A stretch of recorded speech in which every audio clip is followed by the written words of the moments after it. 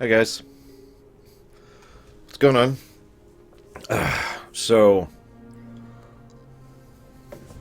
what do you think? I have actually spent a fairly large amount of time on this sucker. Almost all of the footage you're seeing was captured by me, and it's designed to represent the eras of video gaming that I personally have gone through, and games that I feel are not only iconic to their particular system, but are ones that I have played and enjoyed, at least at the time. So, well, we've got to scroll a little bit longer here.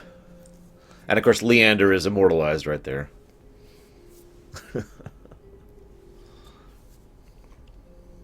Hang on, there's Wii U. There's music playing, dude. I mean, I guess the music was a little quiet. I usually have it set very low, just so it doesn't overpower anything, because everyone complains when the music's too high. So, okay. NES, obvious, Mega Man 2. PC, early PC, Prince of Persia. I played the hell out of Prince of Persia back in the PC. And it's a very iconic old PC game. First Game Boy game, probably the only basic Game Boy game I played a lot of, which is, you know, Tetris. SNES, Chrono Trigger, obvious. N64, if I have to tell you what game this is, then you're not paying that much attention. Mid-range PC, Half-Life 1. Pretty much right about the era of when the PC was taken off. Game Boy Advance, Fire Emblem 7. I was actually trying to think of what the most iconic GBA game was that wasn't Mario or Zelda related. PlayStation 1, Metal Gear Solid. That was an obvious choice. GameCube, Metroid Prime 1. Awesome game, by the way.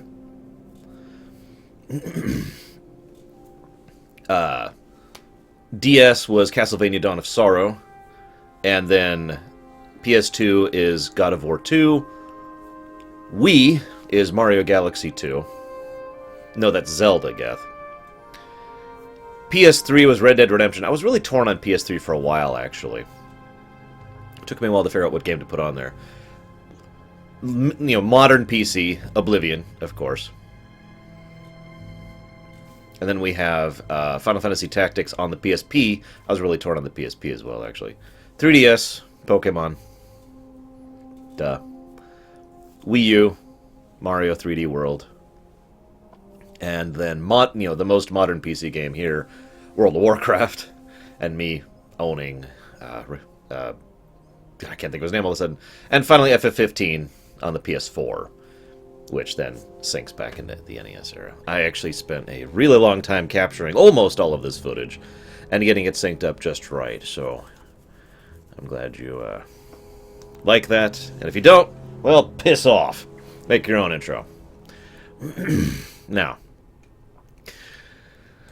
I want to share a quick story before we go into anything else. Excuse me. Just before this, while I was rendering, Marigar, thank you. Just before I was rendering here, let's get some Hollywood stuff here. I had it was going to take a while to render because there's a lot of cuts and there's a lot of effects going on to make that work. So I was like, okay, what am I going to do about this? I guess I'll go get food since I haven't actually eaten this morning, and I'd like to be in good spirits when I do this stream. So I'm like, okay, I'm going to go and I'm going to go grab some Subway. They're the only people open right now who sell real food, as in not breakfast food. I hate breakfast food. I can't do breakfast food. I need meat. I need real food. So I go to Subway.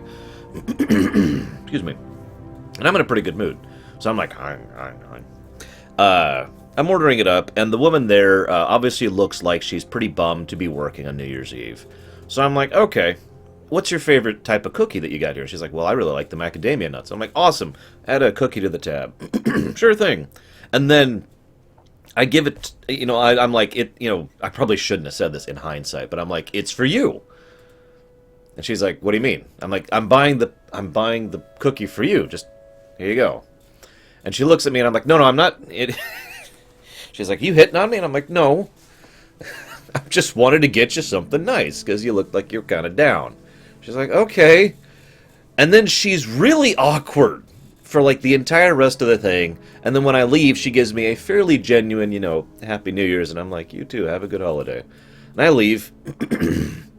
First thing I do upon leaving the building is check my receipt. She didn't charge me for the frickin' cookie. So she never actually got herself a cookie, or she just stole one. What the hell? I just wanted to buy you a frickin' cookie. It's so weird how much effort I have to put into random acts of kindness. This is not a unique thing. It's just that happened like a few minutes ago, so I wanted to share it with you guys. It's like, here, take the frickin' cookie. It's not that hard. Just here, cookie. Whatever. So anyways, excuse me. So, yeah, no kidding, Mac Daddy. Some people, there's no flirting. God, you guys are terrible. This year sucked. This is the second worst year I've ever had in my life. Second of 3, actually. This year needs to go to hell and stop existing. So I'm very happy to put this here behind us and move on with it. Now, originally, well, okay, I shouldn't say originally. I actually knew exactly what I was going to play this year. Like, I already had everything planned and set up and ready to go. In fact, I already hinted at this on my Twitter. For the 2 of you who actually watch my Twitter, you already know what I'm talking about. For the rest of you, why aren't you watching my Twitter? I'm just kidding. But, so yeah, I've got this whole plan for several long-term streams that we're going to go through in the over the coming year. Basically, it's intended to be a very long-term project, and I figured this would be a perfect time to kick that off. And then a funny thing happened. So some of you, yeah, I have a Twitter. Oh my god. Yeah, Twitter is like the easiest thing in the world to just send out quick notifications. Here, I'll send out a Twitter right now. I can do it on my phone even, which is even nicer. And I also tweet stuff about Minizan being cute. Here, really quick. This is a shout out to everyone who actually follows my freaking Twitter! Exclamation point. You're awesome! Exclamation point. Hang on. There. Tweeted. Anyways. So where was I? Ah, right. So, as I was saying, something weird happened, though. So some of you may or may not be aware that I've been keeping track of... Well, let me just go ahead and switch to it, shall we? That would be this one. By the way, some of you may not even notice, I actually have different layouts now for this. There's the FF6 one, there's the generic one. I've got one based off of Mega Man. You know, I've got a couple here, actually.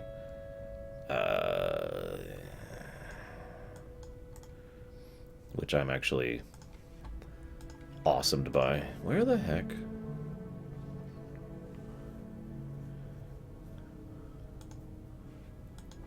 Hang on just a second. I'm suddenly getting some tweets back. You guys amuse me so much. Where the hell? Hang on, we're having issues. Where did those get... It's right here. Yeah, there it is. Okay, anyways. But I got a bunch of other ones, is what I'm trying to say. There we go. And we're going to just kind of stick here for a bit. But we're not actually... That's not the game we're streaming today. So... I don't actually know what to say. You guys actually really... I guess impressed is the word I want to use. You guys really impressed me. Yeah, let's just go ahead and kill that and hit this.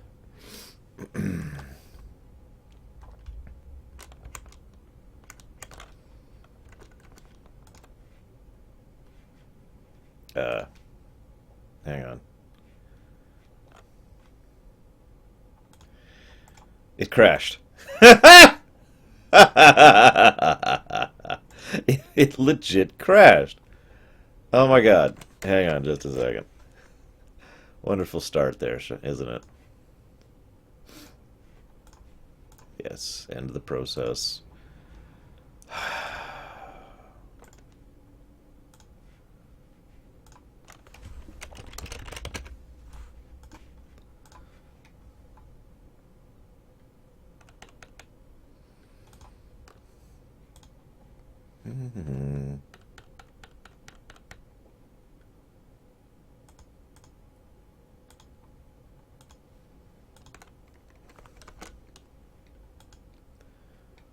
God, this thing is such an unoptimized pile of garbage.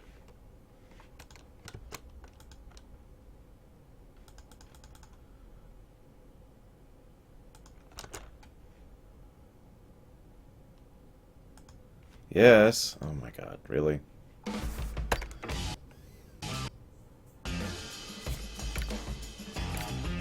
There we go.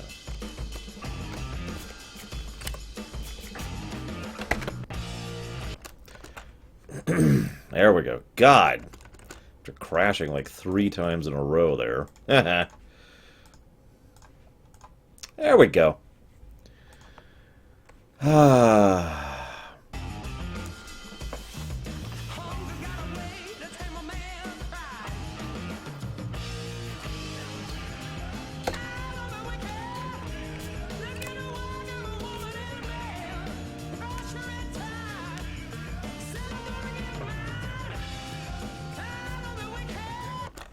Bit of a backstory, real quick here. Um, First of all, I'd like to say I planned this. Oh, welcome. Pay close attention. Hopefully you'll learn something. Okay, that startled the hell out of me. I'd like to say I planned this, but I totally didn't. So what happened was a few months ago. This is quite a while ago. Happy New Year, 1988. I'm not going to screw it up. Enjoy the party. I hope you have fun. And thank you for the donation. So, a few months ago, I was like, hey guys, tell you what. If people were like, you should totally do a full lore run of Ride to Hell Retribution. I'm like, tell you what, $4,000 and I'll do it. So as of last weekend, I forget the exact moment it happened, but it was one of the donations I got over my Christmas streams. You guys stepped over the 4,000 line.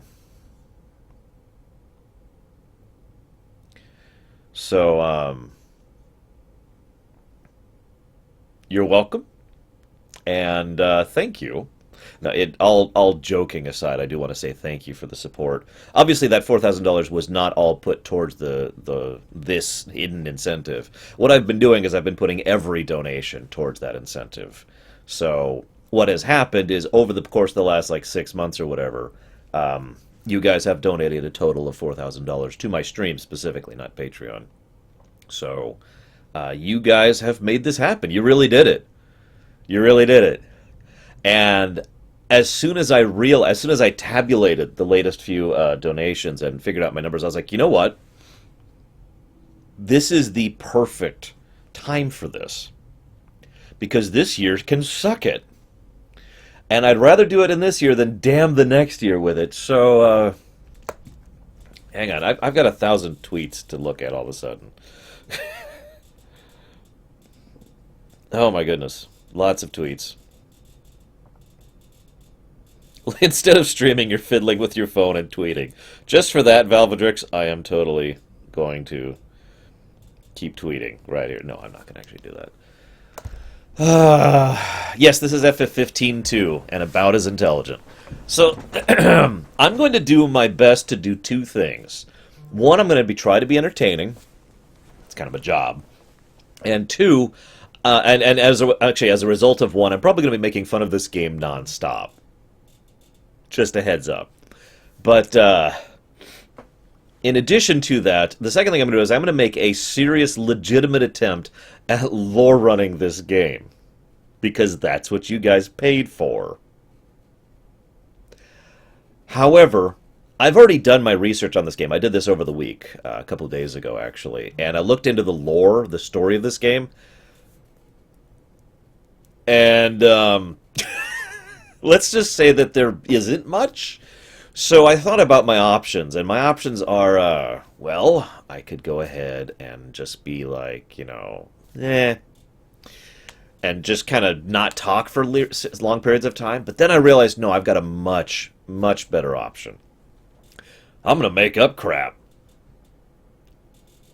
I've got a whole story kind of pseudo-written in my head, which I'm going to affix to this game, which, by technical definition, will make this a part of the Imperium.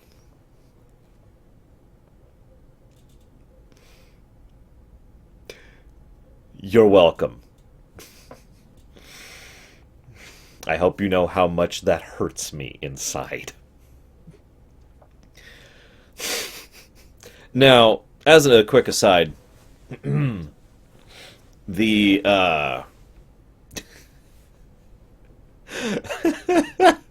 as an aside, this is your PG-13 warning. There's cussing in this game, and there's, well, normally I would define it as sex, but it's kind of hard. Fully clothed dry humping with bad porno music? I think that's the best definition for the sex in this game that I can think of off the top of my head. I'm still getting tweets. So, this is your PG-13 warning about that. So,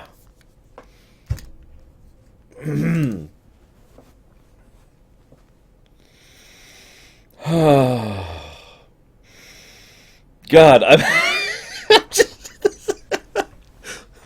I'm really bad at their names, by the way, so I'm going to probably make up some names. Also, there are certain characters that legitimately do not actually have names in this game. So, yeah. Let us begin the adventures of Johnny McEasycock. Because that's his name now. Now, Johnny McEasycock is someone who kind of doesn't really fit with most other settings because he's not exactly what you'd call a good person. He really has no problem murdering people left and right, which isn't very typical Imperial behavior. Hang on just a sec. We gotta take out all the barrels. See, what he's actually doing, he is protesting the overproduction of explosive barrels, which has reached a recent endemic level in the South, which is where he is. It's actually the name of the state he's in is the South.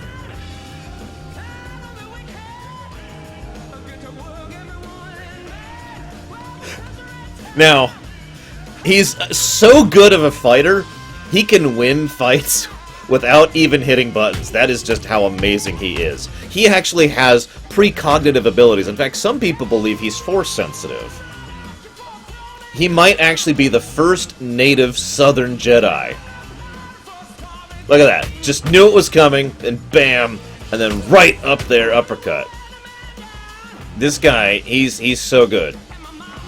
You have no idea. He's actually undefeated. Don't worry, we'll demonstrate this in gameplay, too. This is it.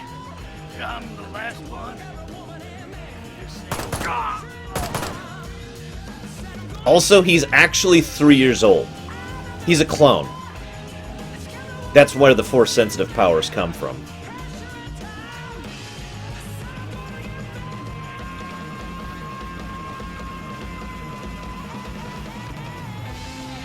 Hi, Kay.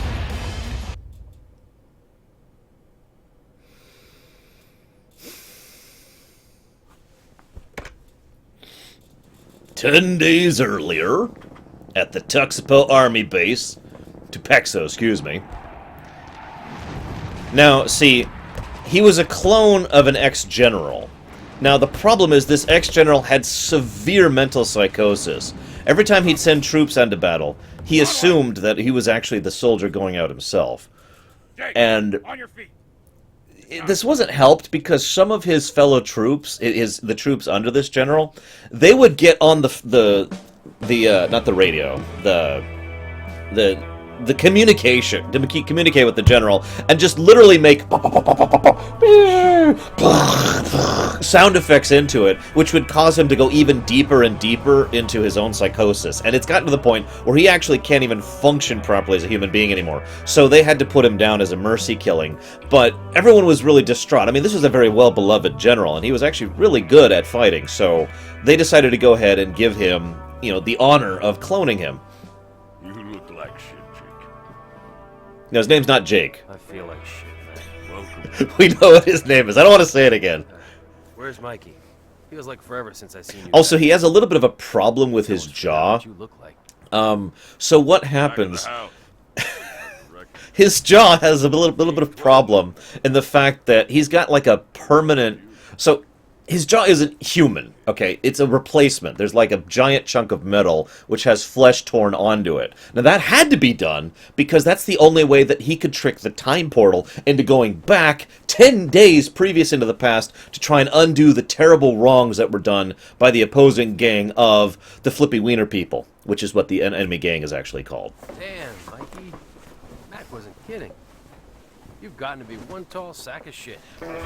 He also likes to imagine that people get splash things, so that's actually in character when it goes psha. What's happening is what we're seeing it from Johnny's perspective there. Weird.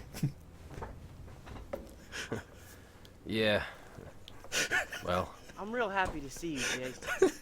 you too, Mikey. I'm sorry.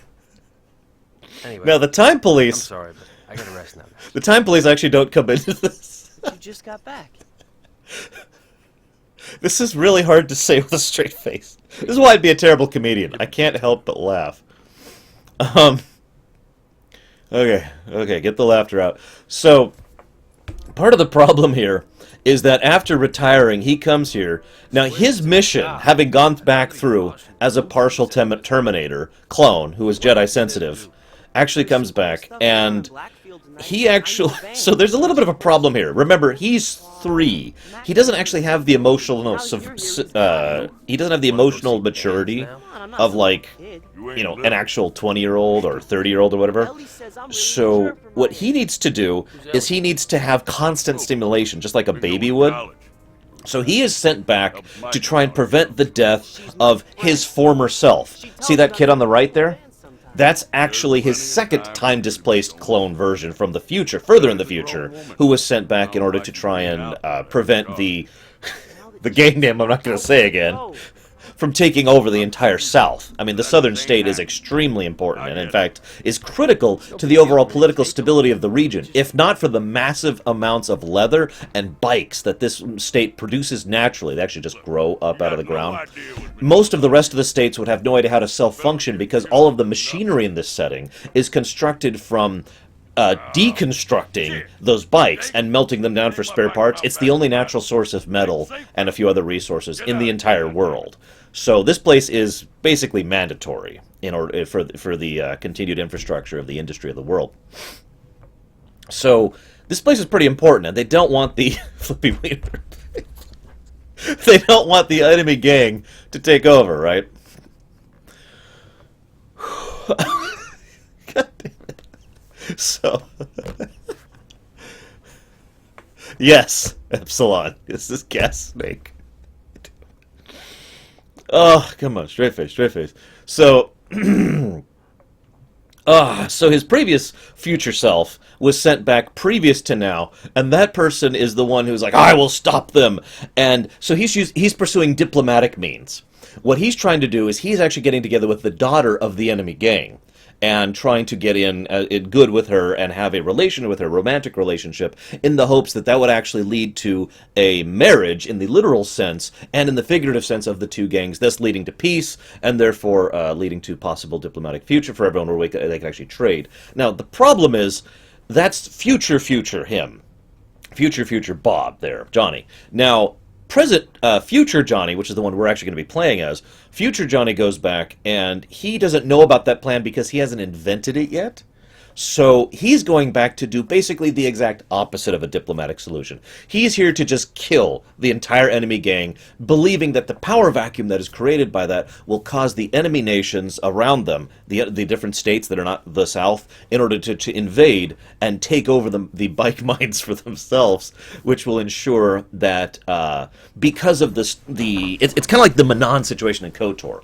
As long as all of these different forces are all fighting over this neutral resource, they'll be relatively balanced. And his job, once he has wiped out the enemy biker gang and ensured that the enemy forces move in, he's going to try to do his best in order to balance all of them against each other. He's going to, like, anyone who's in the back, he's going to support them. You know, he's going to be like, oh, God, they're falling behind. So he's going to lend his aid to support that faction. And then if someone else falls behind, he's going to lend support to them to help that faction in order to make sure that they stay balanced and nobody actually takes dominant control of it. Because if they did, they'd just take over the entire country, just like anybody else would. So he has a very difficult and risky job to do. Now, the good news is, part of his, as I mentioned, he's a Jedi who's also a cyborg. I haven't mentioned he's a werewolf as well. So it's a funny story how he became a werewolf. See, his future self actually, hang on, I gotta remember the controls. I don't remember the controls. Hang on. There we go. Okay. I figured out what acceleration is. Okay, so now so he's a werewolf, as I mentioned, right? What actually happened was his future self, when he came back and saw his past self, recognizing that it was here for the purposes of destruction, he decided the best way to take care of his past self without killing him, because obviously if he kills himself in the past, he's not going to be there in the present to kill himself in the future, and we're going to have a paradox situation, right? So, the best possible situation for him.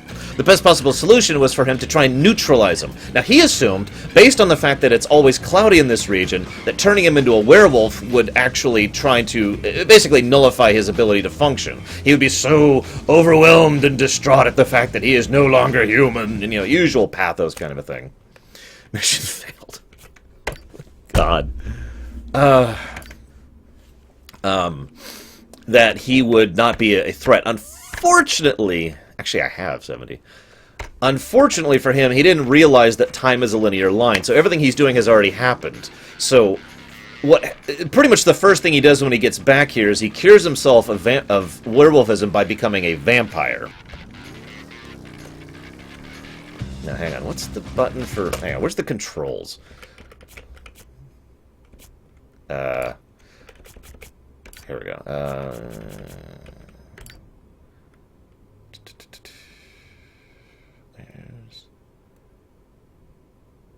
Is that it? No, that can't be it. None of these are the control I want. Literally, none of these. Oh, there we go. That's not what it... There we go. Okay. Okay, so it's... I don't know what that button is. I really don't know what button that is. Is that this button? No. This button? No. I don't know what that symbol means. What does an up arrow mean that isn't up, obviously? Hang on, hang on. This is the dumbest thing. Okay, yeah, what is that button right under accelerate? It's like an up arrow. And it's not up, and it's not 8 on the numpad. It's not shift, and it's not control. What the hell? None of the keys on my keypad have that icon on them. No, spacebar is the little under U thing. Return? Maybe I could try return. It's not shift. I just tried shift. Home? Nope, it's not home. Caps lock? No, it's not caps lock. But whatever. Maybe I literally can't yet. That would be the kind of game that this is. You know, Sean, that wouldn't even surprise me at this point. Anyway, so he decided to become a vampire. Now, obviously, he's cured of his vampirism by the present. I mean, that's just a duh, right? But the reason he's cured in the present of the vampirism is because of the fact that he made the fatal mistake of deciding that the best way to cure vampirism was to go ahead and basically infuse an artificial heart into... Page up? I'll try that in a bit. Is to infuse an artificial heart into him. What? I've been gone, okay? So they're actually talking psychically right now because they have Jedi mind powers, and they're like... And they're trying very hard to communicate with each other. It's basically mandatory. It's the only way they can actually talk when driving these very loud bikes. I mean, duh, right? Actually, holding a real conversation in that vocally would be ridiculous. Now, so they're trying to hash out exactly what they're going to do with their future, since they're both technically the same person. The problem is, future Johnny, which is the guy we're playing as, and future Johnny don't really agree on the best methods of doing Really this. look like that? She's your girl. You just I mean... tell Mac, right? Nah.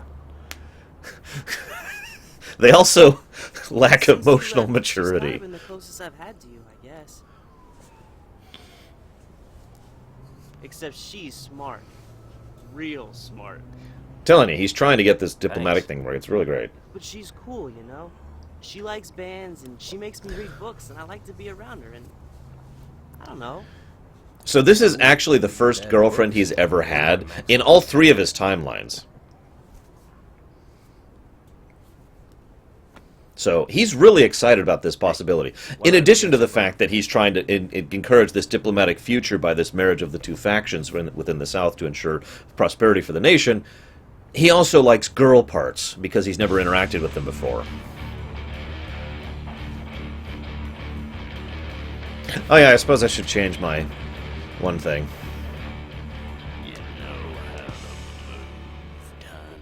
So that's actually an Ewok. Hear me out.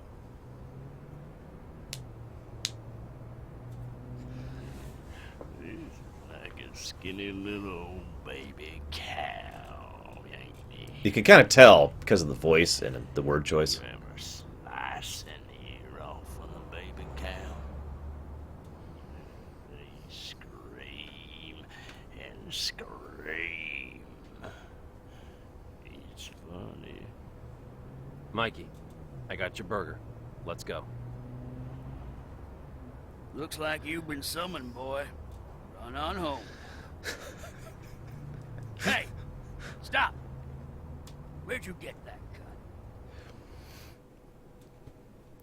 gun? What? This game. Hang on, I need to change my playing so that everyone knows exactly what I'm playing.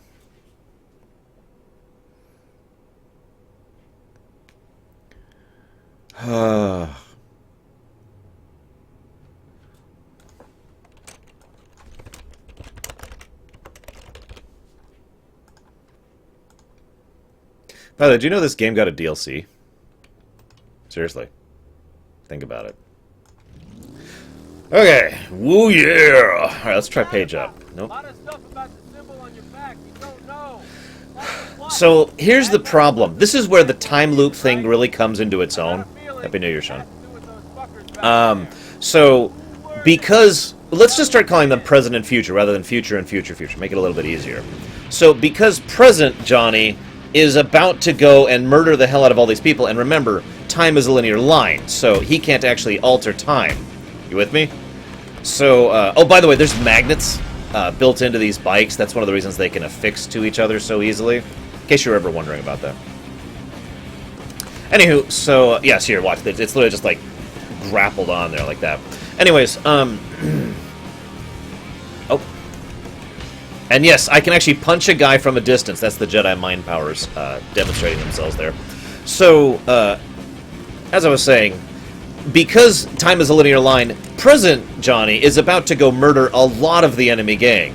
And past, so most of the people of the enemy gang have actually been warned by a time traveler from the future, a different time traveler from the future, that anyone wearing that particular jacket is going to bring doom to them all. Now, they didn't go back, like, immediately. They went back, like, 20, 30 years, and actually ended up warning them way long ago, like, way before any of these events happened. That's actually one of the reasons why the leader of the enemy gang ended up killing this character's father, or rather, the original character's father. Obviously, this is the clone, so he doesn't have a father other than a test tube, but you get my point.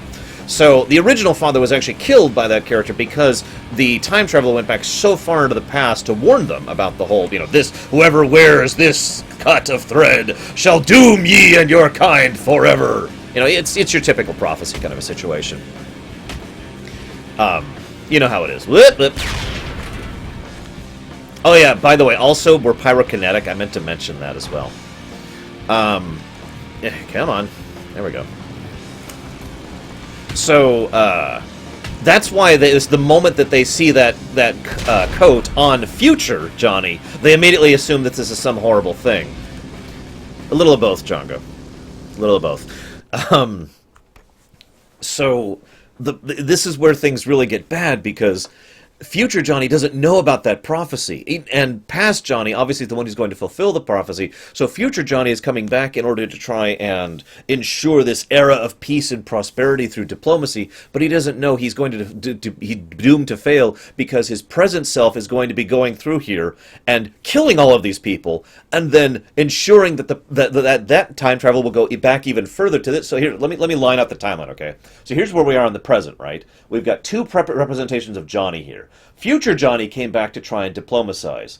Present Johnny, which is actually future Johnny as well, but just less future Johnny, comes back. So both members of Johnny are right here. Now, what's about to happen is present Johnny is going to kill all of these people and just murder the entire gang as part of his plan to create this power vacuum in order to stabilize the region and ensure the bike mines are actually mutually controlled by the nearby neighboring nations. So...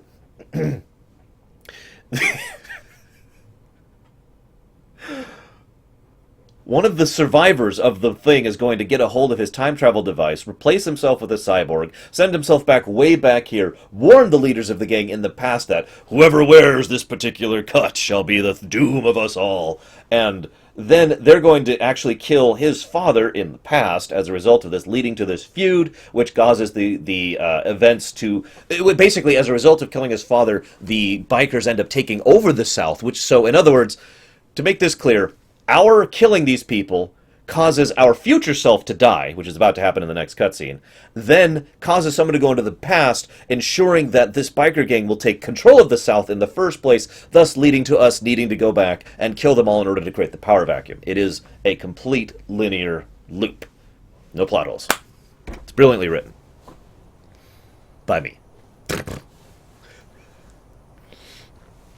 Also, he is so much of a Jedi, he doesn't even make a sound. Watch this. This is how much of a Jedi this man is. Did you see that? Did you hear that? No, you didn't. You didn't hear anything because he's just that good. Time to put that fucking piece down, cowboy. It's gonna be okay, Mikey.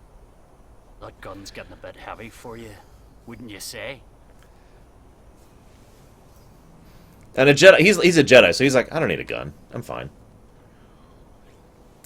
Ewoks, of course, don't know how to use guns. As I was asking before, we want to know where the boy here got his cut from. Would be nice to know who you are, too. It's nobody's. It's just a jacket. Look, lad, this is the part where you beg for his life. You understand?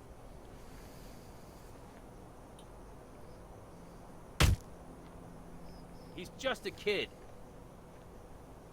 It seems like we're reaching an understanding here.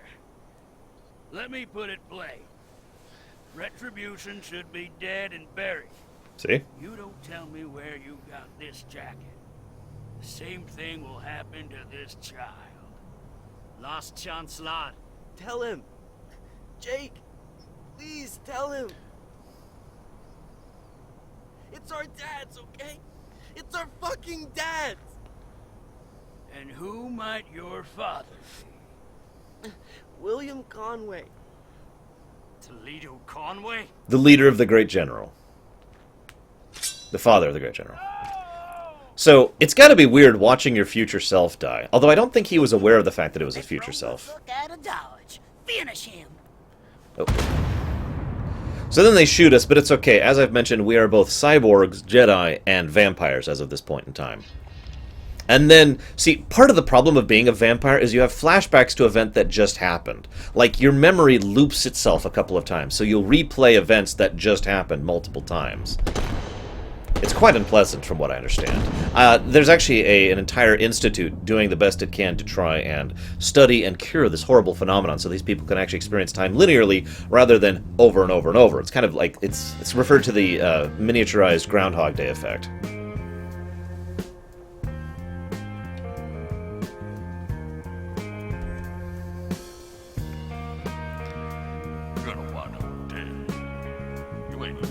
Hey, Lewis. Welcome to the worst game to ever enter the Imperium. Well, it's nothing, Mac. Mikey's gone. Also, remember, this guy's 3 years old. It kind of makes some of his too cool for school activities make a lot more sense when you consider he's a 3-year-old attempting to act like he's cool. See, he's not trying to act cool, though. That's not actually his intention. He's trying to act strong. And if you ever ask, like, a young kid, like, what do you think someone strong would act like? They'll act kind of like this. RBDE Romer, come in. Come in, RBDE Romer. Damn it, RBDE. Mac, is that you? Never mind that, son. You missed it, Blood Just an Brother. old man being silly. I explained it all. Anyway, listen up. I ain't exactly got a roll call for the devil's hands, seeing how big they are. There's an ox by the name of Andrew. Got some shithole up in the airplane cemetery. Roger Wilco, Mac. I'm on my way. I remember muscles. Also, he has a muffler, like a really good muffler. Oh, there we go. Now I can slide. So, as I was trying to say earlier, he had kind of a tragic smelting accident where most of his right side was replaced with solid oil. And as a result, he is a lot slicker than he has any real right to be. So, this actually doesn't hurt him to do this. He can just do this for, like, a while.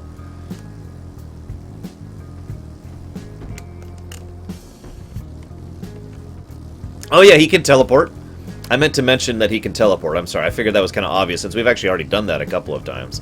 That's actually not an aspect of his vampiristic powers or his Jedi powers. He's a mage, but he's a time mage from Primus, actually.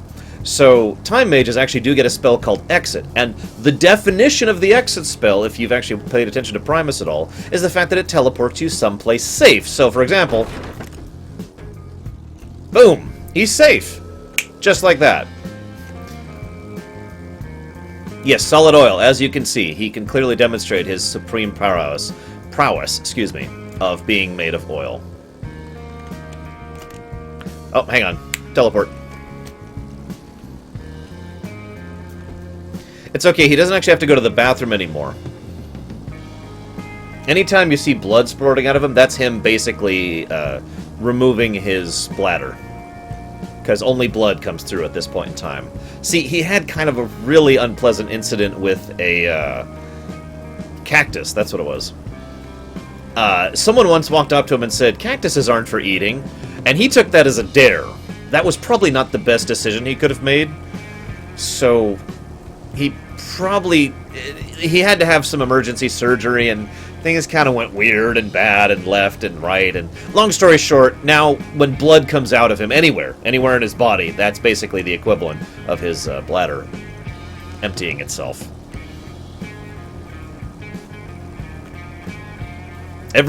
Oh, by the way, this music that's playing, that's actually the stereo he's got on the bike. So, he, of course, as I mentioned, this is canon in the Imperium. I hate you guys.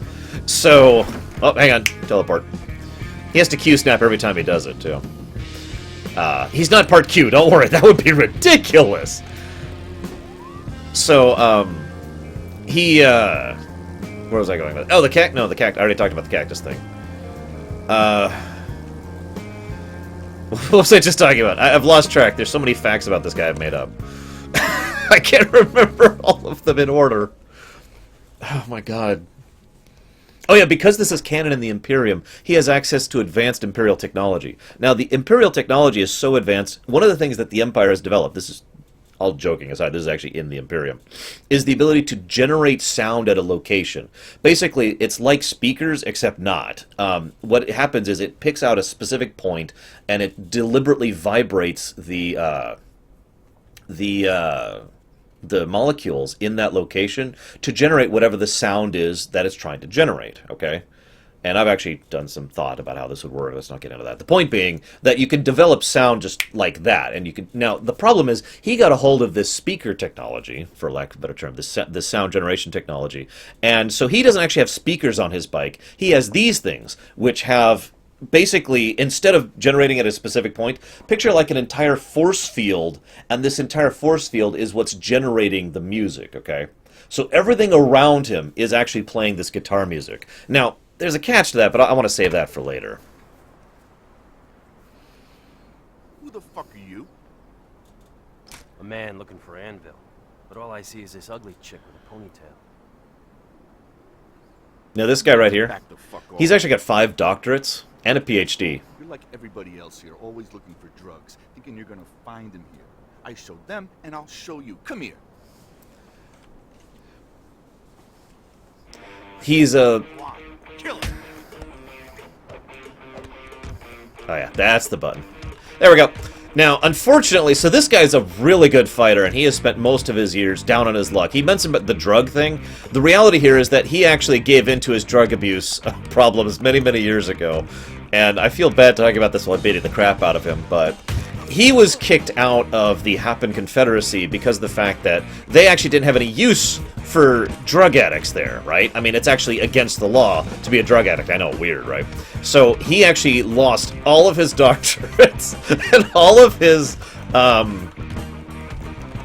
PhDs, and he actually was kicked out of the university, and he never actually recovered from that. So he descended further into his drug-addled stupor and decided to instead try to invent some new form of alchemy, which could convert sand into metal. Okay. Now, as a result of generating that, by the way, this is what sex is like for anybody who hasn't had it. So, as a result of that, he is actually the reason that the sand around here produces bikers and bikes, but mostly the bikers.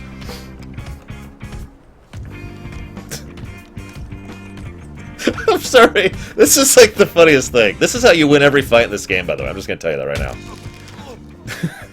Stun lock, yo. Anywho.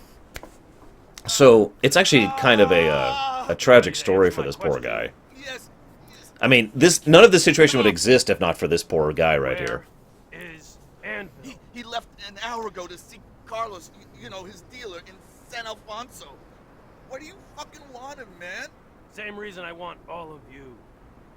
Oh, this is gonna hurt, by the way. Yeah, there we go. Time to pay Carlos. Discretion shot. So, his life has finally ended, having ensured the doom of this particular region. It's a bit of a shame, really. I mean, again, his story is rather tragic. But, I mean, he did kind of start doing drugs even before he was kicked out of the university. So, he did kind of call it on himself. So, remember, kids, don't do drugs. So, I mentioned he could teleport. Fine piece of man you are. Oh, my God. You look like you need some oiling. Wanna get greasy? Business before pleasure, sweetheart. You know where I can find Carlos? Try that way. Pussy here, dope there. By the way, well, I'll get to it. You Carlos? I'm interested in an exchange of goods. Right on, G, right on. Lay it on. Hey, hold up, boss. I know my weed from my weed, and this shit looks like Anvil stuff, you know? As it so happens, I need to find Anvil. I'm looking for him. Ideas? Last time I seen the big guy, he was going to the motel for some action. It's across the street behind the bar. Thanks, man. See you around. Oh, Suki Suki. Oh, wow. Oh my God, Epsilon. Okay, so before I continue, I want to discuss something that I'm sure a lot of you have been wondering about. See, if you haven't, oh God, that's actually kind of nauseating. We're not going to do that. So this looks like it might be open world gameplay wise. Well, it's actually not, and it's so not. It's ridiculous. Here, watch that. Boom! It literally just teleports you around. So what's happening here? I mentioned he's a cyborg and a Jedi who's also a vampire who was a werewolf, but he's not anymore.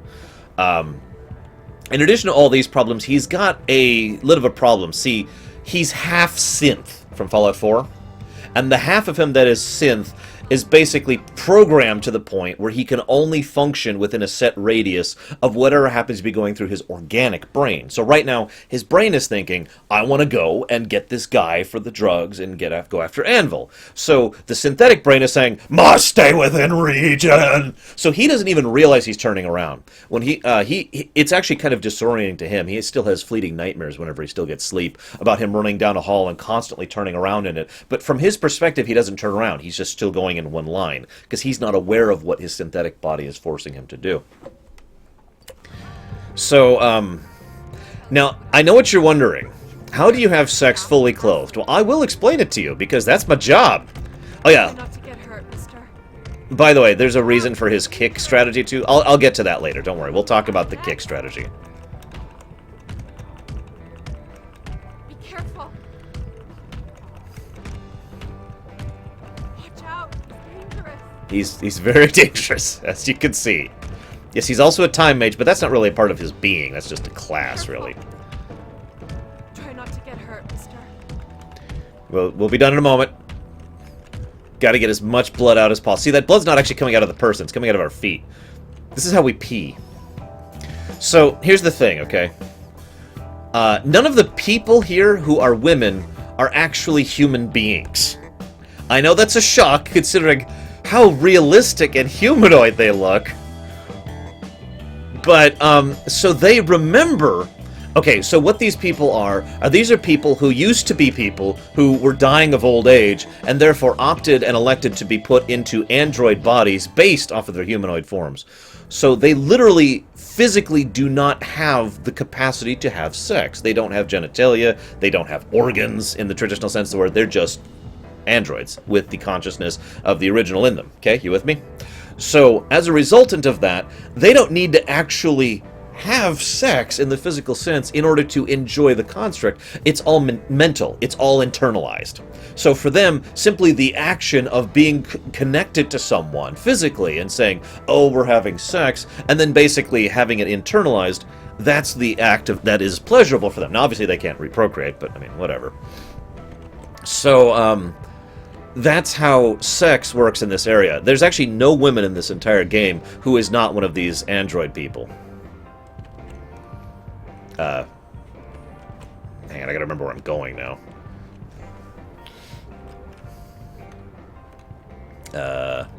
Oh, there we go.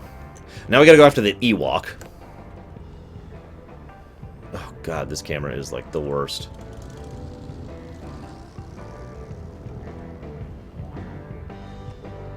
Where's my bike? Where's my friggin' bike? Oh, there it is. It's way over here.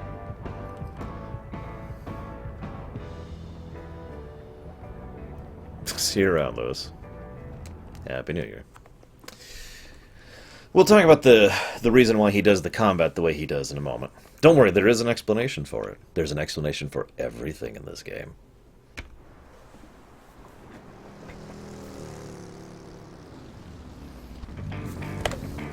I actually thought about making an extremely bad taste joke here. I've decided not to, though. Don't worry.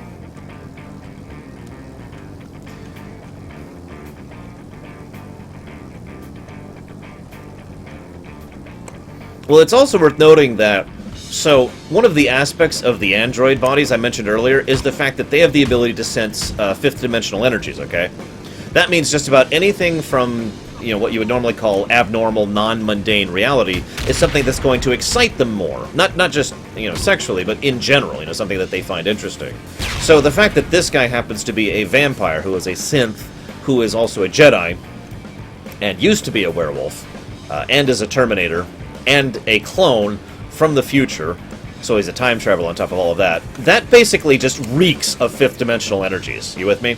So all of the women in this game are basically attracted to him without even meaning to, even if in a non-sexual level. They just look at him and it's like, oh my god, this guy is so amazing. I just want to see more of him.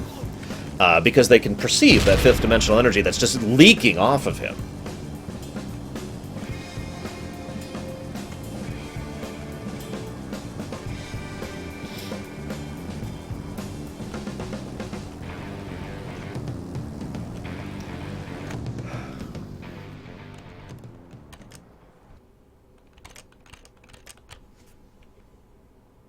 Now we gotta deal with the Ewok. So, you've probably never seen an Ewok who's actually shaved. Oh, speaking of women. Shit. So again, she just looks at him and she's just drawn to him immediately. I don't ever recall seeing a woman fixing a truck before. Oh yeah, he's sexist too. Sorry. Well, you'd recall even less if I used this wrench on your head. She's a combat model. She was actually an assassin in her former life. But it's locked. There's a guy in there I need to speak to. Yeah, well, it's the weekend, see? What's so important that it can't wait till Monday? By the way, fun fact, even though we can see her name in the subtitles, she never ever says her name, though, in the game. So if you don't have subtitles, you don't know her name at all. By the way, the reason her boobs look so fake is because they are. I already told you this, she's an android. And there were some issues with how her body was produced. That's one of the reasons why she decided to become a mechanic, in order to try and fix her own body to make it less horrifically inhuman. So he'd probably have keys to the place. Yeah. Of course, he always He has can them. teleport, Zeiss. We've You talked can get about my this. ring, too. Where is he? Face down, wasted in my house, probably. Anurin Road. It's only in Dead End. Could show you on that pretty bike of yours.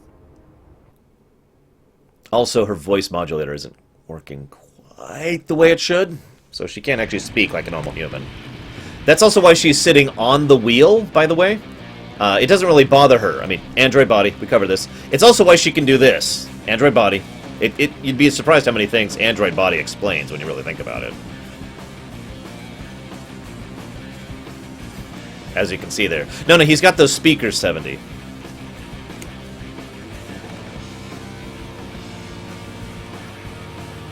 can do one on the other side, too. Oh, hang on.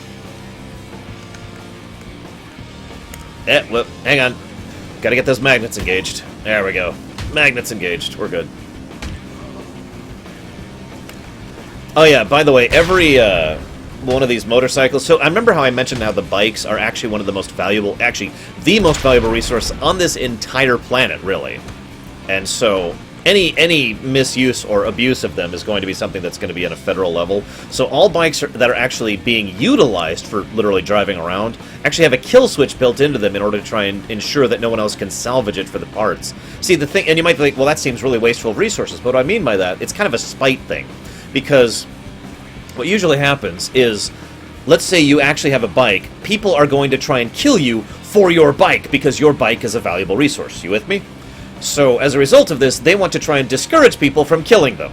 So the way they discourage people from killing them is if at any point in time they die, there's actually a kill switch connected to their being, their heart or their mind or whatever they want to attach it to. You've got all sorts of options that will enable them to instantly destroy the bike. That's why they explode like that. So that way, anybody who's trying to kill them will know they won't actually profit from killing them because they won't actually be able to harvest the bike and salvage its sweet, sweet metal for the usage of whatever it is they need it for.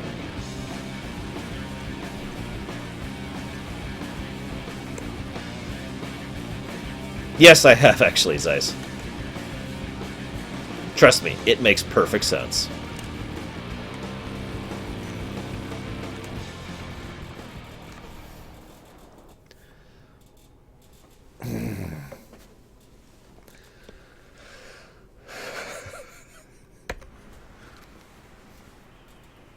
Maybe you should let me go in and talk to him alone.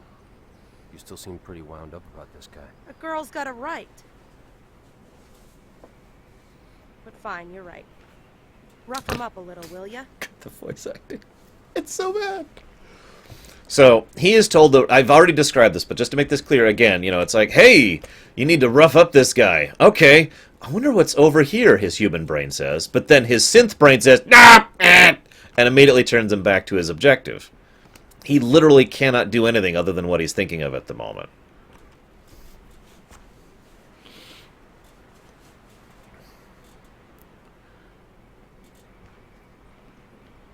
And who the fuck are you supposed to be? I think you've got a ring that doesn't belong to you. You tell that bitch she can have it when I'm dead. Okay. I might be able to help you with that. He's constantly trying to spout one-liners, but he doesn't really know how to, so it's taking him some issues, you know. Now, I said I'd explain this combat approach, and I would. See, as I mentioned way back at the beginning, he's a Jedi, right? So he actually has the ability to basically do the "this is not the droids you're looking for" trick, right? So as a result of being able to do that trick, what he's doing, watch his hands. Each time he does this with his hands, what he's doing is he's doing the Jedi mind trick. You are not about to be kicked. You are not about to be kicked. You are not about to be kicked. You are not about to be kicked. And so the people don't see it coming. They literally, mentally, do not see the kick coming. So they're just standing there like, oh, I guess I'll just stand here and prepare to fight this guy. And he can kick them over and over and over as long as he keeps doing his hand wave Jedi mind trick every single time in order to make sure that they don't see the coming kick coming. Make sense? So that's what he's doing. That's why he's using this particular combat technique. It's not particularly advanced, but if you think about it, there's a lot of work and effort that really goes into using this carefully crafted combat technique of trying to ensure that you're meticulously ensuring of affecting someone's brain every single strike to try and ensure that they never see the next one coming.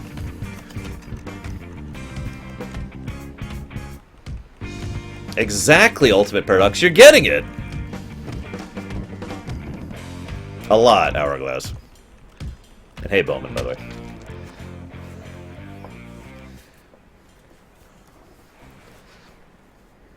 I'll take that ring now.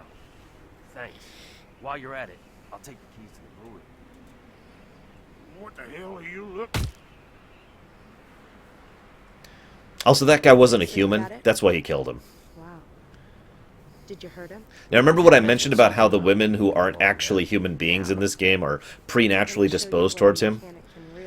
So this is one of the reasons why, despite the fact that she is dressed in a full bodysuit.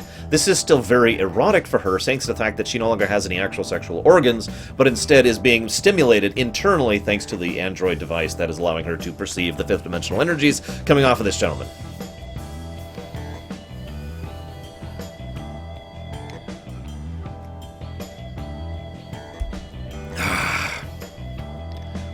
Oh, and he's 3. I just realized I didn't explain the other half of this. The women don't need to actually have sex because they're androids. Look, I'm not stupid. He is 3 years old, so he has no idea what sex is. So he thinks this actually is sex. Don't tell him. The heads up. He might have children that way. Look after yourself.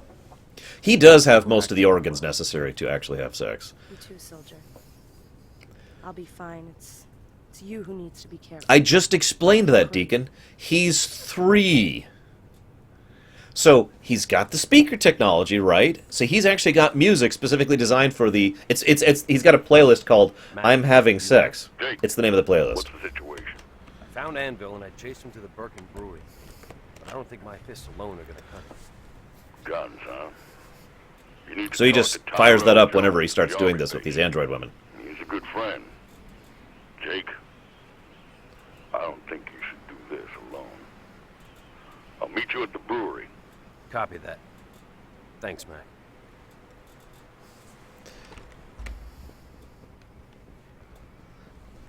Exactly, Mandartin. And that's kind of the idea here. No? Oh, there we go, right. Just waiting for a cutscene trigger.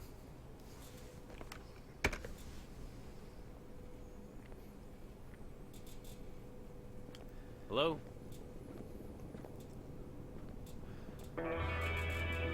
He's not actually ex-army. And you are? He just likes to dress that way. You must be Tyrell. Mac sent me. He said I can get a weapon from you. You're Toledo's boy, right? That's right. So this guy knows this guy was the ex-general, clone of the ex-general. I don't hand out firearms to just anybody. I know my way around any gun that you've got. That's so. Just guns? You ain't afraid to fight? No, sir. Especially not if they're Devil's Hand.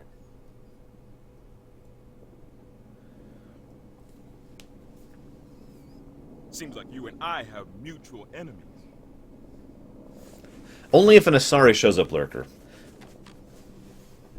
This here is an Albatross A40 rifle. Bullet will pass straight through a gas tank at 30 yards. But this pretty little lady don't like liars.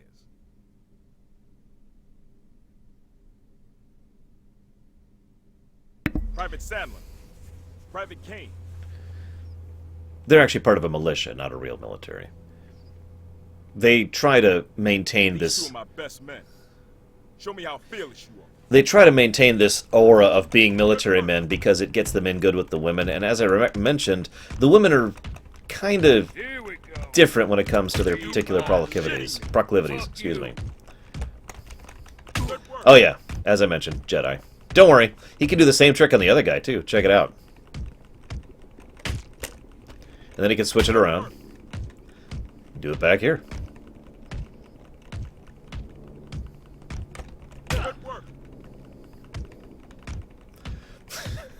Now, what's happening here is an ancient military tradition of the people that these okay, so these are not military, but their fathers used to be military, and so they actually learned about this tradition from their fathers. This is actually called Pong.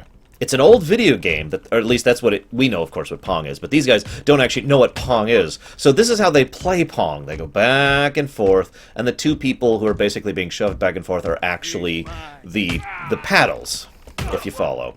And so it's Johnny's job here. I can't remember the name I give him. It's Johnny's job to try and be the ball to go back and forth between the two paddles. Make sense?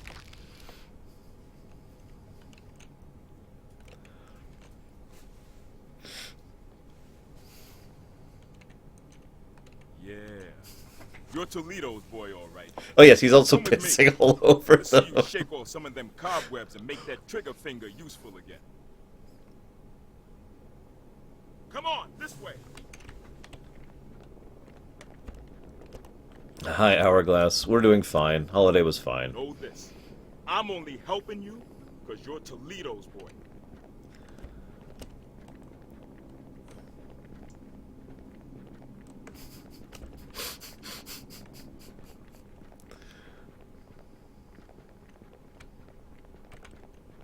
Follow me. Not much further. That's right. Johnny McEasy cock. There's a reason for that, but we'll get to that later. There's a reason that's the name of the clone. It's actually a fairly mundane reason, though. Can I run? No, of course not. Take that range. Let's start with something easy.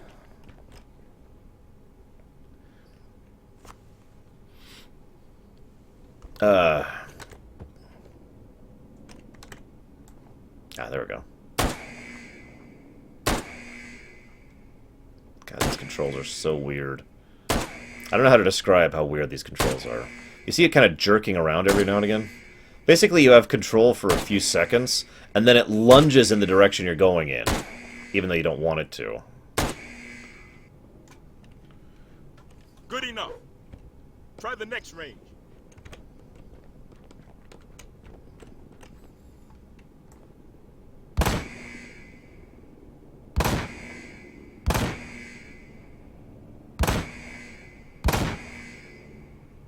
That's the worst game. So he's never actually used a gun before. He remembers using a gun, of course, because his clone, or excuse me, his original self used guns. But he's never actually handled a gun before, so he's actually having some difficulty with it.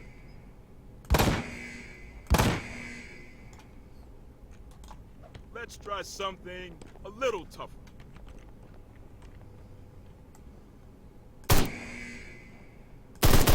Oh. Oh yeah, you also might be wondering why they're using bullet-based ammunition here. Well, it's actually a sign of prestige.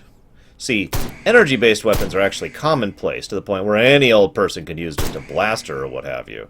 Only the really prestigious people can use bullets, given how rare metal is within the setting. Good work. No. Not bad. I've got more weapons and ammo for sale. I trade them from our army van, so keep an eye out for them. And don't bother stopping them if you're broke. My shit ain't cheap. But seeing as how I knew your old man, I'll help you out. By the way, he didn't actually know his old man. He keeps saying that because he's trying to come off as tough, but in truth, he's actually broke right now. He's desperately trying to make ends meet with the bills. That's why he's selling him the really expensive guns. The metal ones. See, Tyrell fixed you up good. Always knew I'd see this bad boy again. Well, yeah, they're the ones controlling the bike mines, Cashel. Think about it. Very funny. I got a key to the front door, but I don't know how many's in there. You guard the back, I'll flush them out.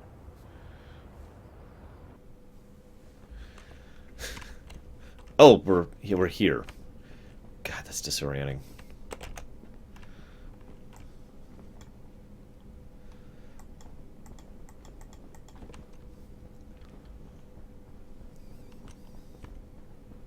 It's to preserve them, Tigzar. Remember, metal is one of the most valuable resources in this setting. I already said that.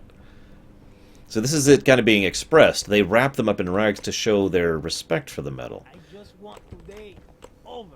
So, do you think anybody is listening to us? Oh yeah, by the way, because of the fact that he's part metal and part synth, he's loud. What? No. Ah! Yeah! There we go. Okay, we're good. We're good. We switched weapons. That's what I wanted to do. Okay. So, yeah, as I was saying, the, oh god, what, oh yeah, there's a whole religion that sprouted up over metal. Oh yeah, by the way, occasionally, he gets really upset, but it's not like a Hulk rage thing or anything like that, anything cool. What's actually happening there is, remember, he's 3 years old. So he's actually having a tantrum, and he gets really upset. You know how a baby gets really upset when they wet themselves? Well, if you'll notice, he's wetting himself a lot all over that guy's face. So that's kind of what's happening here. He's like, "Ah!"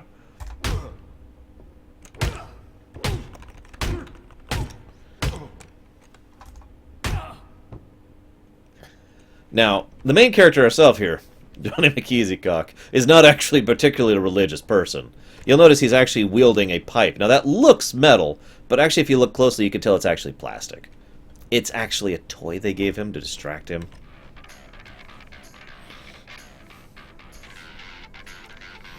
Exactly, Cashel.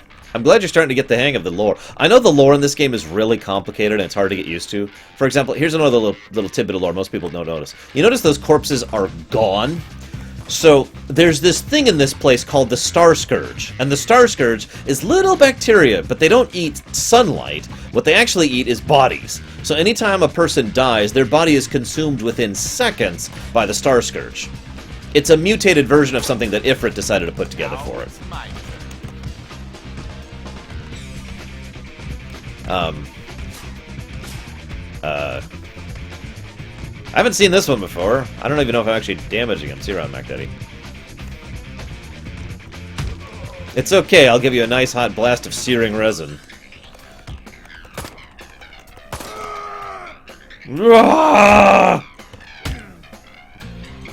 Oh yeah, technically, I've been meaning to tell you about this, guys, but this is probably the first time this has actually shown up.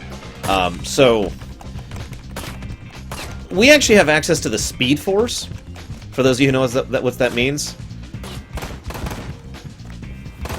So, whenever he goes into those baby rage moments, he's actually utilizing the Speed Force to move very, very, very quickly. He's actually even faster than the Flash.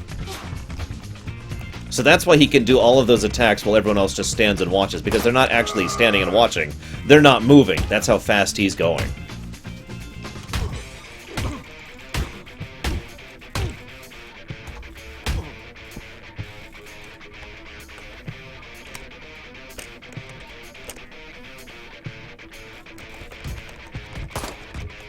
Now, it's pretty obvious the level of social prestige that these people have. I mean, these are obviously the elite guards that the Ewok is presuming here. Now, see, it's not just the elitism thing, though. I mean, obviously there's the elitism metal thing, but remember, the Ewoks will never forget the fact that they were able to win control of their planet back by use of non-standard weapons rather than blasters, right? They didn't need ATSTs or any of that stuff. Whoops. Hang on just a sec.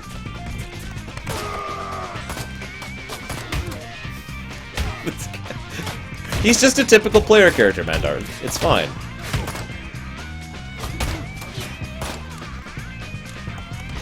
See, they couldn't even hit him with bullets. That's how fast he was moving there.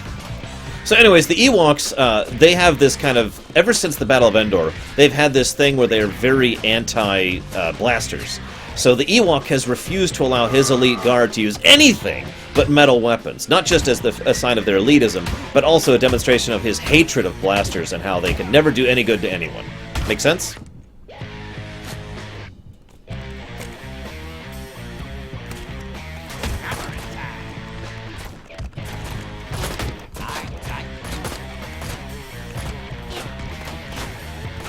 Well, he hasn't had enough time for Droid Effect to take effect, Leander. Remember, the whole point of Droid Effect is it has to be a long amount of time and experiences. So, theoretically, by the end of the game, Johnny McEasycock might actually become a real sentient sapient being. But at the moment, he's basically just a droid. He's also a Sith.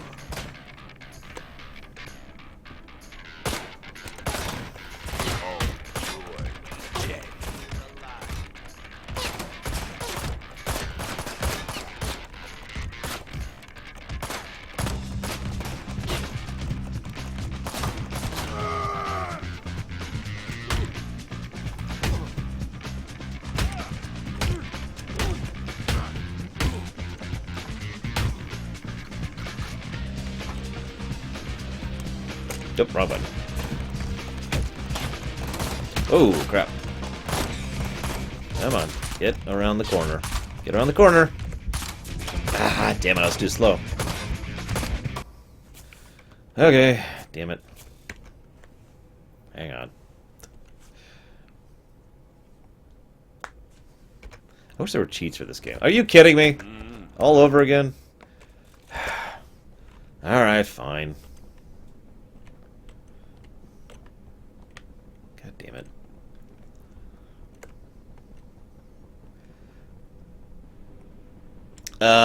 He also has precognition, so he knows that if he tries to rely on his boot-kicking powers... Over. So, do you think anybody is listening to us? Nope. Nope. Nope. Nope. Nope. Nope. Nope. Nope. Nope. Nope. Nope. Nope. Nope. Nope. So what he's doing now is he's really practicing his powers. Like, okay, I've managed... This is actually hard to do. I've managed to take out these guys one at a time, but I want to show that I can take 2 guys on at once. I am just that good of a Jedi. He wants to live up to the aspirations of his great... oh god, I can't think of his name all of a sudden. His great inspiration, but I can't think of his name. He will always remember his battle cry, though. I am a biotic god! Oh, did I mention he's got biotics, too? I meant to mention that, sorry.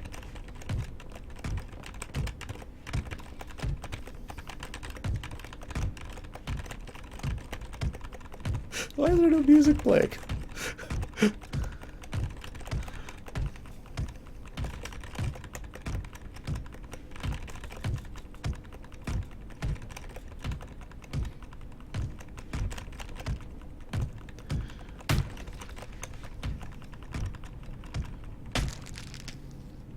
Now watch. Watch his corpse. Okay. And it's gone! Did you see that?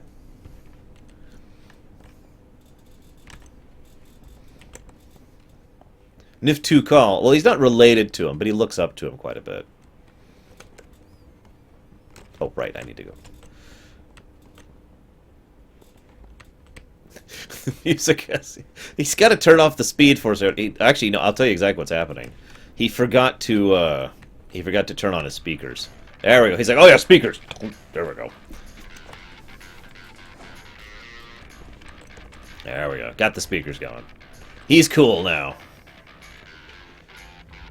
That was actually the main character, not the guy he kicked. It's quite unpleasant, really. So now, recognizing that he should just kill these guys, well, that's what he's going to do. No more screwing around for Johnny McEasycock. Oh, you don't want to know why he got that name, by the way.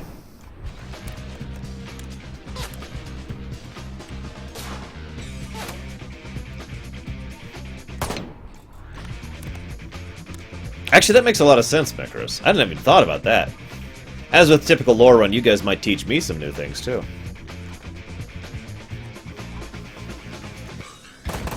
No, this isn't the I'm having sex playlist. This is the I'm shooting up your guys in your house playlist. It's actually got a picture of a cat on it.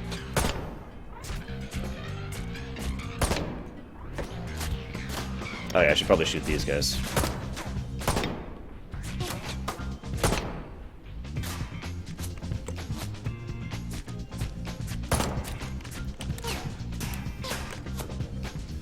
Oh yeah, I'm cool. Gotta be cool, guys.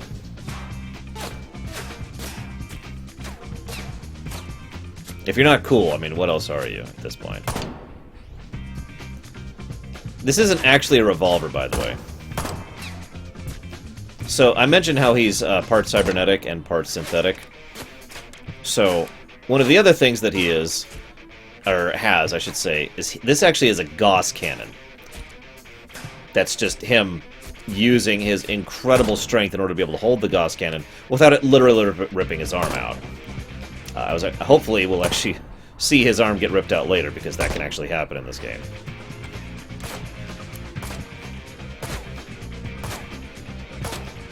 He doesn't want to waste any more bullets in this guy, though. In fact, he's really pissed off. He just had to see the future and then do it again. He hates it when he sees the future and he has to repeat it. He knows what Groundhog Day problem is, after all. Remember, he himself is a person who is suffering from it. I mentioned that earlier, right? So he hates Groundhog Day syndrome. Come on, snatch the rest of the ammo.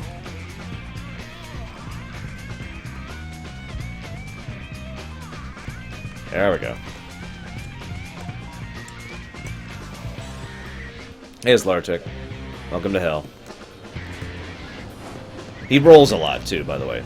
He once saw a Western movie where a guy rolled once and he thought it was cool, so, you know, he tries to do it whenever he can.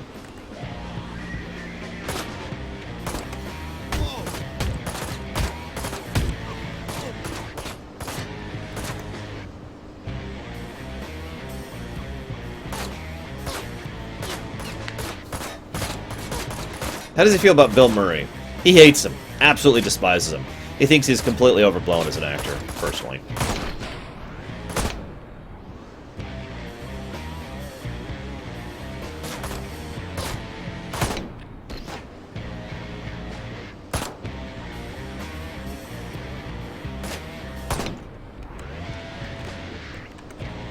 No nanomachines. I mean, he does have nanomachines, but that's unrelated to the fact that he's a synth who is also a replicant, who is also an android, who is also a person. Or he was a person. I really should affix that to past tense.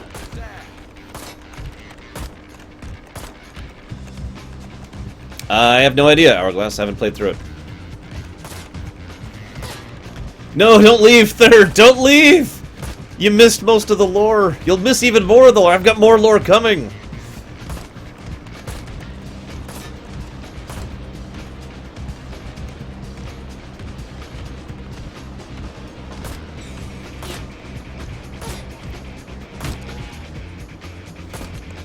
McCree? Who? Uh-oh.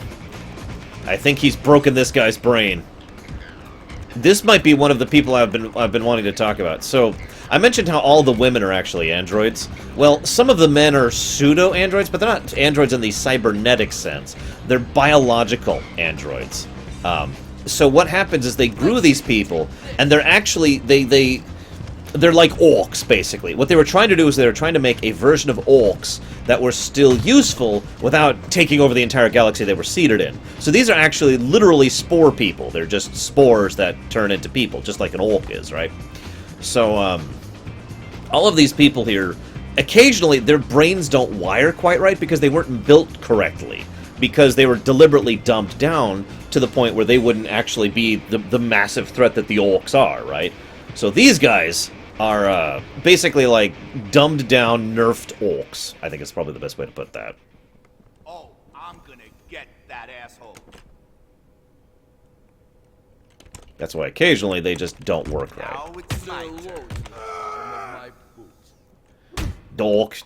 Oh yeah, he forgot. So he's got a very one-track mind, so occasionally he forgets to hit the next song on his playlist. He's basically got a little, iPod thing going on here. It's actually built into his brain. His human brain, not his cybernetic brain, or his synth brain. Kind of, Bowman. Yes. Behind you. Mess with the hand. The currency of this world's metal. I already mentioned that, actually. Oh, you probably didn't hear it. Metal is extremely valuable on this world.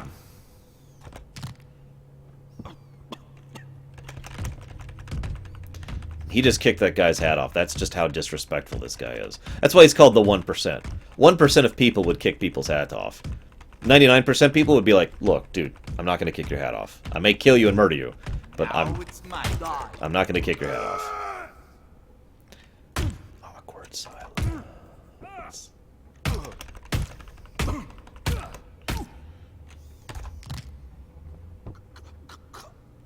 Devil's hand rule.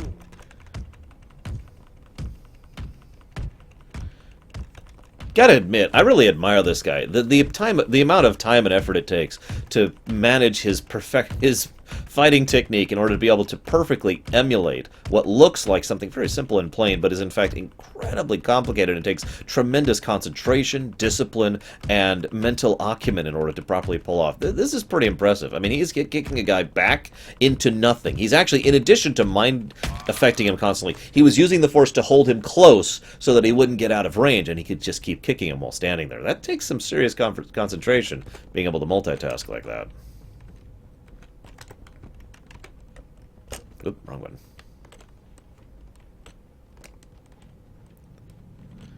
Exactly. The lack of music here is very much a plot point. Oh, he just remembered that he had his music off. Now, fun fact, I don't know if this is true, but in some missions later, you can completely skip fighting people, if you really feel like it. Dude, Exar Kun would faint before this man. He has no way of dealing with him.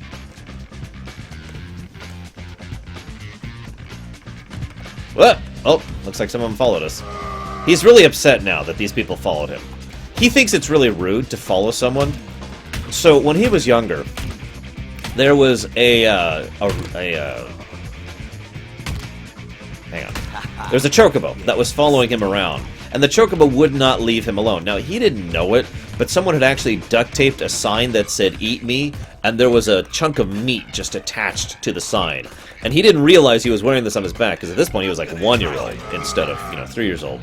So he was really pissed off that this chocobo would not leave him alone. And finally, he gets to the point where he just has this irrational hatred of anybody following anybody else. Even himself. He's not even following anybody right now. He's just going where the voices in his head tell him to go. Oh yeah, he hears voices in his head because he's haunted. I forgot to mention that, sorry.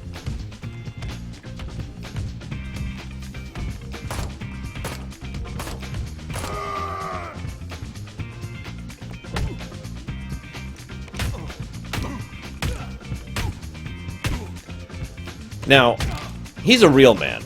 So as I've mentioned, part of his head is cybernetic and part of his head is synth. But he refuses to use either part of his head when he's doing those headbutts. You notice how he kind of leans a little bit when he does the headbutt? That's because he wants to make sure he hits them with the human part of his skull, not the cybernetic part of his skull. It's kind of a badge of honor kind of a thing.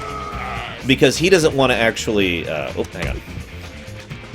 He doesn't want to look like he's cheating, even though he's better than these people in every way. He has some tremendous self-esteem issues, like all of us do to some extent or another, I imagine. It makes him much more human than other characters would be. Every now and again he cowers because he just realizes that he's just not what he wants to be, and he hasn't lived up to the legacy that his previous self, or his future self for that matter, left behind. Yes, there is a ghost of the machine, and I hate you. Are they shooting at the wall? I don't think I've seen that one before. Whoa!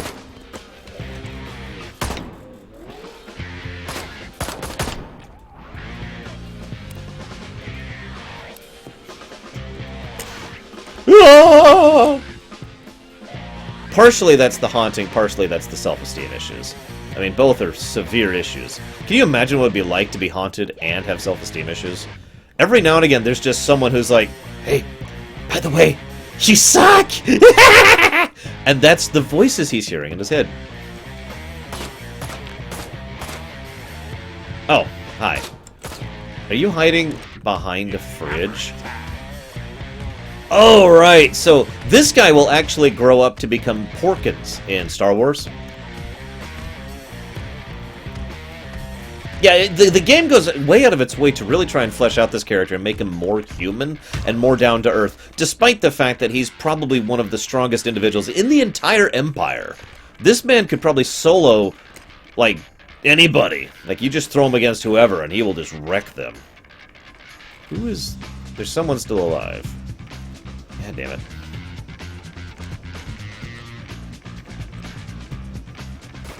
Well, I've been meaning to talk about his sister. See, his sister is actually himself from the past. Back before he realized that he was actually a man in a woman's body. This was before he was cloned, by the way, to make that clear. So this is the original person, not the clone we're talking about now.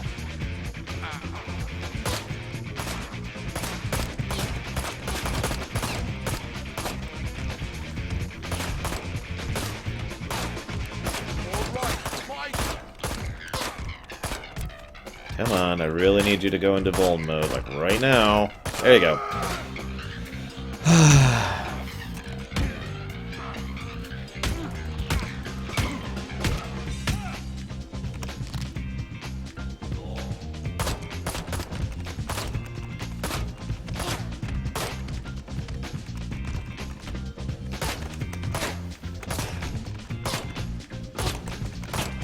Oh, I forgot to mention, by the way, most of these people, so they actually use infitets as opposed to bullets. If you don't know what an infitet is, it's something I actually have invented legitimately for the Imperium.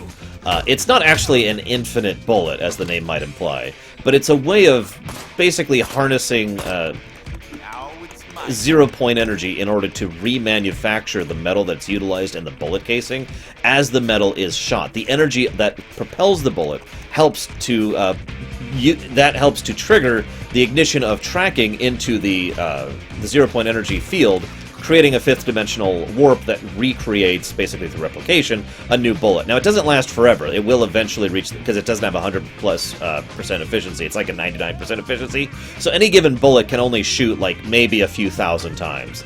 But it's very useful to have a bullet that can just shoot for a couple of thousand times. So you got a load of 6, and you've got 6,000 or so bullets there, which is pretty nice.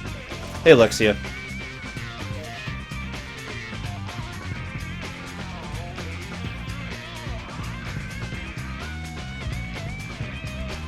Oh, right. Oh, yeah, he's deathly afraid of jumping. I think I mentioned that, but... So, he doesn't like height. When he was really young, and I mean really young, like he was a couple of hours old, his... I'm trying to think of exactly how to put this. Whatever you call the people who are involved with crafting a clone. So his researchers, I guess? His geneticists? I don't know. Anyways, the lab rats, well, they'd had a really long day, okay? And I mean, you know how it is when you've had a long day at work and you just want to go home. You don't want to deal with any of this crap anymore. So the researchers kind of let him hang out. They forgot that they hadn't actually restrained him, so he just wandered out and was really, really confused. Remember, he's only a couple of minutes old at this point. So he had no idea what he was doing. Hang on. Where's... Fine. I'll punch you to death. Okay, fine. I'll kick you to death. Back to kicking. Anyways, the geneticists just left him on his own, and he just kind of wandered out, and it turns out he was in Cloud City. So he wandered out, if you follow what I'm saying by that sentence. So he grew a very early fear of heights. So anytime he looks at the possibility of dropping down, it kind of just completely throws him. He actually cannot jump anymore. That's part of the problem. Anytime he jumps, he's worried that he might end up, going too far or going up into the sky or something like that. Although that's not just because of the Cloud City incident. See, he actually met this dwarf named Ogren once, right? Now, Ogren, as you may or may not know, is an awesome guy, but he's fond of telling stories. So, one of the stories Ogren told him was about how the dwarves of Orzammar tend to be afraid of falling up into the sky, as you may or may not remember. Now, the problem is, Ogren was drunk when he told this guy this, but this guy, being part cybernetic and part synth, actually doesn't... He's not affected by alcohol. Like, he could just chain drink Everclear, and it will do nothing to him. Although it will actually make him vomit up lots and lots of blood through all of his orifices, as he is doing here. Because his system can't quite handle it. But it doesn't make him drunk, is the point. So he was completely sober, while Ogren was completely drunk, is what I'm trying to say. So he, not understanding what being drunk means, remember, he doesn't have the life experience of what drunk actually means or feels like, he actually took that as a sign of the fact that Ogren was telling the truth and not just sloshed, right? It's actually kind of tragic when you think about it.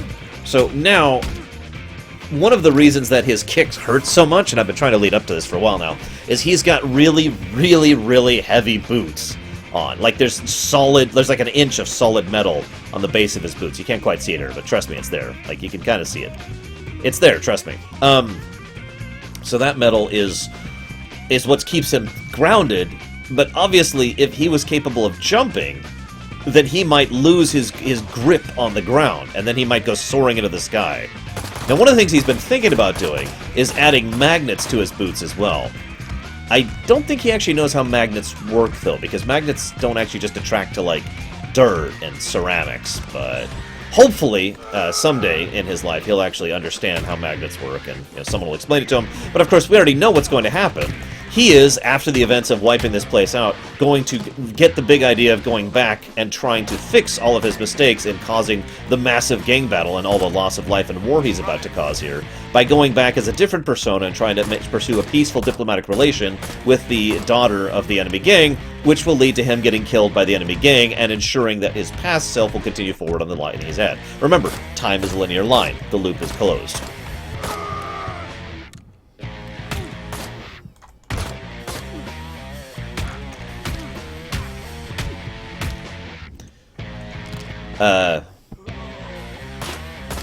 Probably Hourglass? I mean, I've seen 2 of them. I'm gonna enjoy it. Oh, we found another orc. Yep, definitely an orc. Look at him. Just look at him. Okay, I don't have anything for this. This is just ridiculous.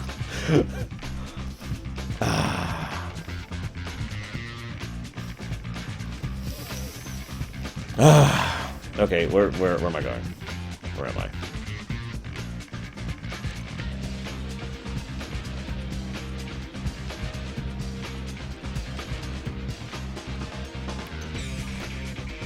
Dude, this game is awesome. You have no idea how good this game is. It's so good I may have just bugged out the game and may need to reload, which I really hope is not true. See, the doors... Oh, there we go. Okay, okay. Whew, thank goodness. I was worried there for a second.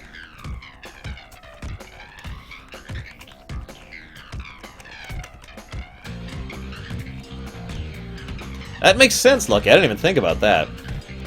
The what of the what, Grey Wolf?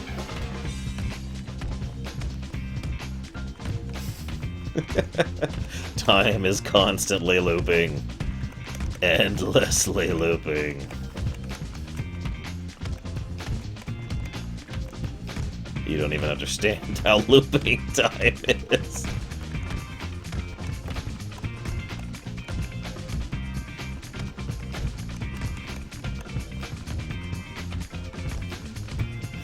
So I mentioned how they have kill switches built into them, and that's what destroys their bikes after they're gone, so nobody can profit from them, and so people have less of a reason to kill them.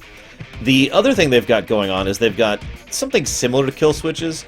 Basically, it's a form of security.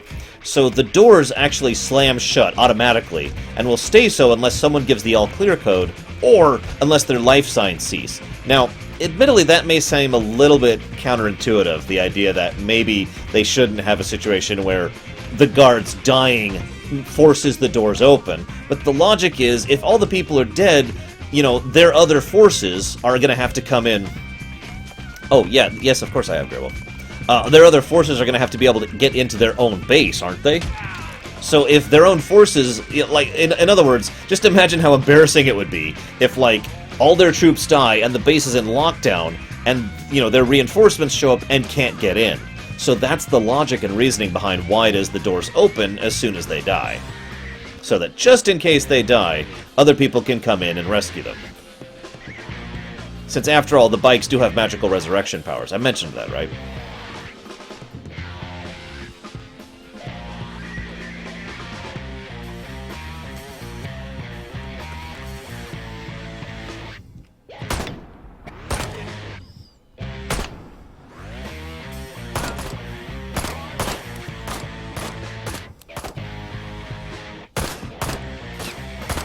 Whoa. That guy's got a mask on. And that's stopping multiple bullets. That's pretty impressive. I think that guy might not be human.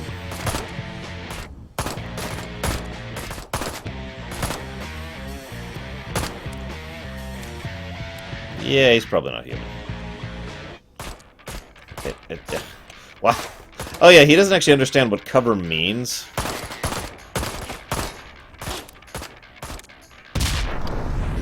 He knows what explosions mean, though. I mean, thank God for that. Can you imagine a life where there's no explosions? What would Michael Bay be like? He'd be out of a job. Oh my God.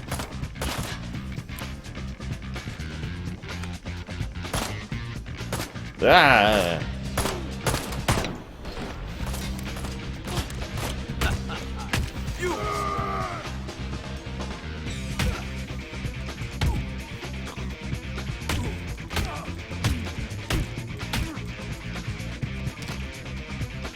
Look, those baby cows. So, I've been meaning to talk about the baby cows, actually. I was letting the cutscene play out, so I couldn't really talk about baby cows. And I didn't want to pause the middle of cutscene. You guys hate it when I do that. For God's sakes. Ah! Hang on. God, these controllers are so bad. Yeah, think about how many movies would suck if not for explosions. So, he's kicking him in the junk on purpose. He's really upset right now. It's okay, though. You notice this guy, it took a while for him to fall over from getting kicked in the junk. So I think I've mentioned before, not all the people are people. Remember, spores don't really have a need for sexual reproduction, so they don't actually have genitalia.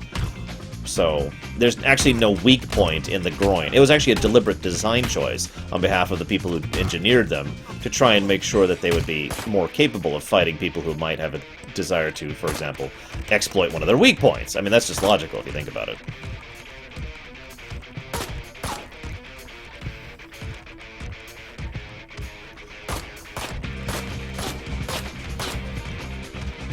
So, I think I already mentioned that this guy's a vampire. But you're probably wondering how he's walking out in the sun without any difficulty. Well, there's actually a funny story behind that. See, he saw this really bad movie once, and he was like, "Oh, dude, that's totally going to be the way to go for me." It's a movie called Blade. No offense to Blade, but it was a pretty bad movie, even if it was enjoyable. So, there's a scene in Blade, if you haven't seen that movie. Speeple? Yeah, actually, I've heard that before a little bit. So there's a scene in Blade where they go out and there's two vampires who go out into the sun, and they're just fine because they have sunscreen on. So he was like, "Aha! I'll just put sunscreen on, and that'll defend me." But that itself is actually kind of a twist, because as Takoida just pointed, Takoida actually got there before I did, it's not actually a sun. Oh hey, it's the Ewok finally.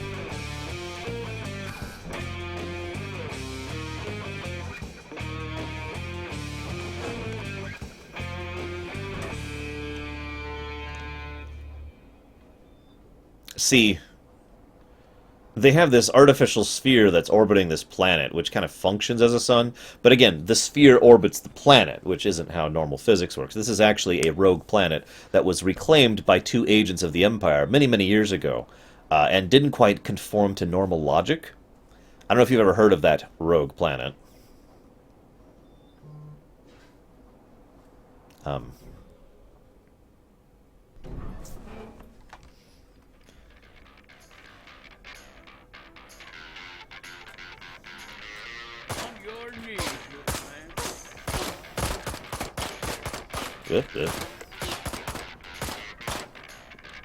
Oh yeah, can't jump.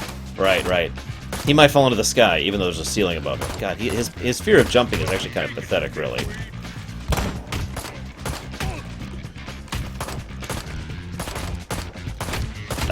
You gonna let me move, game? Game, please let me move. I don't want to redo this section. There we go. Okay. Health restored. And that's the kind of Terminators he's fighting.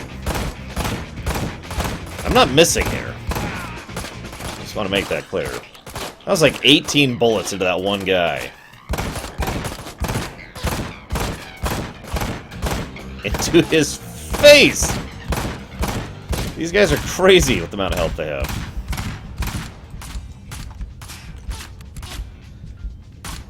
Oh, by the way, you're probably wondering exactly how it is that he's healing by being in cover. Obviously, he has his own innate healing, because, you know, vampire, duh, right? But, so, when he was being crafted, they kind of made a mistake with his gene sample, and he accidentally ended up being tossed into a vat of concrete. As a result, he has a, shall we say, an inherent affinity for chest-high walls and going into cover. He is so attuned to chest-high walls that he can actually, in some cases, command them to do his bidding and absorb them into himself through his side or back, which enables him to regenerate his lost health. He learned the technique from someone called the Pain, but that was a while ago.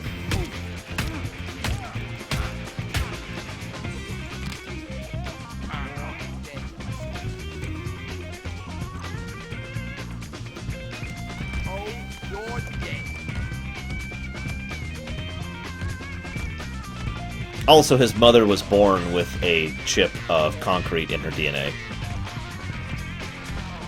This also helps explain part of his oily nature, as I mentioned a long time ago with regards to how he slides around.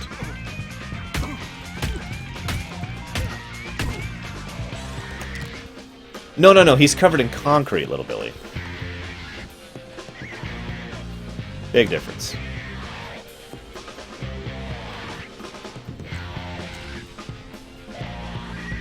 That's true, Mandartin. I hadn't actually thought about that.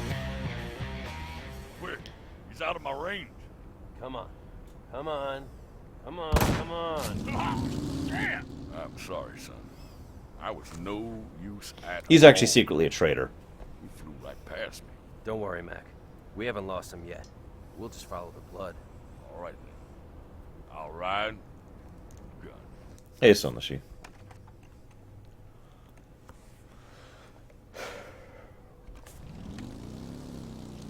Now, you're probably wondering where that gun came from. There's a funny story behind that. So, this gun actually shoots explosive tipped bullets. It was specifically designed to kill Ewoks after the Great Ewok Slaughter War of 2077. See, thing is, after the Battle of Endor, a lot of people, rather naturally I would say, if I'm being honest, became fearful of Ewoks and what they were capable of. So, as a consequence, entire types of anti-Ewok weaponry were developed, specifically to ensure that nothing like the Battle of Endor ever happened again.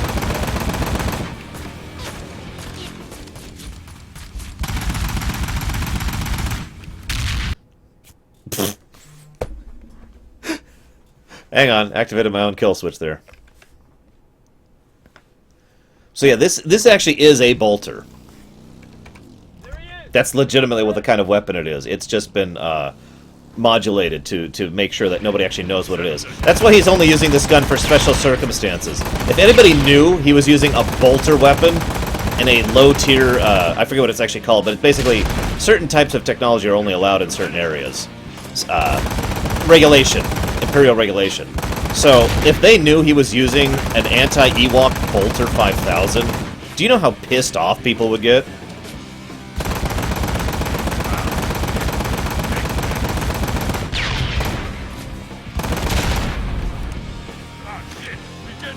Also, we have sunglasses on. If I have to explain why there's sunglasses here, you just don't understand the whole point I keep mentioning about how he's 3 and thinks he's cool. You really need to learn to pay attention better, man. Come on.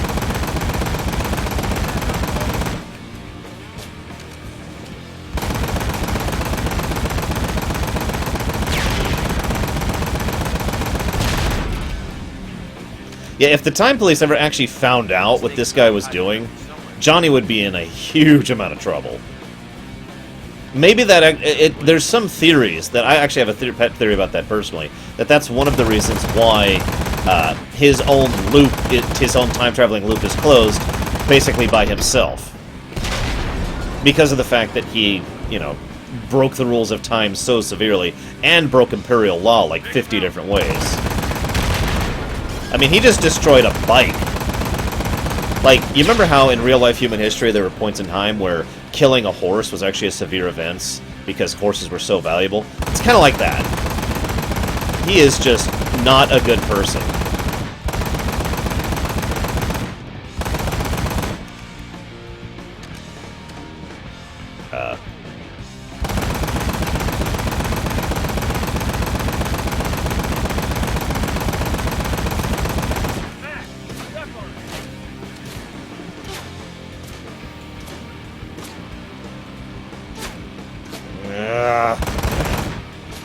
This camera control is the worst thing in the... I really don't know if I'm expressing to you sufficiently how difficult it is to play this game. Like, it is physically hard to play this game. The tank's hit. We're losing gas. Take them down. Quick now. Well...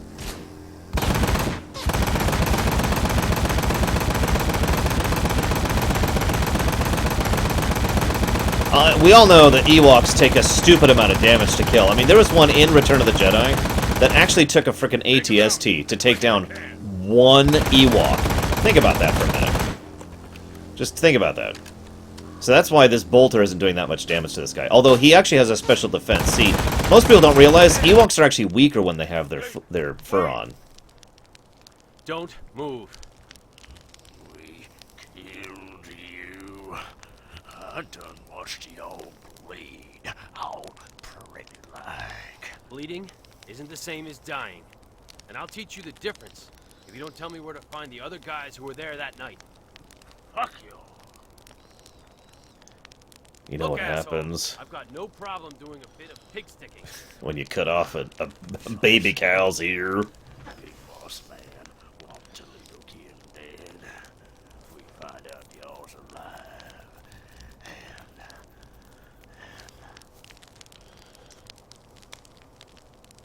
What do you mean? Who gave the orders?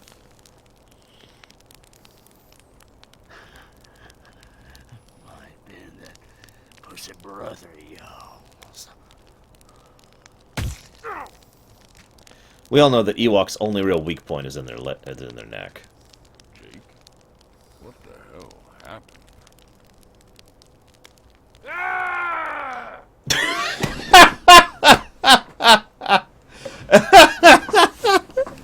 What the hell? What?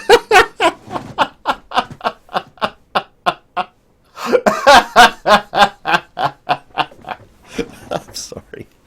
Ah! Oh my god. You okay? Yeah, great. Barely back and the shit's hit the fan. God damn it. Look, we've got to finish this. Wow. Can't do it without your help. What's next? Okay. Well, a couple years back, I heard about some illegal boxing club in Blackfield. Might be a good lead. Big Irish gang member called Meat Hook, the star fighter, said to fight there. I don't know where exactly it is, though. There's some rich guy who lives up at Coyote Rock, ex-boxer. He might know. I heard he got sucked in deep a long time. Keep in mind what I said, boy. Meat Hook's a star fighter for a reason. Other option ain't no picnic either. You've seen how drugs work here. Devil's hand run the show in this state. I heard of a fella who gets his shit from a guy in the hand. Won't have any trouble finding him. He's called Dr. Blotter. You do what you gotta do, but stay smart, stay safe. I can't lose another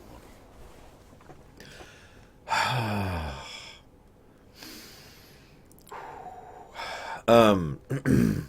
You notice how he actually mentions the whole hand taking over the state problem there. I already kind of referenced that, but just more evidence in the game of what I was talking about.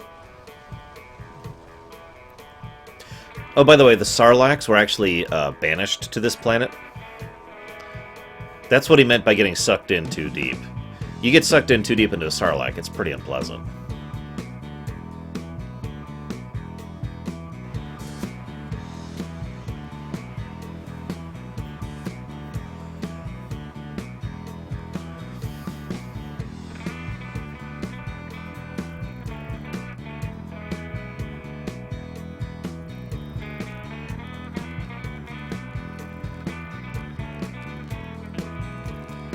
As a gameplay point, the game beautifully and masterfully kind of makes fun of the... It sort of forms an intentional, intelligent parody of the massive drug problem that has existed at several points in real-life existence by showcasing that drugs quite literally equal money in this game. They serve no other purpose whatsoever other than to make money. Oh, hang on, is she a droid? I'm sorry, that's a silly question. She's female, of course she is.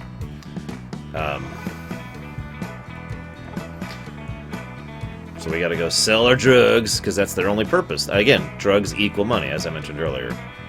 I gotta remember where that is. I'm making myself sick by running around like this. Oh yeah, obviously this too is a bit of a political satire here, showing the police department in ruin and decay, completely taken over by the local gangs. I mean, obviously, right? I shouldn't have to talk about the political commentary here. We do have that rule on my channel still, after all. Also, this sign is a little bit of deliberate... This sign is a little bit of an in joke. So one of the developers involved decided he was a little bit upset about the mess that other people were making of this beautiful masterpiece he made. So he designed that sign specifically to indicate his particular feelings on the rest of the developers involved.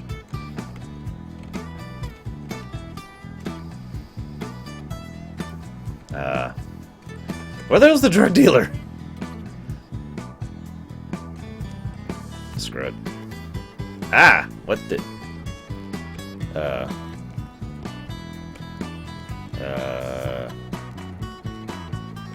Oh yeah, this is the branching story. I can go after the drugs or Meat Hook. We're going after Meat Hook.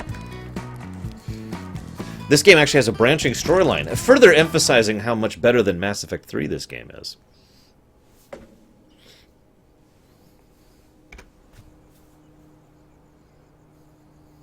Get the fuck off me.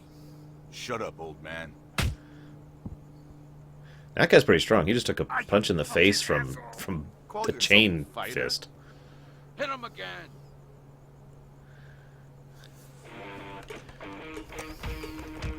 Oh, I call myself a fighter. Oh, yeah.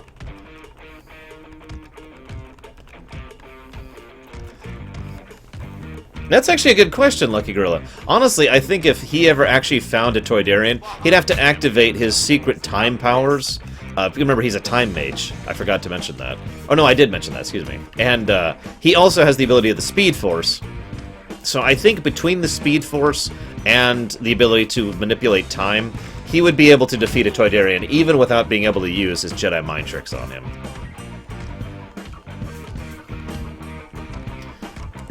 Let's see you take this. Damn it. Yeah, actually, fun fact, so Arkham City, which is, in my opinion, the best gameplay of the Arkham series, looked at this game when it was being constructed, and they were like, oh my god, dude, we have to steal that. And there's been an ongoing lawsuit between Imperial factions stating that Batman... Well, I don't want to spill too much. We'll get into it later. We'll get into it later.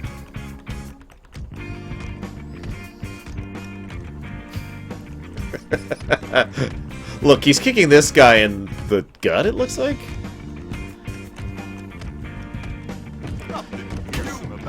Actually, no, not Arkham Knight, Arkham Origins. So, I've been meaning to mention one other thing. You might wonder where he came across this particular style of fighting. You ever heard of the song Just Whip It? It's not actually a song, but you know what I mean, right? Just whip it good. Well, he got kind of an edited version of that didn't have the right translation, where it said just kick it. So, he thought that was actually like an order. Like, he had to do that. So he was like, alright. And at first he was really upset because like, I have to make an entire fighting style based on just kicking.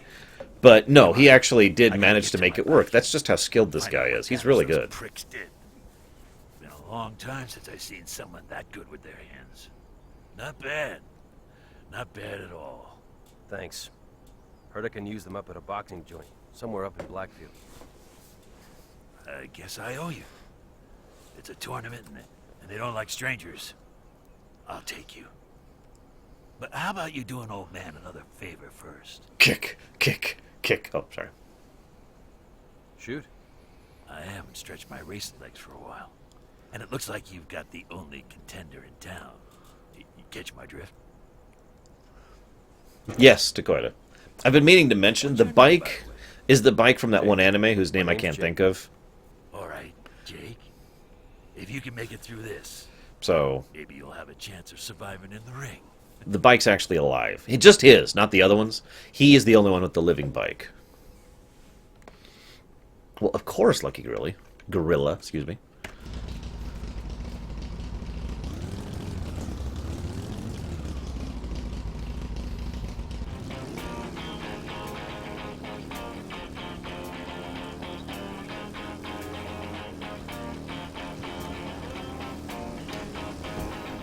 Whoops. Teleport! It's okay, he's got that exit spell ready to go.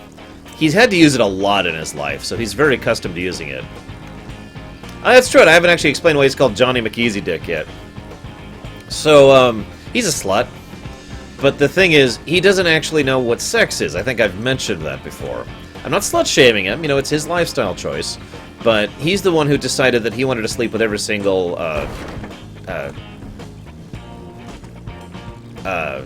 eligible female that he found.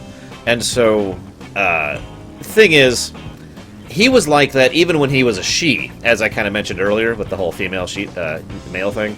So when he was talking to the doctors in order to get his operation, he was like, "Look, I want to make sure that no matter what happens, I can get it out as quickly and easily as possible. You know, just bam, I want to whip it out just like that." And so it turns out it was made so easy to get out that it was actually hard to put back away, if you follow my drift here. So he kind of got that nickname at a fairly young age. Now, this is the original person, obviously, not the clone who we're playing as right now. But when he was cloned, the same genetic, shall we say, abnormality was still present, and so the clone had the exact same problem. So they decided to go ahead and call him John Damn it, I'm losing the name. John McEasy Dick, as a result of the fact that he had the same issues as his predecessor. Pay no attention to the fact that that guy just hovered in the air. It's normal.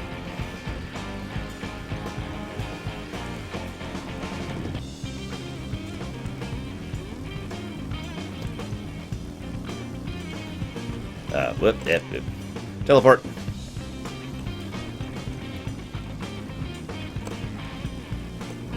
Apparently I was supposed to turn there. I couldn't even tell.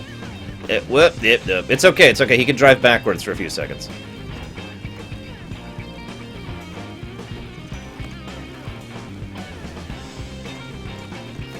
I'm gonna lose this race. At this rate. You know, I'm gonna laugh if I get copyrighted for the music of this goddamn game. It doesn't matter, I'm gonna put it up. God damn it. As long as they don't block it, I don't care. You know, that's actually a good point, Mandarden. He has never had an STD in his life because he's also never had sex in his life.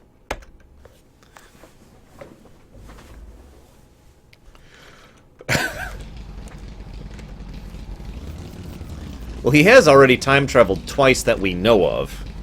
Hint, there's actually a third time travel he does, but I'll get to that later, don't worry.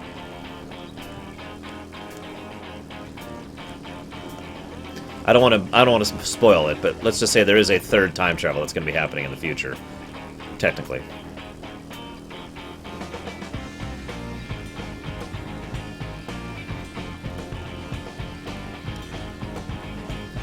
By the way, this game is like 14 gigs. Can you believe that? Just think about that for a moment. This waste of existence is 14 gigs.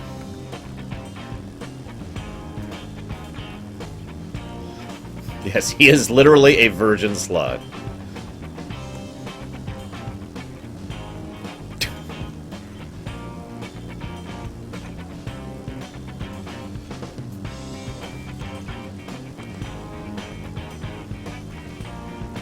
Dude, these 14 gigs, I will never regret downloading them this particular time.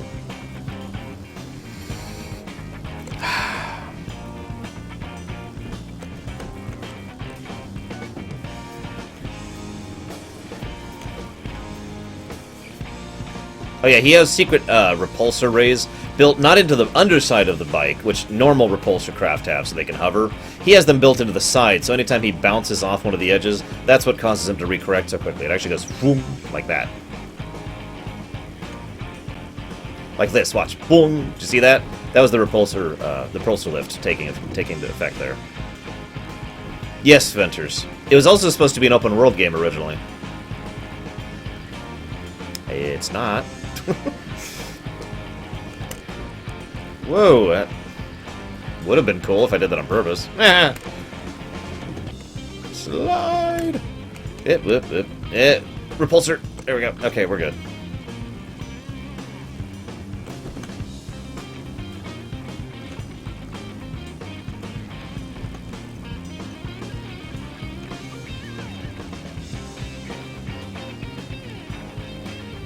That's true, Dakota. I hadn't actually thought about that.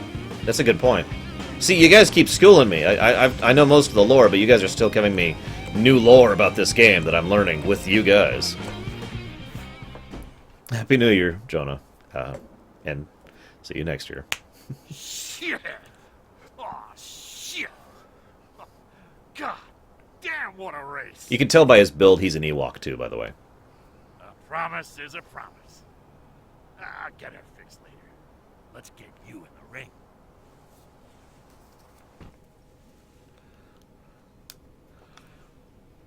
Well, yeah, not a lot of effort is made to maintain the roads, really. And here, the bikes are actually more valuable than the roads. So it's considered, culturally speaking, that the bikes are being dirtied by the roads, not vice versa.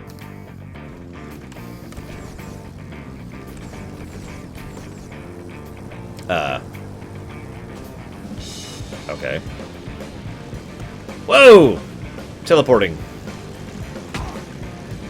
Use those Jedi powers. There we go.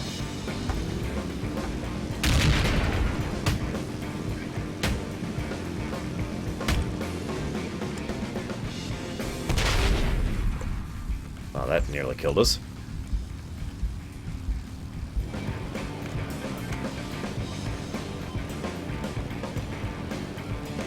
Some of these roads are literally dirt. By the way, you're probably wondering why this place is called The South. So originally had a much more complicated and you know, real name. But they realized after some time that everyone just kept referring to it as The South in reference to some of the people who landed here initially on this planet to settle it, which are people from Raynor's Raiders. And they kept thinking about this as the Deep South. And it was kind of a joke because in terms of the equatorial balance of this particular galaxy, it's like on the southern ring of the galaxy. So they're like, aha, clearly this is the South, right? And people just kept referring to that. So finally there was actually a memorandum that was put out and a huge series of political scandals which took place in order to ensure that it passed through committee, unopposed, of course. You would not believe the kind of dirt flicking that was required in order to get this bill passed, by the way. It was insane.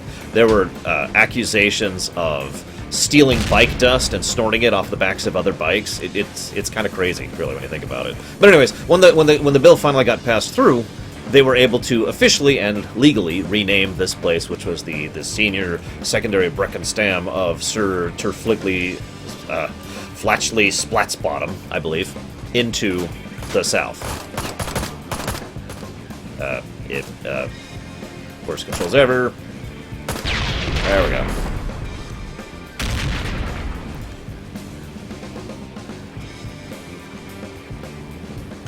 So this is what I like about doing lore runs over ruminations. I mean, this just would lose so much impact and flavor if I was just discussing this in front of a camera for you instead of showing you the beauty and glory that is the video game nature. I mean, let's be honest here, guys. What's one of my first little logos that I ever said on my show? Video games are awesome. Let's discuss. Truly, this is awesome. Actually, I've already explained that, Kamek, but to re-explain, bikes in this setting are so valuable that people can try to kill you for your bike. So rather than risk the possibility of people killing you for your bike, they have a kill switch built in. So they go when they die. In other words, it's kind of a form of discouraging people from killing them in order to take their bikes, because they know that if they kill them, they don't get the bike. Remember, bikes are not only the most valuable thing in the setting, they're actually technically a national resource. And by national, I mean state resource, of course, the state of the South.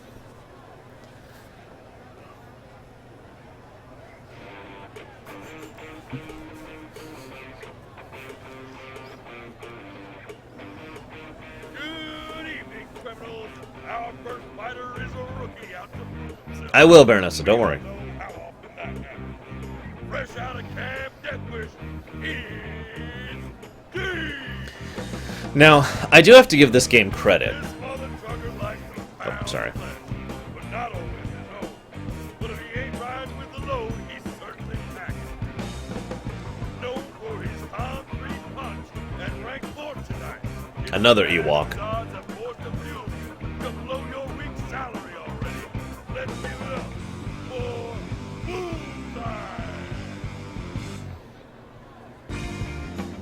I got my sights on you, pretty boy. Only rule is no weapons allowed. After that, anything goes. On the bell, gentlemen. Fight. This is actually a form of political exile, Luxia.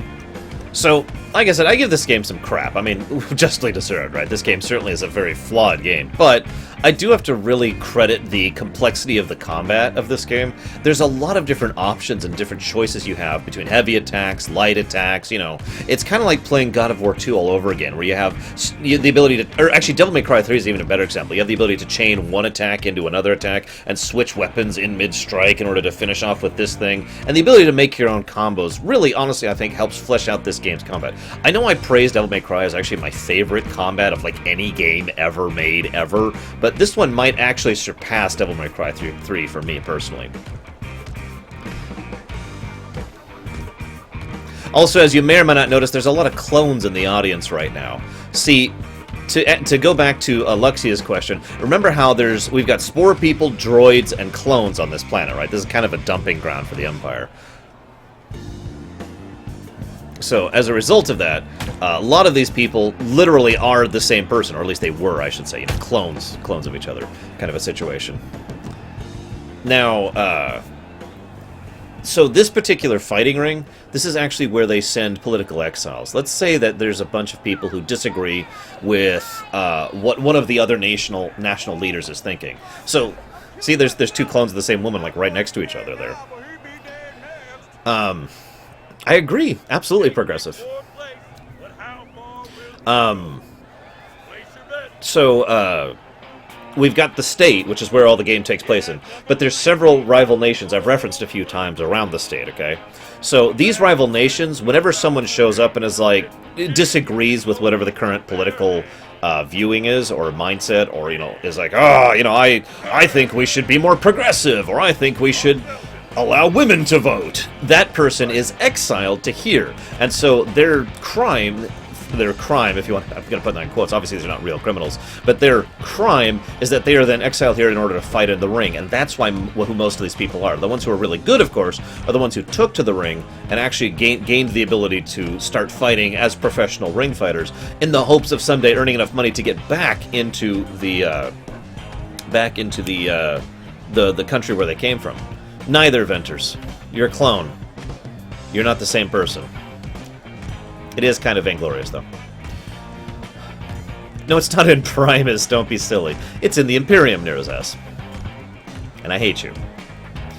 So, yeah, if I write lore for something, it's in the Imperium. That's been a rule for me since I was a kid.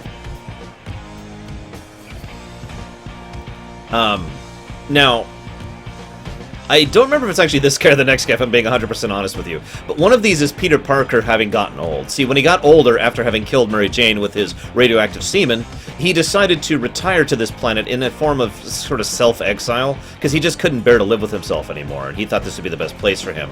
After a while, he ended up in the fighting ring, because, after all, that's where you put people who are exiles. You know, he knew going into that. So most people were exiled into the fighting ring, but Peter Parker actually decided to willingly go into the fighting ring because of how much he hated himself for what happened to Mary Jane.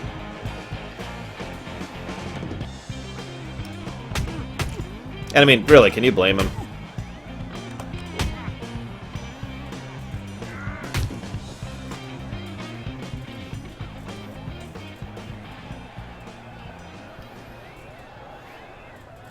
Might be, Castle. Might be, but I'm not going to spoil. No spoilers, guys. No men. Third is a very honorable accolade for a beginner. But alas, all good things must come to an end. With the longest reach in the room, some say this man can reach into a tiger's throat and rip it inside out by the ball. A fighter infamous across 5 states, and a felon in every woman. Please welcome. Yeah, I wasn't making that up. There he is. That's Peter Parker. Sorry, that one's Peter Parker. I knew one of these was Parker.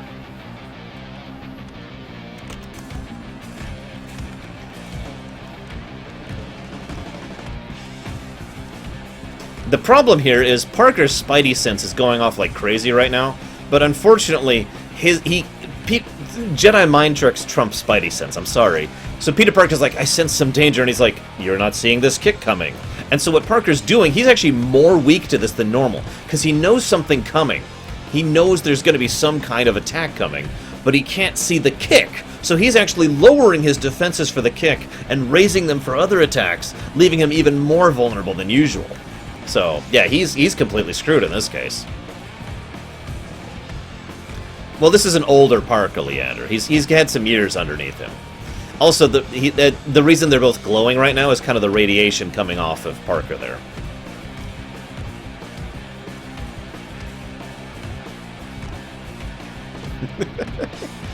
No, Peter Parker, Braven. I just explained this, Braven. Come on.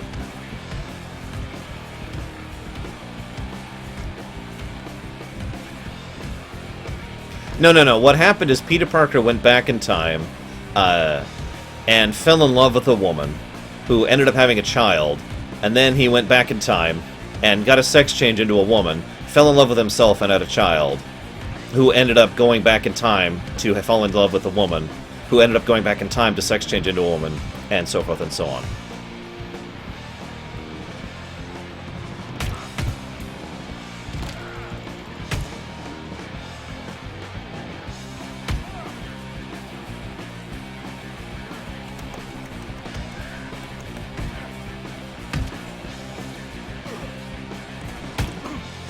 Oh, they're basically just like any other human Nero's has. The only difference is that they were grown in a vat based on someone else's, genetic predisposition. Who's next? Who else wants to die in this ring? Hey, he's actually killing people too. Right. Selvin did not have what it takes to defeat the ever-surprising Dave. But Unlike me, the announcer's totally making this up on the line. Oh yeah, this is when Kingdom Hearts comes into it. This guy's the one we shot up. Toledo's boy. Yeah, I know. My fellow jerks and misfits, Damn it. Take care of it. I bring you the Slayer, the killing machine, the Prince of Destruction himself. Your undefeated champion, Miho!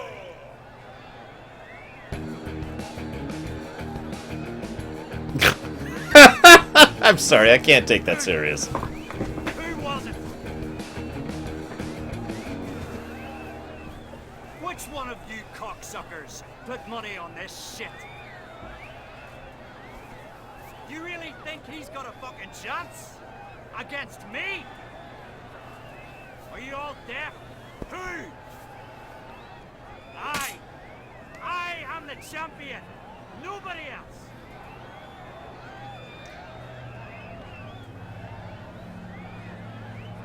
This fucking boy. Oh wait, no, I'm sorry, this isn't when Kingdom Hearts comes in. I'm sorry. This is something else. That you see before you is nothing. So, anybody want to guess Meat Hook's real name? That isn't Meat Hook. Nobody's gonna get this reference, but whatever. There is honor in here. In this ring, he has none. God, that 3-second loop of the crowd is actually starting to drive me crazy. And didn't even bother to lift a finger to help the poor boy. Fuck you! Ah! It speaks! You call 10 men chasing 2 without reason, and then killing an innocent kid honorable? No, you're not gonna get the reference, but Perhaps 'twas a dishonorable thing to do. But it was right. Killing your maggot brother.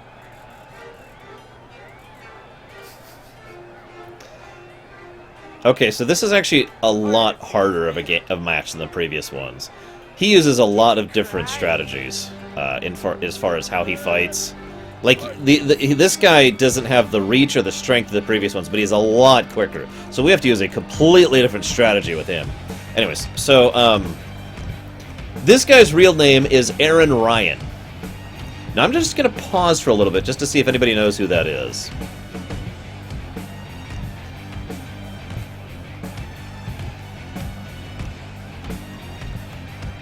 So for anybody who's played Punch-Out, Aaron Ryan is a character in Super Punch-Out and Punch-Out on the Wii. So this is actually how Aaron Ryan got his career started. This is before he actually got into the boxing league. So after having dealt with this situation and having lost to this character here, he realized that he had to clean up his act. So first thing he did was he paid for his own resurrection. Don't ask how that works. It just does, trust me. Paid for his own resurrection and decided to go ahead and clean up his act, but he was still just a little bit unhinged. So if you've ever seen him in the Wii Punch-Out, you now know why he acts like that. It's because of the fact that he was completely demolished in a fight by a Jedi who's also a synth, and a vampire who was a werewolf, but is also a cyborg and a Terminator. I guess it's the same thing. Who is a clone of an individual. And a couple other things we haven't covered yet. He's also a Jedi, did I mention that? And a Time Mage.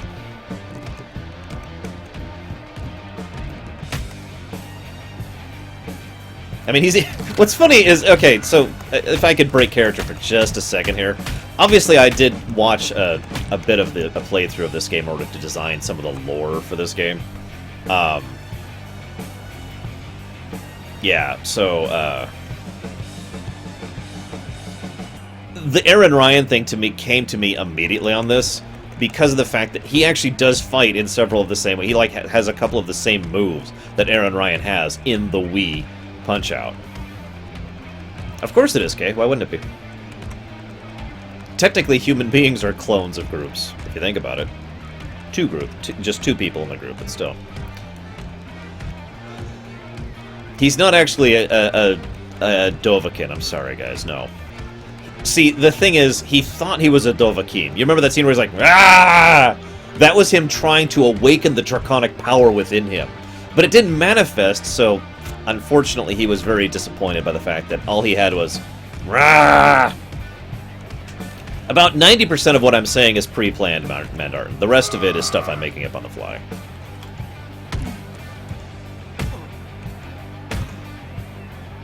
I can't wait to spoil the entire rest of the game.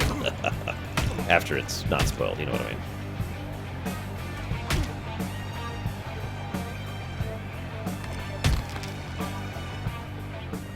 It's over.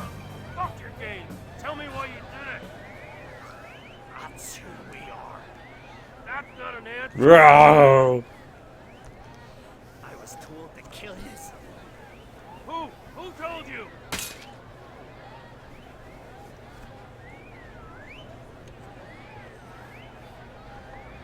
Actually, you can, Mafia, yes. Not for food, though. Ah! He's trying... See, there again, he's trying to be a Dovahkiin, but it's just not working out. Oh, hey, we've teleported back here.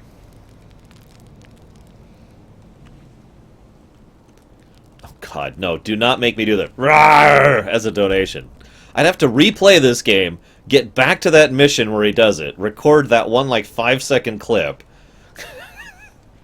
trim it down, GIF it. That would actually be a lot of work just to make... Rawr! That's a good point, Lucky. I didn't even think about that. See, you guys keep helping me build the lore here. So, the reason he's not actually a Dovahkiin is the fact that there's no dragons here. So he technically has the power of the dragon, the Dovahkiin, but he can't do anything with it. Hey, what's up? Sell me stuff. You know what? Never mind. I don't need a gun. Or anything.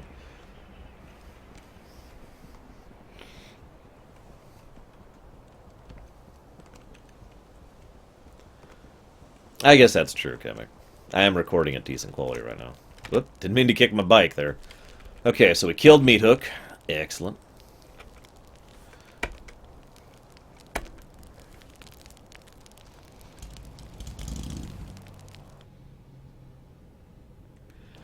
Look, Krensler. You're thinking too much. That's my job. Mac, where the hell am I gonna find this Dr. Blotter guy? Who's this? I could ask the same. I'm Ellie, and you must be Jake. Your Uncle Mac asked me to hang out here and keep an ear out for you on the radio. He looked worried. Are you okay? Yeah, I'm okay. But What do you need with Blotter anyhow? I just need to speak to him. Well, where are you? On Main Street, dead end. You see the old plastics factory? His office is in there. De plastics. Yeah, funny. How someone like you knows so much about this guy? Well, I pay attention, of course. Anyway, good luck. Over and out. So here's where Last of Us comes into this. Ignore the fact that this is the same damn map we were just on. Hey, my brother. My brother, man. You here for home improvement? So that's the main character from Last of Us. Everything you need. After The Last of Us. All you need is made to order. How do I know your stuff is any good? Straight from the source. This shit, man. I get this shit from the devil's hand. What do you know about the devil's hand? No? No? You know, that's a They're good point, everywhere. Kemek. I didn't even think about that. Ants. Like little ants all over. They run this town. You want in on the hand? Maybe. I just got back. Could stand a new occupation. I could get you a meeting with those guys, but it's gonna cost you. For a meeting, you see. How about I just take a discount, beat it out of you? Hey, whoa, easy, easy, my friend. You cross me, you're crossing them. And crossing them's a bad way to start a new relationship. Well, Listen, you give me something, I'll give you something. Right? Right? Good, good. Now, look here. I got a delivery to make, but I can't give up my spot here, you know? It's my spot. he was actually daydreaming there. He wasn't listening to him. Fine, but you've got to fulfill your end. 4 more bosses, I think, Django? Sure thing. Or 5. There's a package. I can't remember. Taken to the kids at the old moon. You do that, and we're good. Yeah, by the way, I actually played this game in prep for practice, so I could get good at playing it, just to push through this as quickly as possible. You're welcome. I cannot describe in words how awful it is playing this game. Every aspect of the control scheme is just bad. Like, it's one of those you have to compensate for it kind of situations. So, let's explain why Joel's here, shall we? Hang on. There we go. Oh, okay. Didn't even see that. Come on, there we go. Anyways, so after the incidents of Last of Us and Last of Us 2, Joel kind of found himself in a bad way. And obviously he wasn't taking it well. But, so here's where things get a little bit weird. Have any of you ever seen the movie, or excuse me, the play Bye Bye Birdie? It's a terrible play, I don't recommend it. Shut up, old man.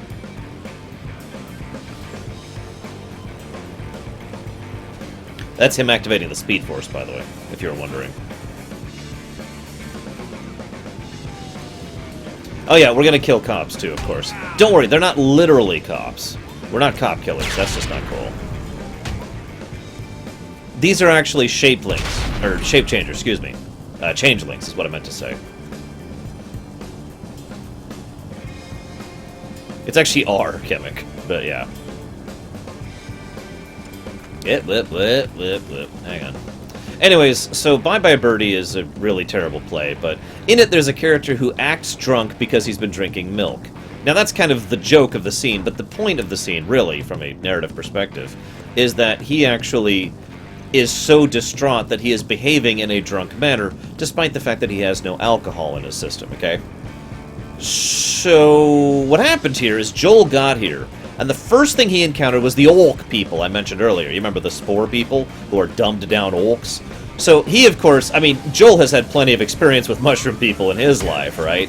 So he automatically decided, I'm just going to kill the crap out of these people. You know, boom!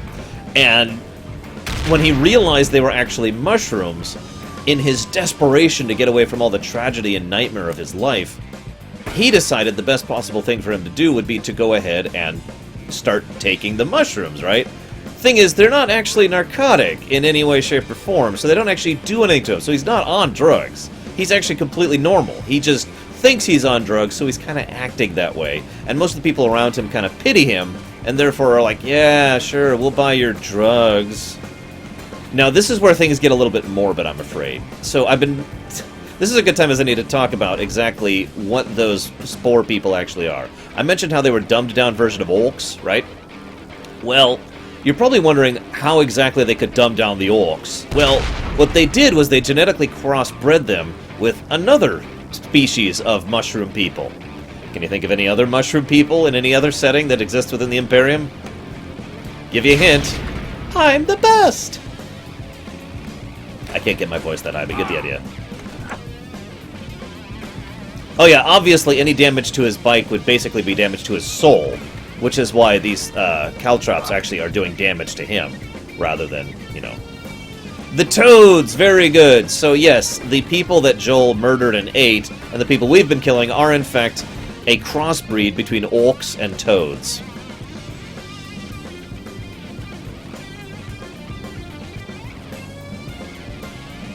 It's, not the best system.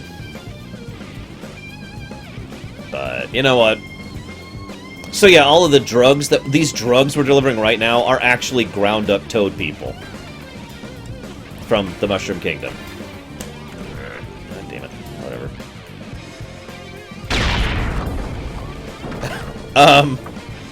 What?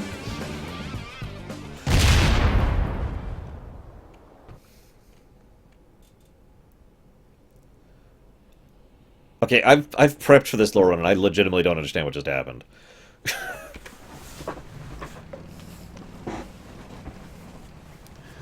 So anyways, we have now delivered his shipment of toad people.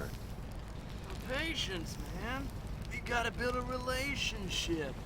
A trust. A trusting relationship here. Enough of this shit.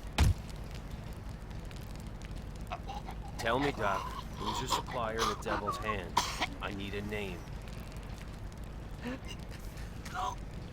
His name's Coco. Good. Now where is he? I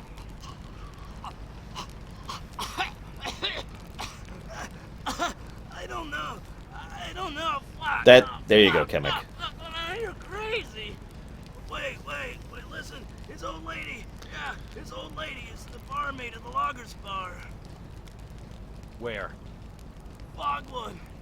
It's in Fogwood. She works the early shift. Name's Naomi. Devil's Hand is over. Tell your patience. Oh my god, that's it, Nero says. He is actually a green mage on top of everything else. And he has the ability to summon bikers. And as we know, you know, bikers have the kill switches, right?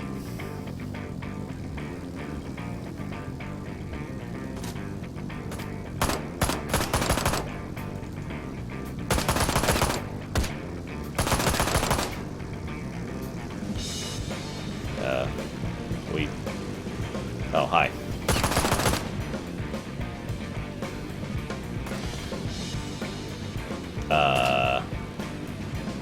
Okay.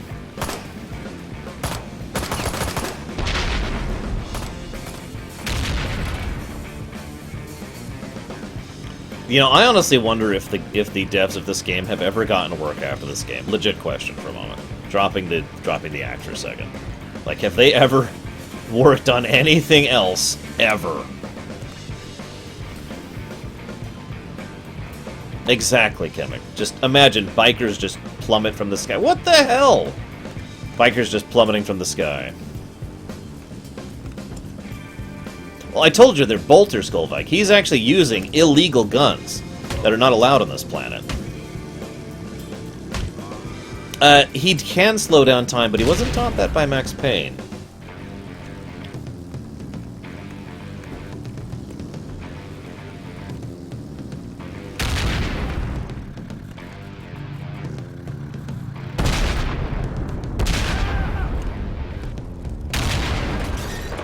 By the way, nobody in this setting is a good driver. Like, most of these people think that driving means exploding. So, I mean, they're having issues, is what I'm trying to say. Oh, that's not... God dang it. Shoot. I don't want to do this section again. That's the ultimate motivation for doing well in this game. I don't want to do this again. Whoa, what the hell? That was... Oh, right.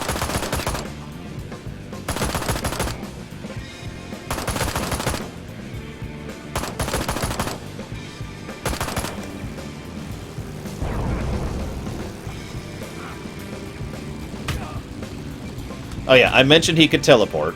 I mean, that's nothing new. He can teleport, just accept it.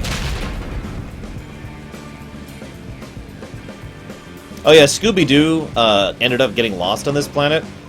And they had one of those mysteries where they're like, and it was secretly this guy all along, but it actually wasn't this guy. And then they got shot and killed and eaten. And that's how Scooby-Doo ended up dying, in case you ever wondered.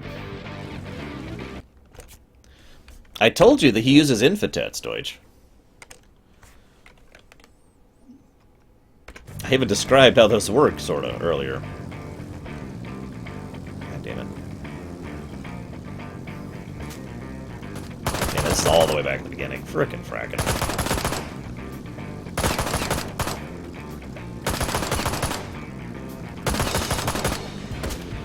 I really wish these other bikers weren't Terminators, because...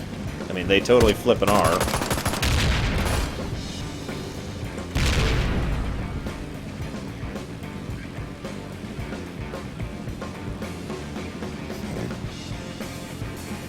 Actually, it's funny you say that. Scooby-Doo did curse this planet when he died.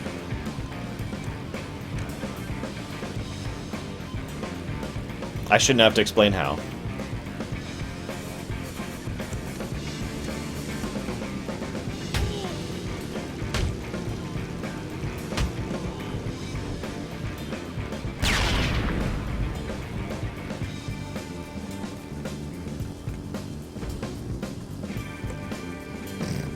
Wait, did that actually say damsel in undress? I wasn't looking.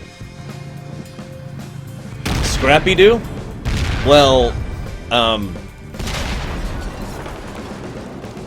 he made a delicious hot dog.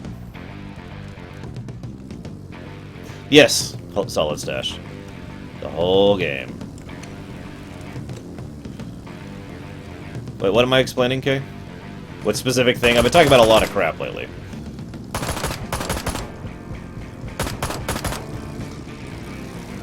Teleport.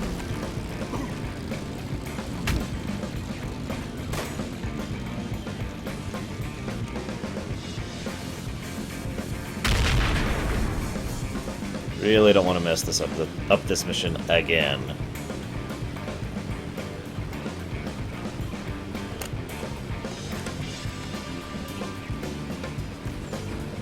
Whoa, whoa. Oh, you'll see. Okay, trust me.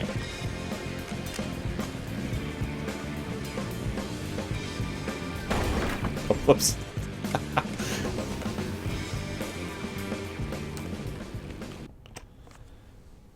Would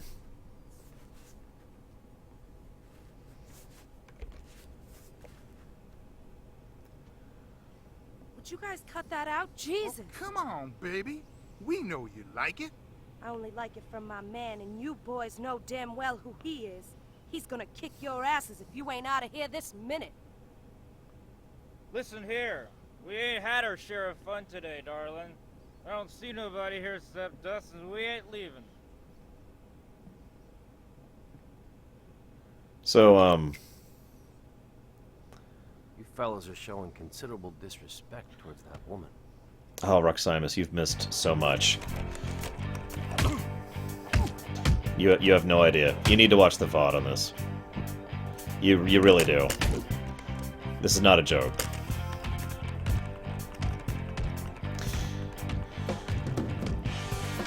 Alright, I'll go ahead and explain it to you. The curse that Scooby-Doo left on this planet... So if you notice, Scooby-Doo, despite being the way it is fairly PG, right? So, Scooby-Doo's death cursed this planet to never have, shall we say, real... There's a reason there's no women allowed on this planet, okay? And it's because of Scooby-Doo's curse. Watch the beginning, Roximus. God damn it, man. Where you been? I told you I was streaming today. Like 1,000 times I told everyone I was streaming today. Nobody listened. Actually, I've had a lot of viewers today. So, we're trying something a little bit different here. We're going to kick his shin a bunch, because we had a lot of beer on that drive over here. We really need to get it out. So that's kind of what we're doing here, is getting all that beer out all over his shin.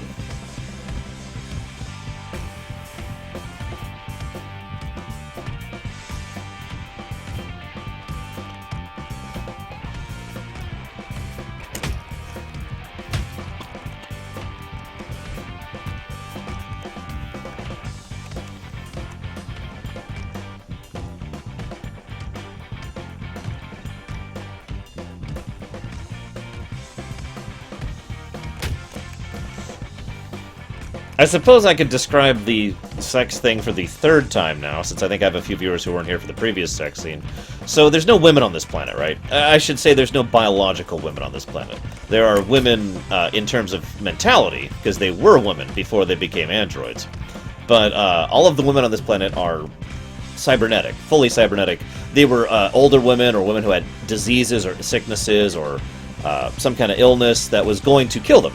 So they opted, instead of dying, to go ahead and be placed into an android body. Now, these android bodies are very top of the line. They actually have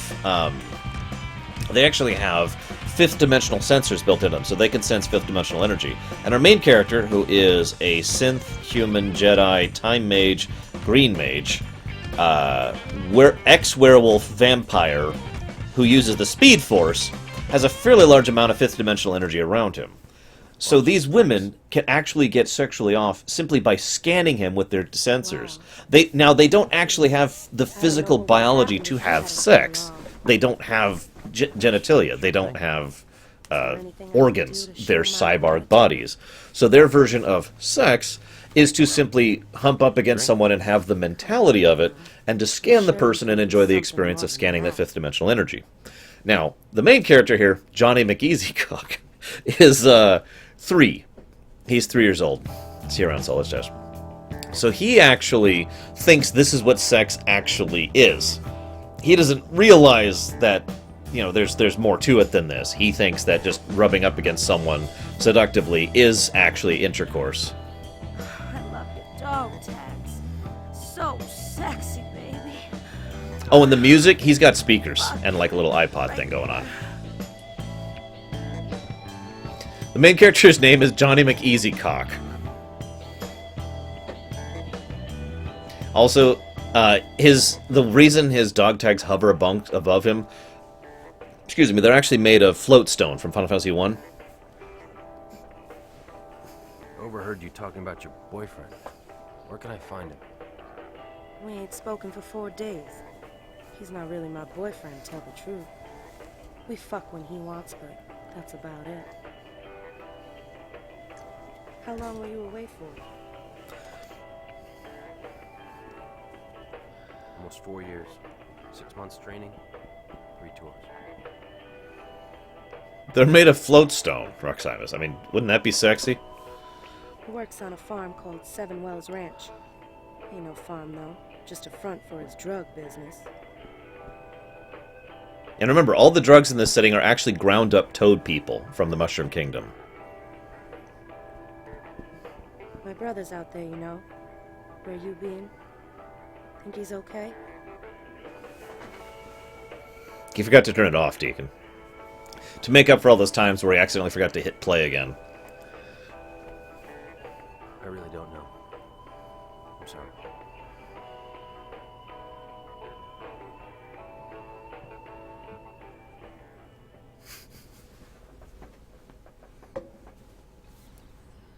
Hi, OJ. Welcome to a full lore run of Ride to Hell Retribution.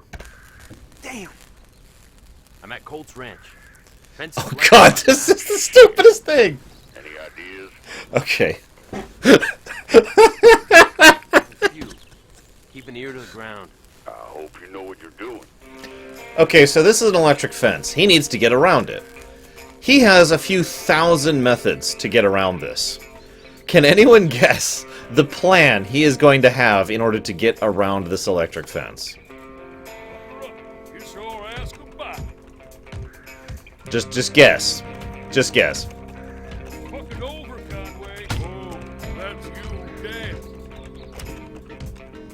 Remember, he can't jump because he's afraid, thanks to his conversation with Ogren, that he's actually going to fall into the sky. So he can't jump over it, even though he physically has the ability to jump over it.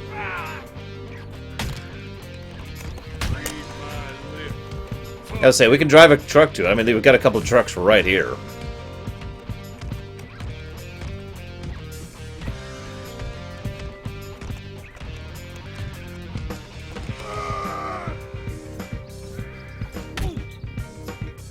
Also, as you can tell by the physique of these people, yes, they are Ewoks. Just like the previous Ewoks.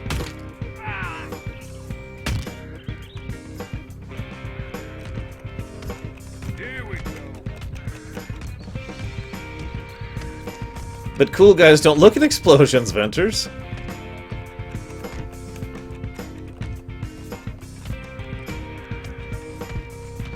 I don't feel like doing another QuickTime event.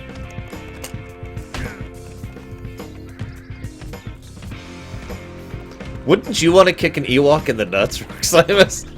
I mean, think about it. The Smurf War! Oh god, the Smurf War was devastating for everyone, really.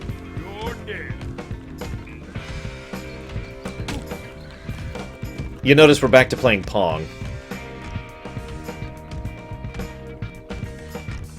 This guy's not playing. There we go. Okay, fine, I'll do the QuickTime event. God damn, these guys and their health. Why does everything have 7,000 health in this game? It won't do anything, OJ.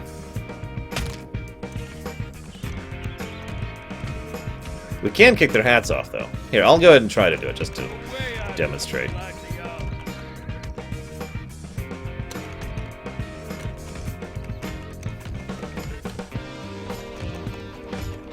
They're not infinitely spawning, but you know how Ewoks are. Whenever you turn around, there's just more of them. Oh, right, Roximus, you missed it. The Star Scourge is on this planet. But it doesn't eat sunlight like it does on other planets. It... Whoops, I didn't mean to do that. It eats people's bodies. I'll demonstrate in just a second.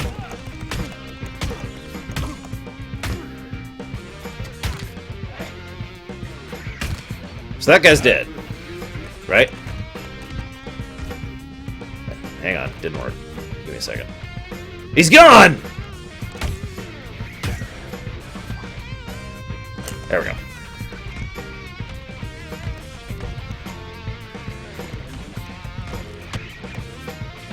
Oh, wow.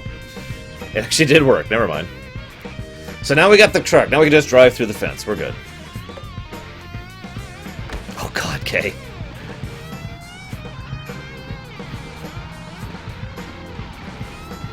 No, they don't eat blood. That's gross. So we're driving away from the electric fence. Logical. Ugh. Well, this section sucks. Okay, hang on. This is not fun. I'm gonna not lore for a second because I gotta concentrate, and I don't want to do this a second time. And of course, the Fez are after us. Now, these aren't actually cops, by the way. I meant to explain that earlier. I guess I'll lore a little bit. So I mentioned the 4 nations that surround this place, the state of the South. So, one of those nations, the neighboring East Nation, has an entire military junta of people who behave as a biker gang in every single way except for the fact that they don't call themselves one. You notice they even have the kill switches, just like everyone else does, on their bikes. So... they are actually here in a military effort to try and usurp control from the Devil's Hand of the South and gain access to the precious, precious biker mines.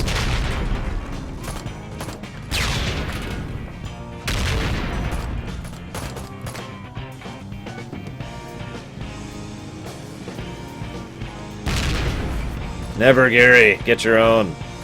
Aren't you catching them all anyways? Look, if you have something called a not a Mudsdale. What's the Mudsdale's first evolution called? Because that Pokemon is Doom. We call them the Fire Nation.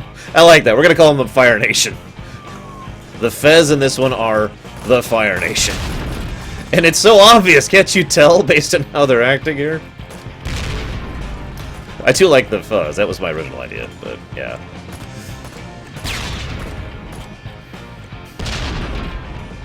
Mudbray, thank you. Gary, go get your Mudbray and level it. It's awesome.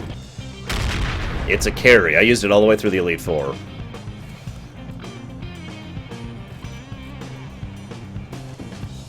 Oh god, these could be the West Side Boys. Which is actually orcs. Except they're not orcs, as we explained. They're... anyways, they're not orcs. They're toad people. You see, Roximus? It makes tons of sense. We were driving a long way away from this electric fence we really want to get through. You notice that?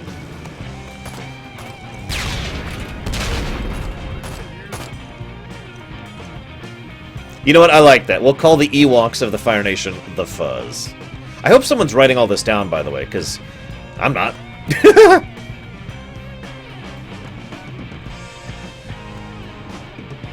Whoop, whoop, whoop. Well, it's more like they're kind of a crossbreed between orcs and toad people, really. Now, the Speed Freaks is the northern nation.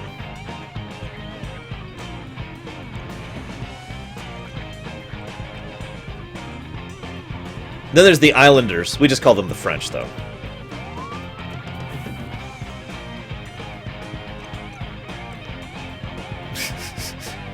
Trust me, I've given a lot of lore for this game, Roximus. And I mean legitimately a lot. I like how this truck is not slowing me down in any way as I shove it.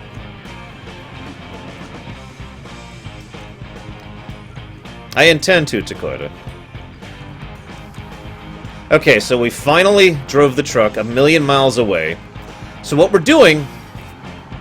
I really hope you appreciate the genius of this.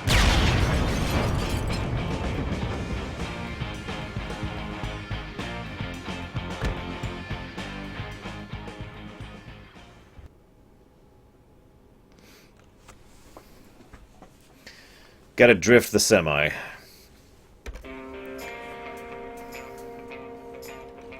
So now, we've driven the semi for what amounts to no reason to the local power plant, which is actually a dam.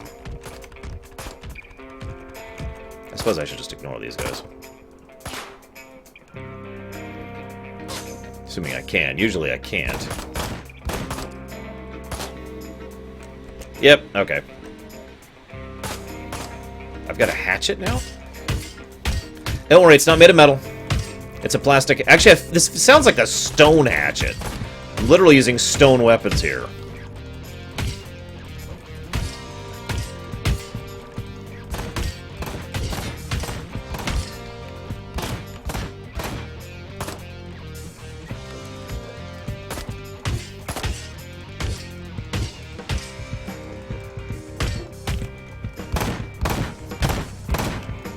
You're gonna... There we go.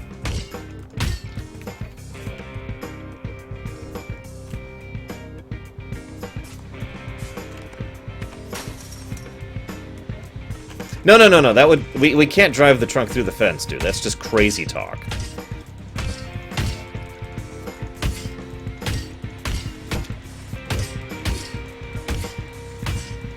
I'm telling you, there are so many connections between Warhammer 40k and this place.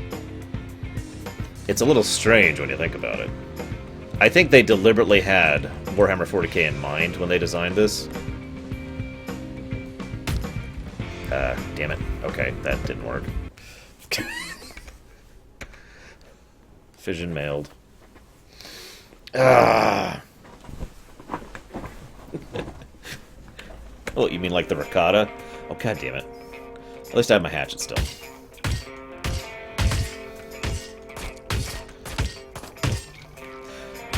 Someone once told me that they thought this was a genuinely better game than...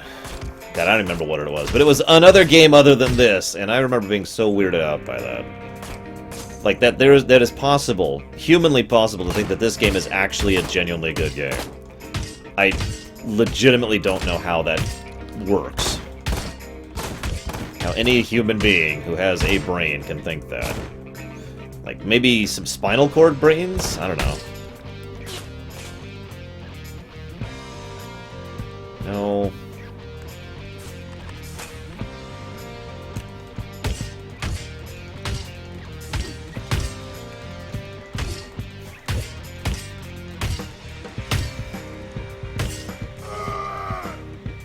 hang on. Baby rage. Ow! Oh, that actually is kind of gross. The axe got stuck in his frickin' neck. Okay, so...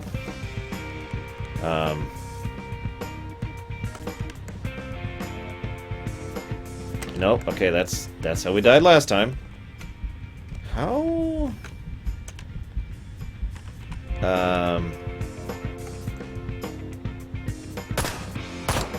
There we go. Okay. We're good. Big tasty cock? Dude, what are you thinking about, Roximus? Holy crap, man. I think you've been hanging out with Deutsch a little bit too much, buddy. No, I figured it out. Just had to... Whoa! Hey! I'm the only one who's got... I'm not gonna say it. Lewd joke. I'm just gonna say a lewd joke and leave it at that for what just happened. Oh my god.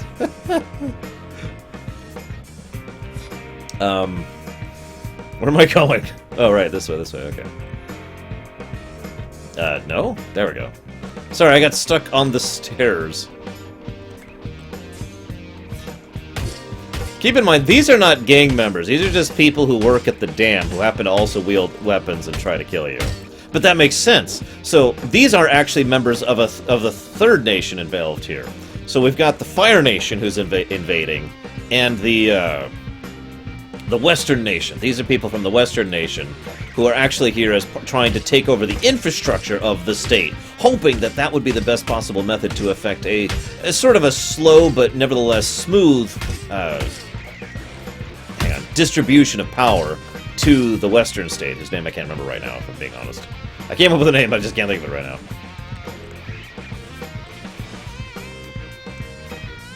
Also, just a out-of-character comment for a second, this is the dumbest goddamn thing. This section right here is so stupid.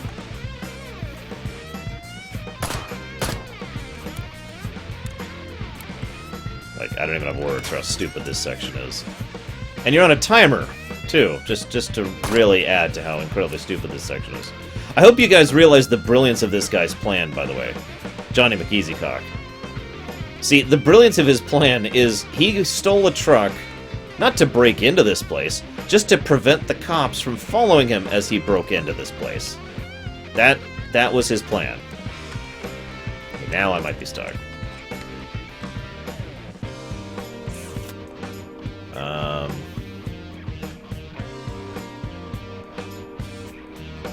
Hang on.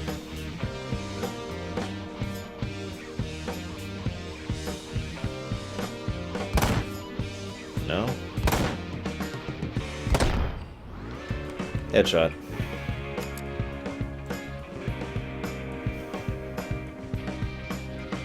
Can I go in yet?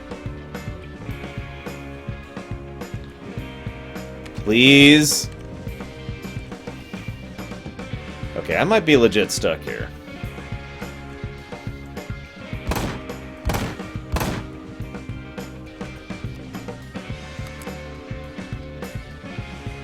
Oh yeah, I love how he carries his gun here. I want you to watch the way he's about to... Oh, hang, he's not doing it now. There, you watch that. You see that? Look what he's doing with his arm.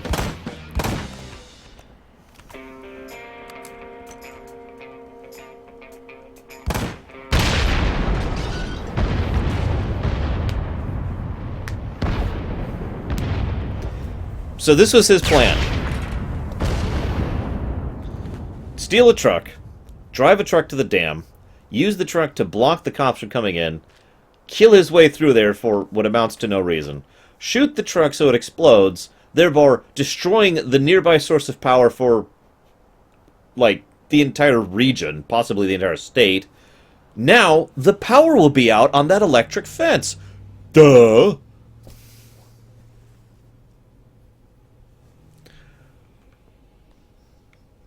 That was his plan. So now the power's out on that electric fence. What's funny is we never see how he gets through the fence, really. Like, it's just all of a sudden he's past the electric fence.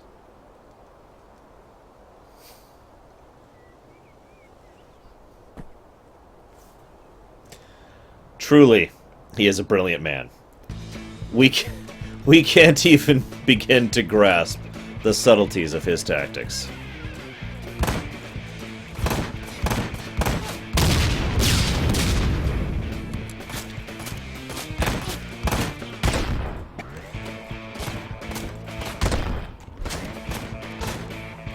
I don't feel like kicking people in the groin right now. It's a rare moment, but what is this guy doing?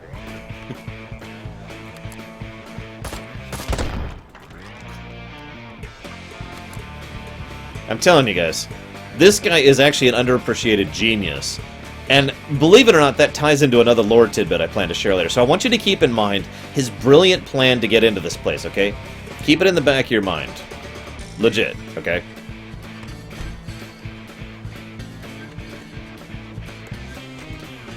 Okay, find another way inside.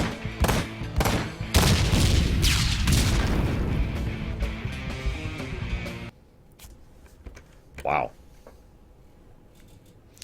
It's actually not blood, it's his urine, Roximus. That's him peeing.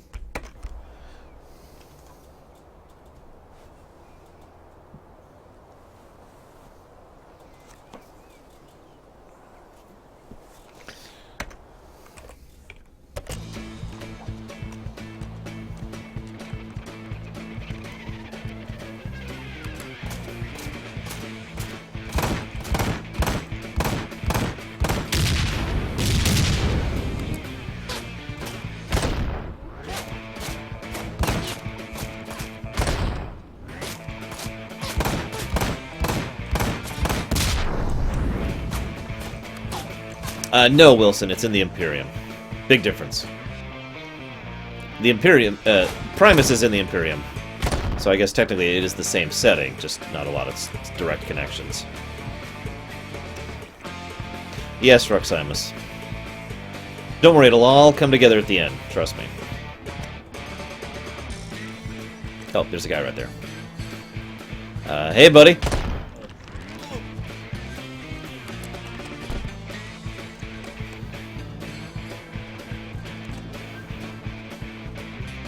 Hi. Of course, Mandartin. We've already established he can see the future. I mean, for God's sakes, he literally is a Jedi, who is also a time mage, who is also a time traveler. Oh, for God's sakes. It's an axe! Fine. Old-fashioned way. Anyways. Just the canon I've been telling you, Darkrai. Not the game itself, and not the canon of the game, no. The canon I've made up is canon in the Imperium.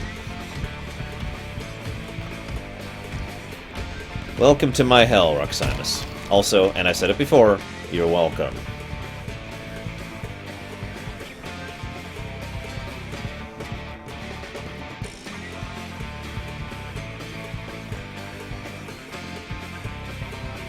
Come on. I mean, you don't have to.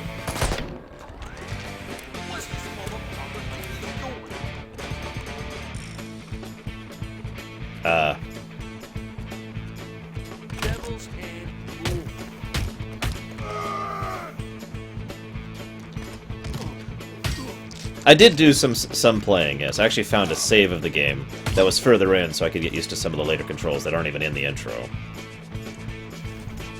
Of course they do, Near's S. Or at least they did, before the great national degradation of 2082.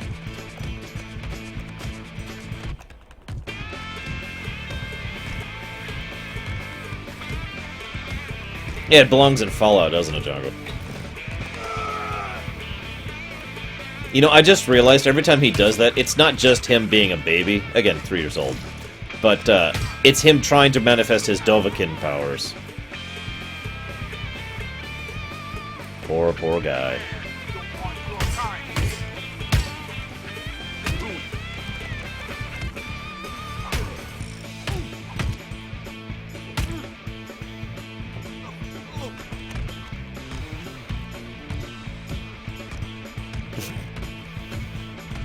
Oh god.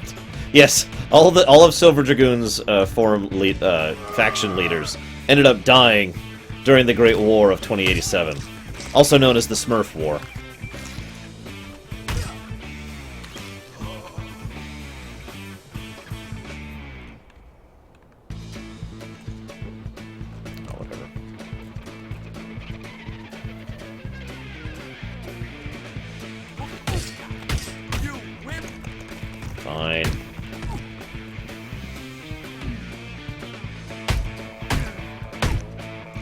God, he had to pee a lot today. Whew.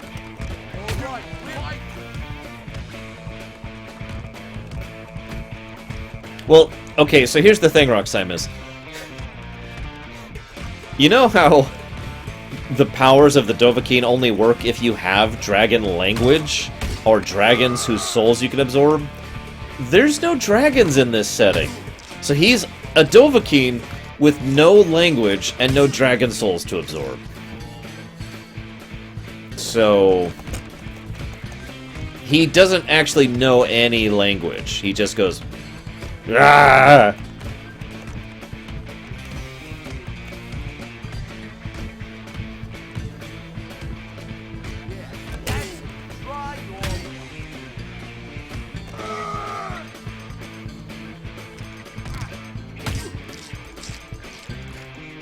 The sun's... Oh, God. I wasn't even thinking about the Ultramarine connection.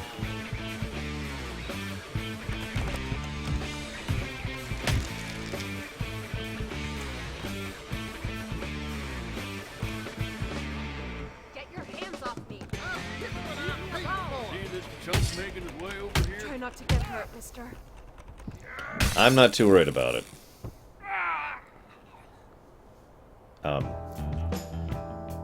But there's not even any dialogue for this one. It's just all of a sudden, the android woman is so turned on by the mere existence of this guy that she's just immediately like, oh, let's have sex. Now, if you're paying attention, yes, this is the exact same cutscene as the one in Vegas, with the exact same person, the exact same camera angles, and the exact same music. So, make of that what you will. Now, my lore explanation is actually quite simple. What happened is this is actually the original presentation of the same android individual who was put into this place as a result of her crimes against the nation of the Happen Confederacy, which I mentioned earlier. Now, as a result of this, though, she, after having been freed and having had wild, incredible sex with this gentleman, decided, oh my god, I need to fix this and ensure that this never happens again. So she got a hold of a local time machine, which she made out of a few radio parts and the bits of that person who was left, what was left of him after he had been consumed by the Star Scourge, in order to go back in time back to Vegas, where she was going to seek her fortunes there, trying to avert the disaster that happened, ended up being saved by the same gentleman, get turned on the exact same way, and have the same sex with him. Simple, really.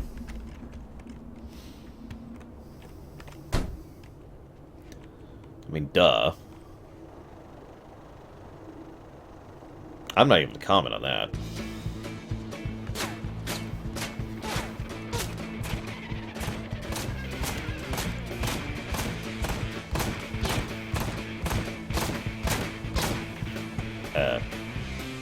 See you around, Kressler. Have fun doing anything else. Really? Do I have to kill this guy? You took that fall pretty well, buddy.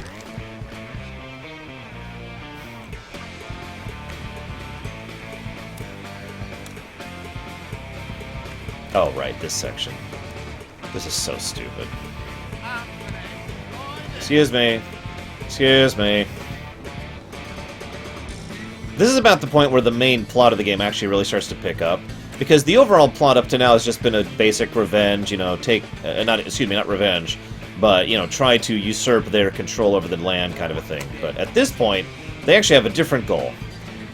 In essence, what they want here, now, is to harvest all of the immense amount of fifth-dimensional energy that exists in this guy's body. And there's a lot, as we've established earlier. And, did he live through that? No, okay. And use it in order to produce a new type of drug, because obviously people are just getting kind of tired of the toadstool people drug, because, I mean, it's not actually a drug, it's just people. So they're going to try and harvest him and turn him into their next batch. So that'll be the driving force of the enemy's motivations for the next couple of chapters, really.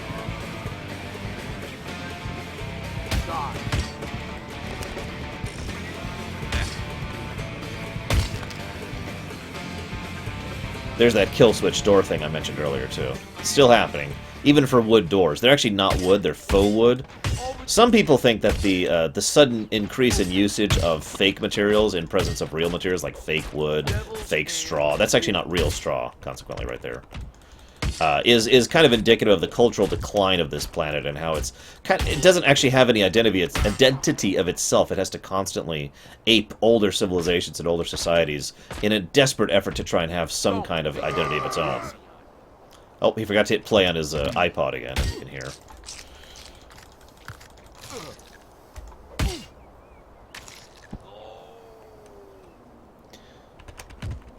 You know, I'd click that, Ruximus, but this actually is hard, believe it or not. Like, there's a specific artistry to not dying in this game. So, I mean, oh, crap. There we go. Okay, whew. It's actually a little close there.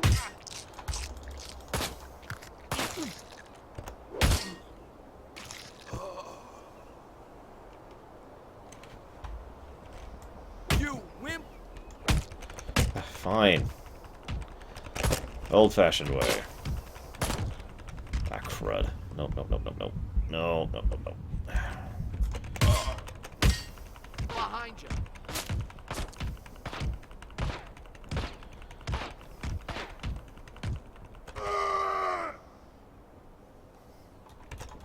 Oh, gotcha, Ruximus. Is there such a thing, Kemek? Someone Google right now. Is there speedruns of this god-awful game? Because, I mean, there is such a thing as awful games done quick. That's been a thing for years.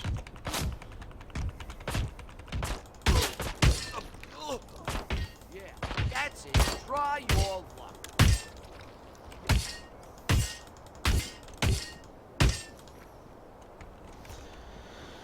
Hey, Griffin. It's okay, he's not a werewolf anymore. He's a vampire now. Oh, God. The music!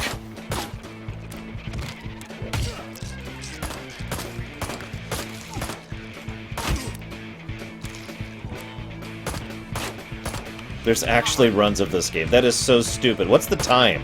Like, what's the average time on a run of this stupid, terrible, disgusting, god-awful game? I hate this game so much! Ugh! I hate you for making me play this game! I hate myself for jokingly saying, oh yeah, $4,000, I'll totally play this game. I am never opening my mouth again on my stream. Oh yeah, if you donate blah blah blah money, I'll totally do blah blah. Yeah, I'm never saying that again. You have broken me, good sirs and ma'ams.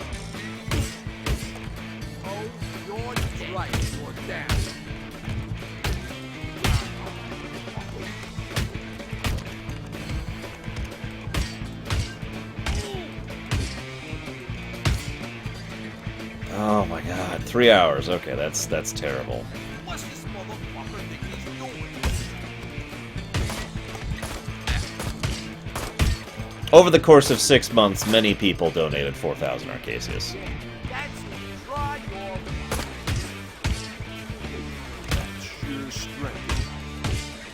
luck. That's true, Ruximus. StarCraft's Lorerun was kind of like that too. Why do you think I'm playing this, Shiryu? For fun? I mean, granted, I'm actually having fun with you guys, but still.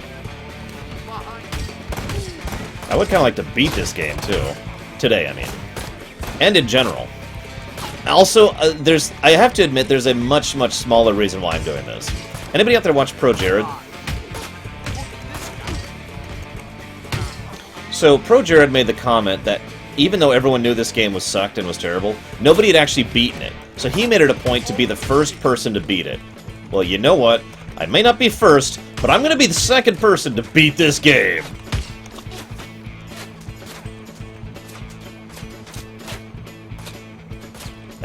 What?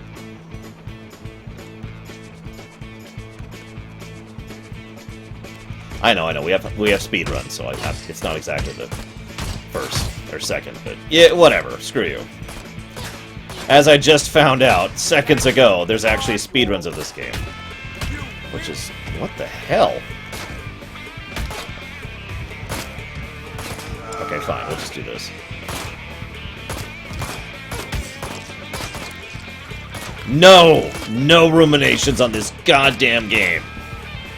The only rumination I would do on this game would be 5 seconds long. And it would just be me spitting.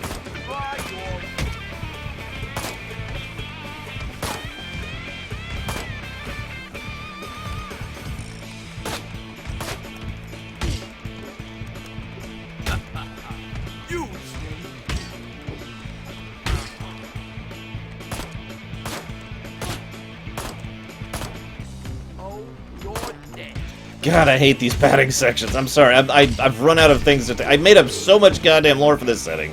And I've actually run out because of how long these padding sections are. Oh my god, we're not even up to, like, the next boss, or the next boss, or the next boss. Ugh. And everyone has a billion HP and blocks. Like, you notice I'm actually doing the quicker strategy than just kicking here, just because I'm trying to speed it up at this point. Even though I've nearly died a couple of times trying to do the quicker strategy, because, oh my god, let's just go! Ugh. Don't worry, we'll talk about our sister, and we'll talk about a couple of other things. There's some other aspects of this that tie into the future. I know you're in here. This place is like a party. And I always know when there's bourbon. It's instant. No one uninvited ever made it this far. You're the first. Congratulations. So to what do I owe this pleasure, Conway? I'm here to wipe my ass with the devil's hand. I'm taking you all down for what you did. Ah, yes. Back from the grave to take revenge, huh? Sounds like a classic, all right. And I do so enjoy classics.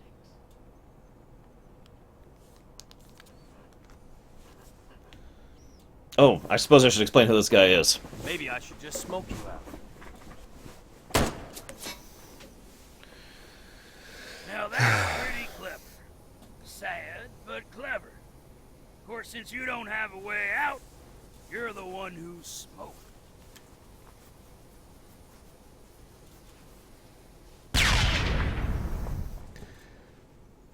Cool guys don't look at explosions, guys.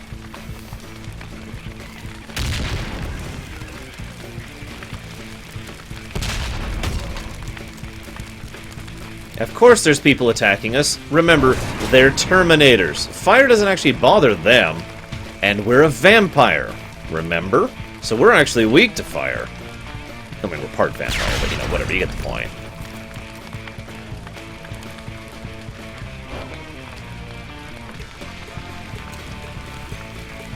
Ah! There we go.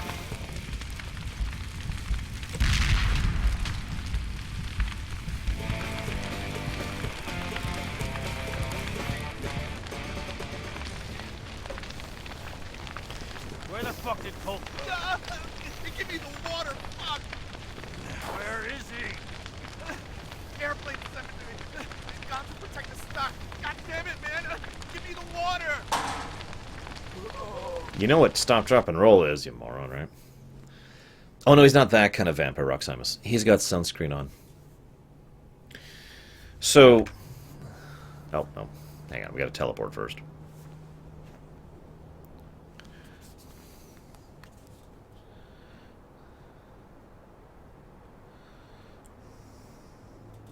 Holy shit. Pretty, What? ain't it? God damn you, Conway. You some kind of roach? Why can't you just die already?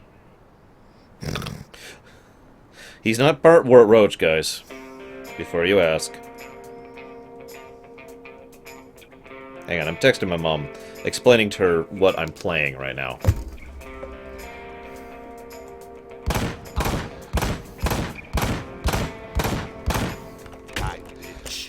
Really? Okay. Well, I was gonna shoot you to death, but I guess I'll beat you to death instead. Jeez. Anyways, so let's explain, who this guy is, Colt. Oh, let me answer Griffin's question first really quick. So Griffin asks, you know... Looks like getting in. Hey, what's the actual story of this game? So let's put aside my lore for a second. My completely made up, stupid, ridiculous lore of the game, okay? The actual story of the game is... I'm just going to spoil the crap out of it for you here. You ready? So once upon a time, there was this gang called the Devil's Hand, and this other gang called Retribution. Devil's Hand decided to wipe out Retribution because they didn't actually like Retribution that much, because, you know, eat gangs and all that fun stuff. And, there's this big plot twist that they've been kind of leading towards about, you know, why is it? Why did you do it? Why did you kill all these people? And the answer is because they don't like Retribution that much. That's the plot twist. So the main character, having had his brother killed, decides to go and kill all the Devil's Hand instead. That's the plot. That's it. There's nothing else. There is nothing else. Just trust me on this, okay? I told you they're Terminators, guys. You didn't believe me. My lore makes so much more sense than the story in this game, I'm just saying. I put actual thought into it. So let's talk about who Colt is. Now, Colt's actually fairly mundane based on all the other guys. So, most of these people are, you know, just various forms of some other character, or political refugees, or residents of the Smurf War, or God knows what else, right? There's lots of other different explanations, like that guy who invented the local drugs made out of toadstools and orcs. No, the antagonist here is some guy. I don't even remember his name right now. He's just some guy. He's the leader of the enemy gang. That's it. The end. Anywho, so, where the hell was I? Right, Colt. So, Colt... Sorry, getting a little distracted here. So, Colt's actually a funny situation here. Hang on. My mother is still texting me for some reason.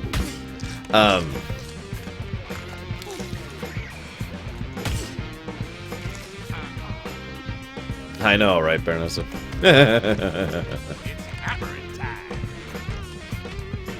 So... Oh my god. No, Mom. I'm trying to kill biker gangers. Come on. Don't you understand how important this is, Mom? Get in the way of progress here. That one. Sorry. I don't know if I'd go with that far, Griffin. My story is absolutely terrible. It just has thought put into it.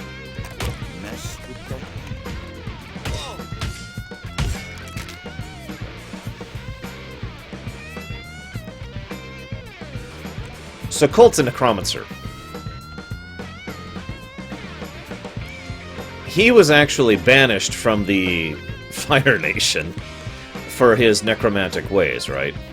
Thing is, he's not the kind of necromancer you're probably picturing in your head when you hear that term. He was actually interested in trying to elongate and prolong the life of other people. In fact, he used to live someplace else under a different name.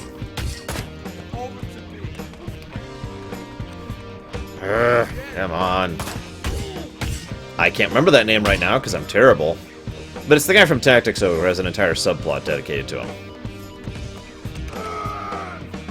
So after all of that guy's experiments in sacrificing his own family members and wife and child in order to try and learn how to elongate life, he was killed, but as he is dying, he says, "I will meet you on the other side."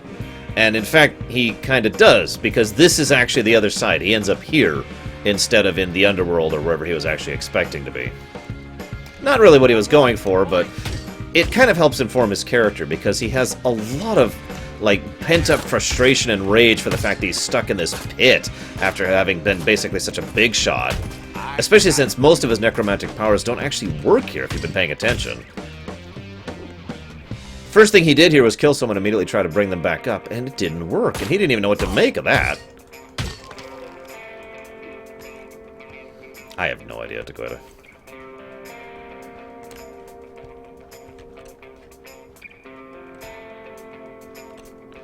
Oh god, the camera wobble.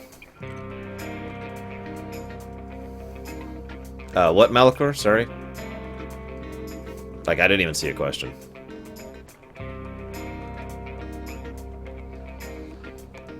You mean a movie that people won't shut up about how great it is when it's actually not? Yeah, you heard me! No, I'm kidding. Citizen Kane's fine. It's just not what I would call the best movie ever made. Hi, Saldir. Welcome to hell.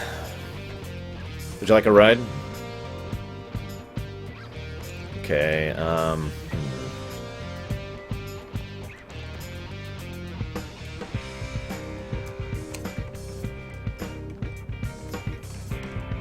Oh, trust me, it does actually get worse than this. Hi, Dragon Cat.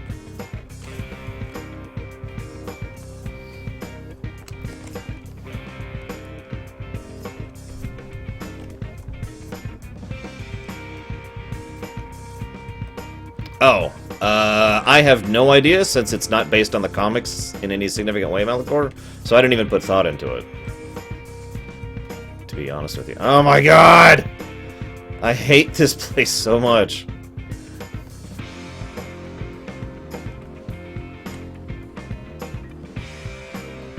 Okay, we're around the chest-high wall. Remember, he can't jump. He's afraid of falling into the sky.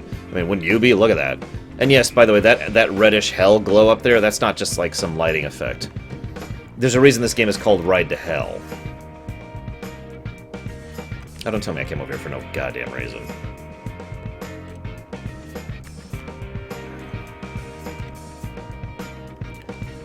I have no idea how to get over there.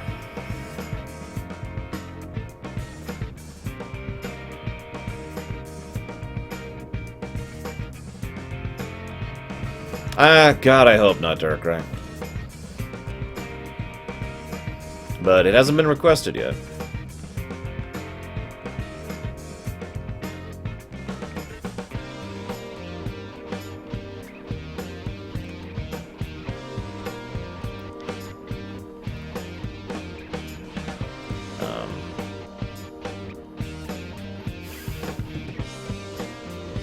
Okay.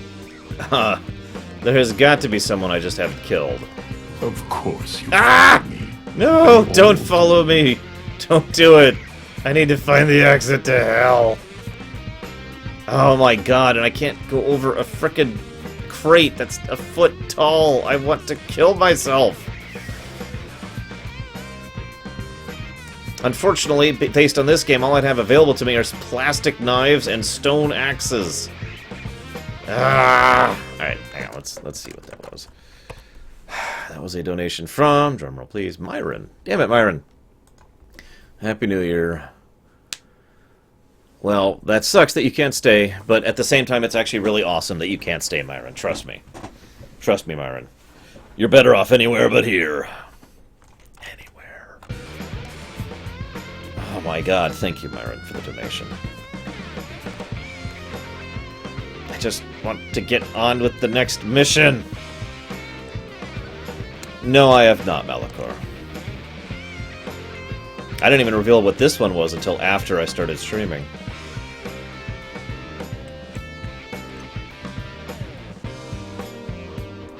I legitimately don't know.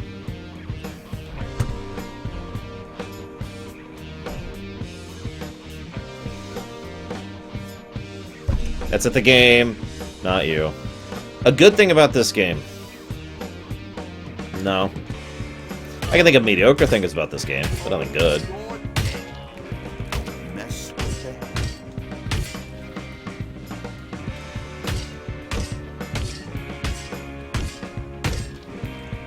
No, Dakota.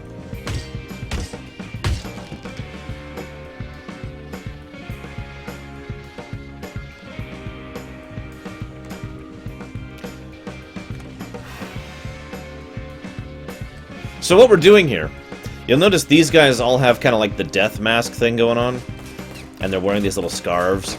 That's actually not just for decorative purposes. That marks them as undead. So I mentioned how Colt's undead powers weren't working. Well, anybody who's played World of Warcraft knows that there's multiple types of undead. So these aren't traditional undead, like we had, you know, just a reanimated body that's still going kind of a situation. What these are alchemical combinations. So what happened is they crossbred the orcs with the toadstool. Ah, crap, I'm stuck again. This happens sometimes. He's just gonna be here for a minute. I can't move. There we go. Okay. So these have been crossbred with orcs and toads, in order to try and create wrong button. The perfect combination of basically these are golems is actually really what these are. These are type 1 undead. These are bodies that have been animated as if they were golems. That's really all there is. There's no complexity here. Do you mind?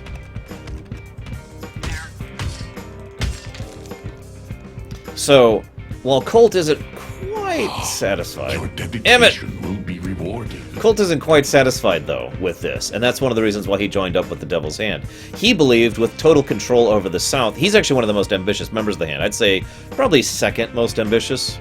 The most ambitious, of course, is, I think, the next boss, but even if it is the next boss, I'll point him out when we get there.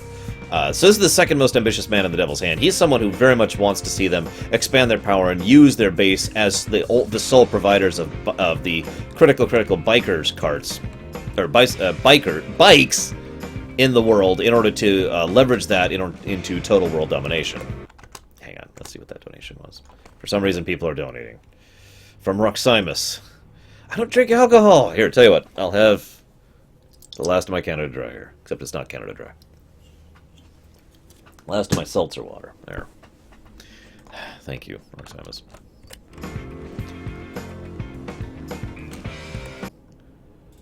I just realized something sad. I have less money in-game than was donated over the course of 6 months to make me play this game at all.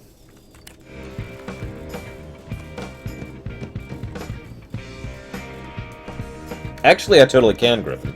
Some people haven't actually fully come to realize... So most of the people in setting don't know where the bikes come from. They just think they spring out of the ground. Now, I mentioned a couple of things regarding where the bikes come from and how not, but... The Star Scourge, this is the big plot twist of the game. I'm going to go ahead and kind of spoil this for you in advance. The big plot twist of the game is the fact that the Star Scourge are actually responsible for the creation of the bikes directly. Because as the Star Scourge consume the people's bodies, they kind of drag them into the ground. You've actually noticed that in some cases the terrain bleeds, it's not just bloodstains left over. Well, one of the biggest reasons for that is because the ground itself is oozing up some of the... it's basically waste material that the ground isn't using in order to produce more bikes. Now, of course, the rest of the bodies that are consumed are also being turned into these horrible abomination things. Where the hell? I hate this mission and everything about it. I just need to start approaching, like, oh god, that's starting to legitimately make me feel sick. I need to stop running. We're gonna go slower because it's making me sick to go fast. That's a weird sentence. The bikes were people, Schmidov. Soylent bikes, you might say.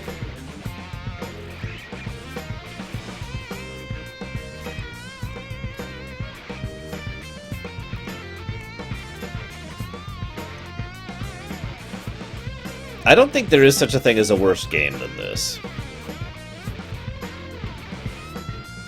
Explain the floating rifle?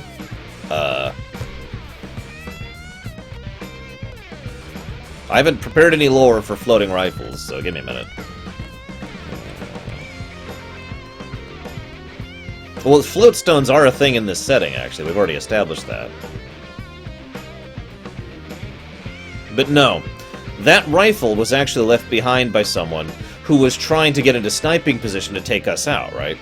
And so he was like, alright, I got this. Whenever he comes through here, I'm gonna shoot him. But the problem was, he let himself get caught unawares. So the, I don't know, Griffin. So, there was a guy here once who actually had this gun, which has floatstone on it, of course. All guns do. Knives do, too. And, bikes are actually made of floatstone. And so that's where the repulsor rift comes from.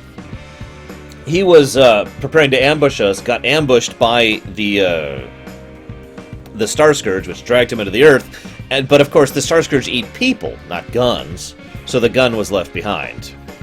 Just kind of hovering there, waiting. I don't know where to go. I don't know if you've noticed, Lurker, I've been kind of running up against all the large doors in the area.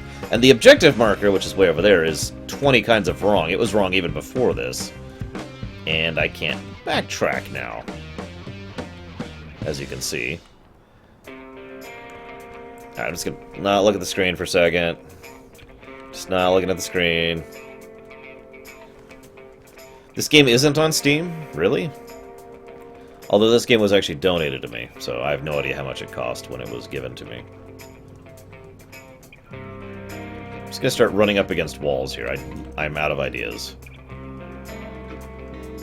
But yeah, I am playing this on Steam right now.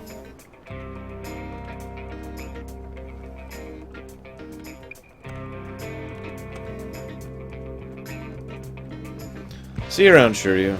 Have a good day. Happy New Year's Eve. See, this looks a lot like an area I should be able to go through, but...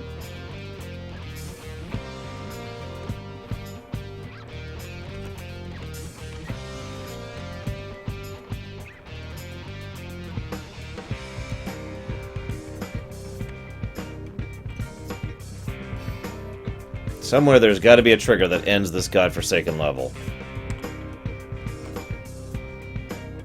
Oh, there it is. I hate this game with a fiery passion of 1,000 suns.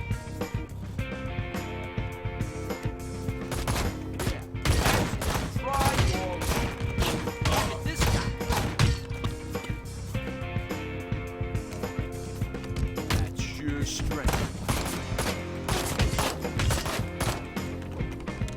I like how they can block an axe. Something about that just amuses me.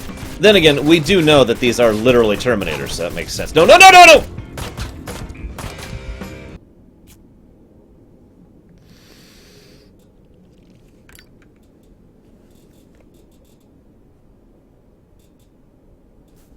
Please have me be at the door I just opened. Oh, thank God! I was about to kill everyone in the world.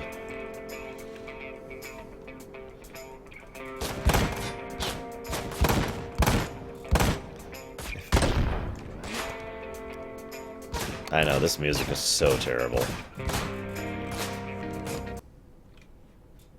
I wonder.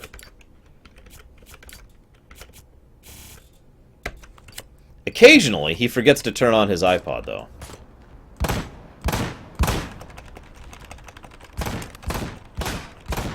You gonna do what I tell you to, game? There you go.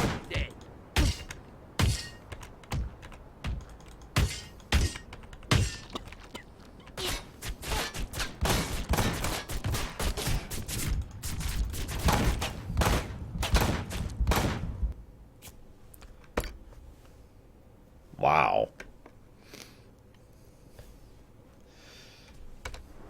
Okay.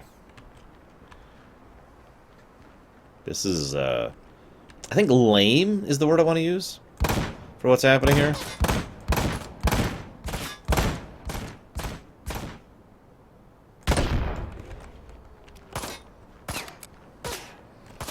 They've killed a 3-year-old twice, actually, if you think about it.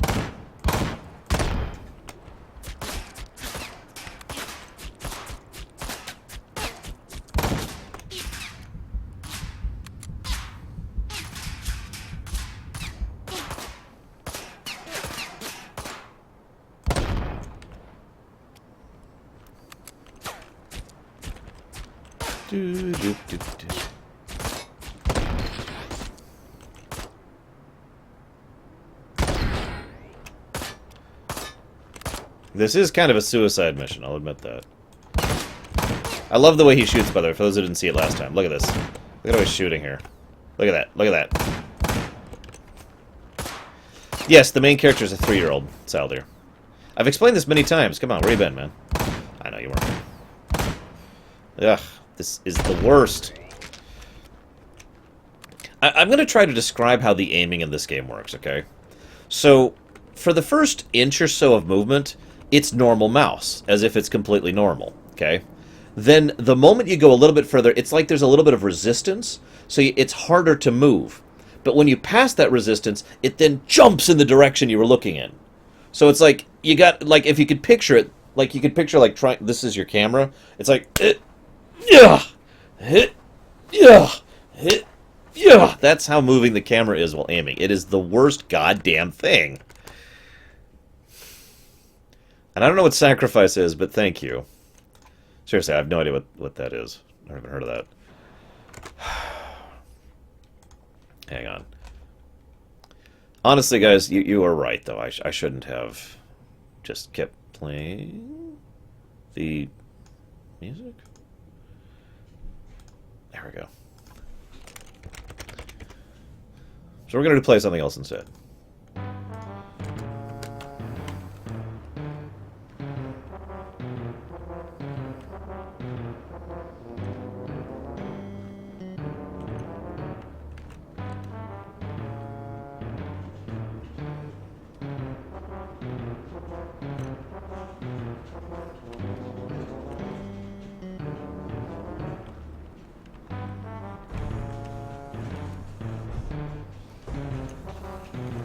We're leaving this on until we finish this damn level.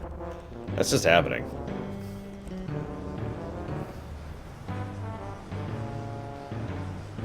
What is it, Wilson?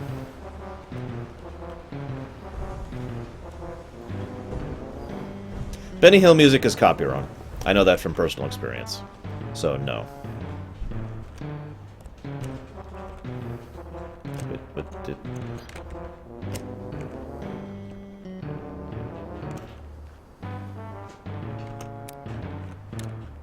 Is this level ever going to end? I don't doubt that, Darkrai. But it's still a god-awful game. You can't play Devil's Advocate on this one. Sorry, buddy. I'll accept Devil's Advocacy on many things. Not this game. It is a god-awful game. Also, speaking honestly, I'm not even sure how you can make that bad of a... hello? What the crap? Wow, okay. It legitimately wasn't acting there. Like, my inputs were not working correctly. Alright, I'll change it. I'll change it, just for you guys. Into something horrible. What's, like, the worst song I have? Screw it. No music. We'll just go with no music for a bit. Even the worst song I have is better than this goddamn game.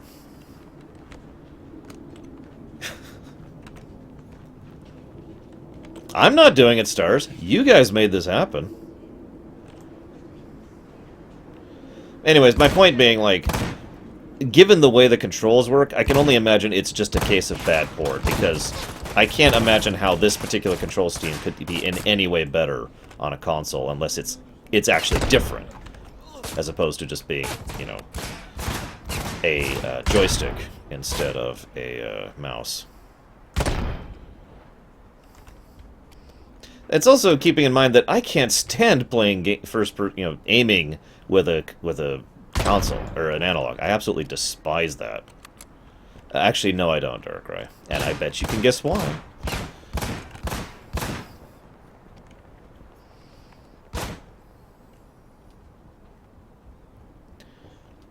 Which lore reason, Saldir? Mine or theirs? Theirs is because they're stupid.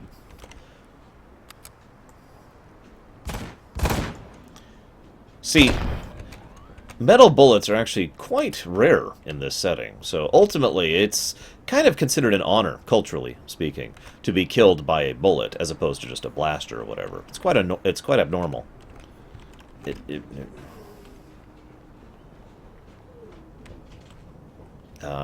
Okay.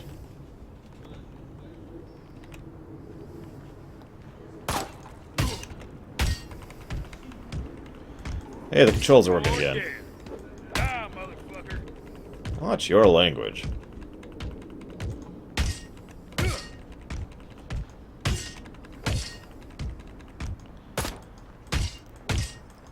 What do you mean, Gracia? Like, I mean, I kind of talked about it there, so, yeah, I don't... If you want to talk about it, go for it. I mean, why not? Yeah,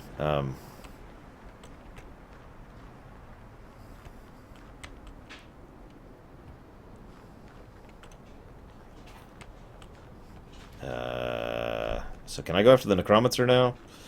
Because it's kind of what I want to do. I don't even have a quest marker at the moment. All enemies in the area are dead.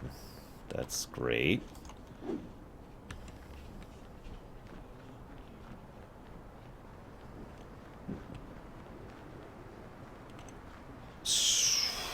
Okay.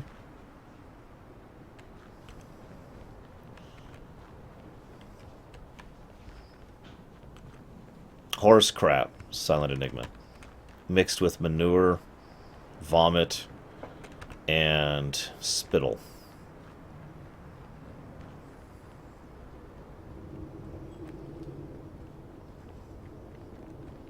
Oh, that's right. I was thinking of Wynn. There you go. It's Wynn's dream, then. We'll just change the name, and it's the exact same thing otherwise. Ah! Of course. I should have known. Gotta backtrack. All the enemies in the area are dead, after all.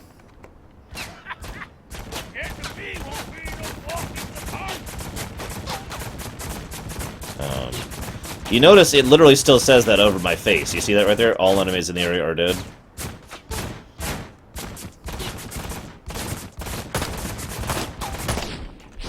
That was 3 shots in the face, and I didn't miss with those ones.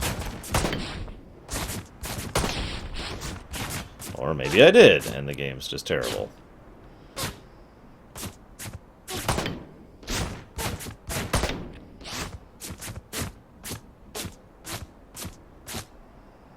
Then it's some other being, Grisha. Honestly, my theory doesn't change at all, depending on who the creature is. I mean, the only thing that changes is whether or not you add in FF13 and FF Type 0. If we remove both of those, my theory doesn't actually change in the slightest bit. The game is so goddamn inconsistent in a consistent manner. It's a frickin' dream. Or it's badly written. Those are the only 2 options as far as I'm concerned. And I don't think it's badly written.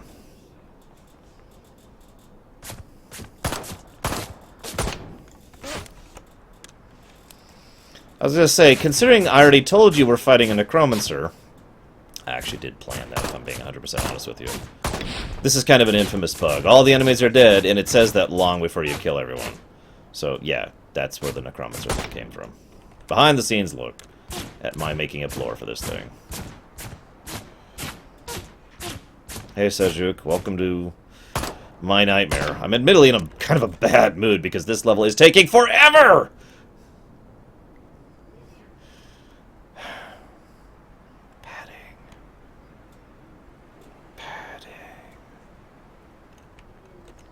You realize I'm literally honor-bound to beat this game today, right, guys? And if I don't beat it today, we're going to bump off Lore Week tomorrow for this. That's just how much you wanted this, guys.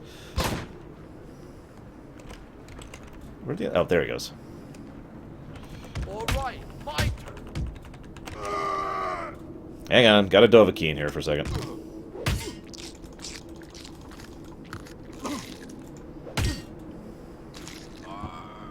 All the enemies in the area are dead. In case you forgot it. The game's going to constantly remind you that these are undead. Alright, let's turn the sound back on. The lack of music is making it worse. Even though it's terrible, terrible, terrible, terrible music. Oh god, it's the same goddamn song. Oh, god, kill me. Kill me. Kill me. All enemies in the area are dead. Including my soul. How much more of this level do I have to go through?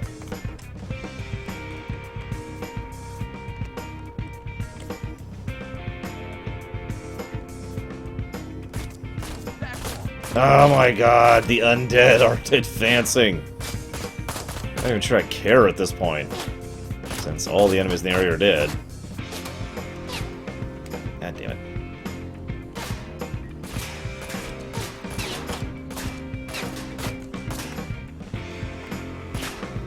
I know it does, Lurker.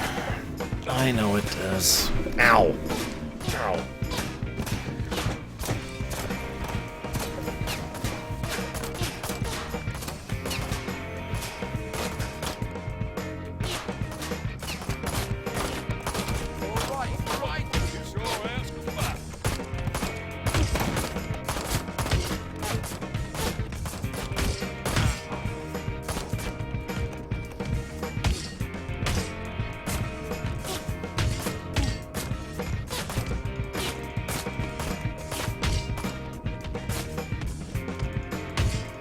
You know what I love? Every enemy in this game. So these are actually, what we're fighting right now, is legitimately undead Terminators. That's not a joke. I mean, it is a joke, but, you know, based on my own lore. That's what we're fighting right now, is undead Terminators.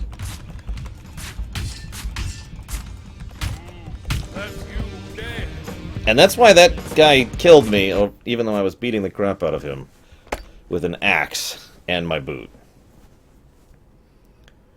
Well, I have no lore to talk about for the endless section here. I was going to talk about the necromancy thing and how they're undead, but I kind of already have. I've run out of lore. I have no more lore for this section. This is Tor all over again.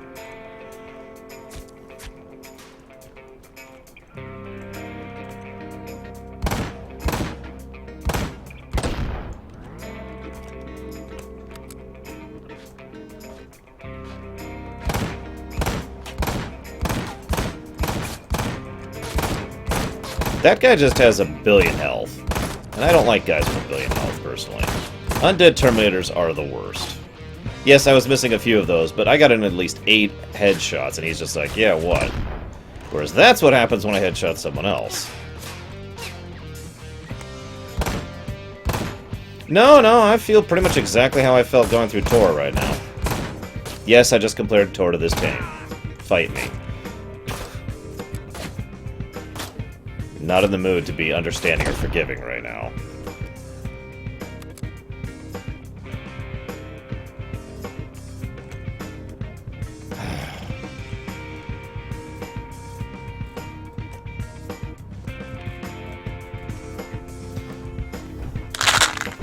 I need some... I'll leave, though, I'll tell you what.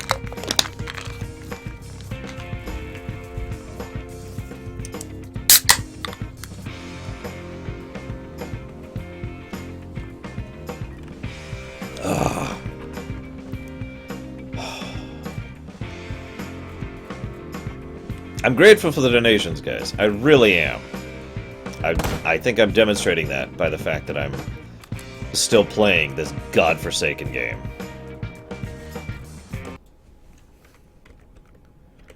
God,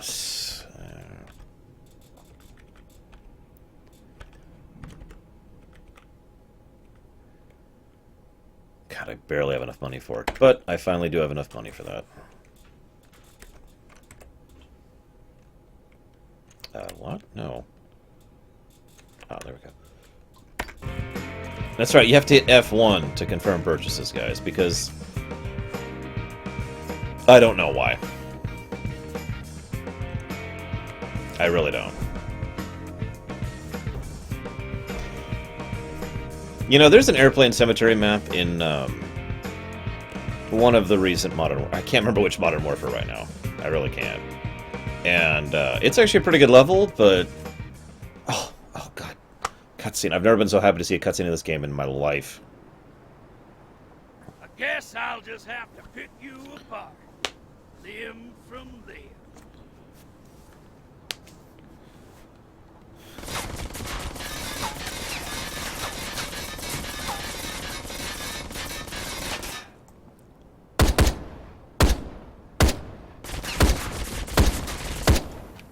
So in case you ever wondered how he gets all his subjects... Oh yes, by the way, obviously he has floatstone on his necklace. Everyone has floatstones on their necklace, actually. It's actually a fairly common thing. It usually indicates the kind of... It's like, so you know how in some cultures you have to earn your name, or in some cultures you have to earn, you know, your place in society, your first gun, you know, that kind of a thing, right? Well, in this, it's floatstone necklaces. That's pretty much the thing that proves that you're a man now, is when you have a floatstone necklace. Oh god, it's a 1,000,000 HP guy again.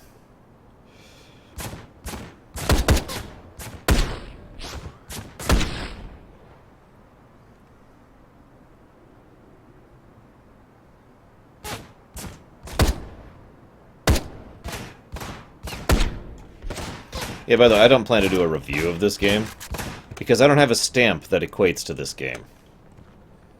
I give this the stamp of Tor. Alright, I'll stop. I don't want to be that mean. There's some good parts to Tor, even I'll admit that. Damn right. How do you think they get airplanes to work, by the way?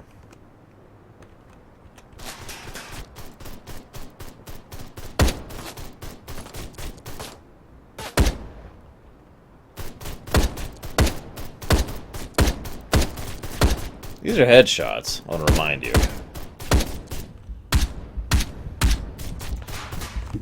Jesus Christ! The blank stamp. Oh my god! Do I at least have my gun? Yeah, I do, okay. The stamp of...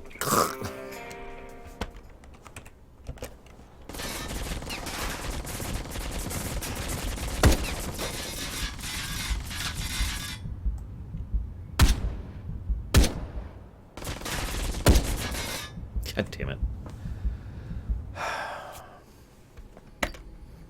That's what I'm saying, Lucky Gorilla. It takes some real effort to get those.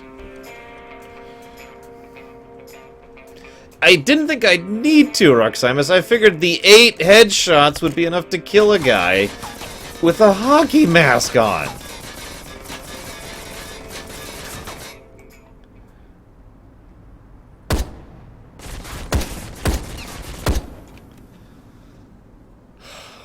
Yes, there are skippable... You know what? You're right. That's the first good thing I can say about this game. It has skippable cutscenes. There you go. We've come up with a positive. We did it, guys. We did it.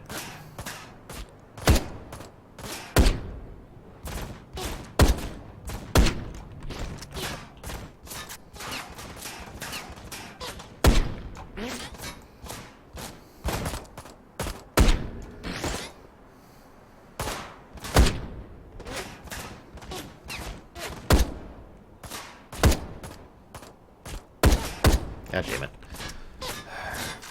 Apparently, Django.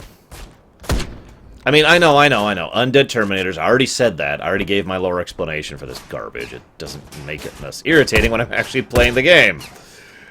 Ah.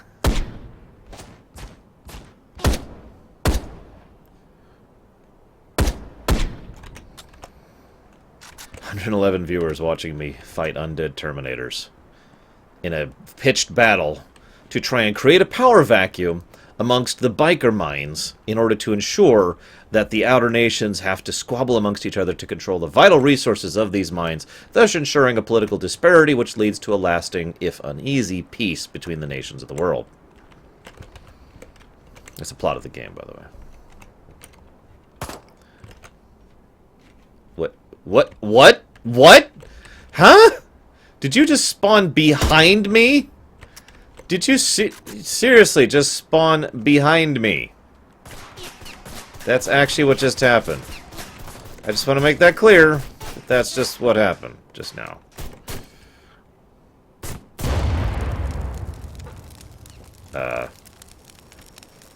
Okay.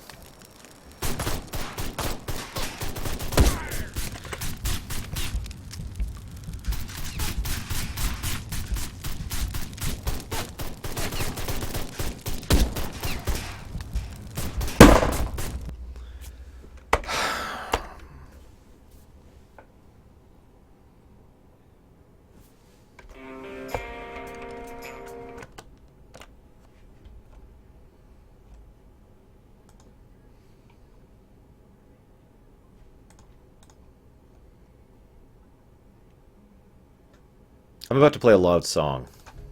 This is your only warning.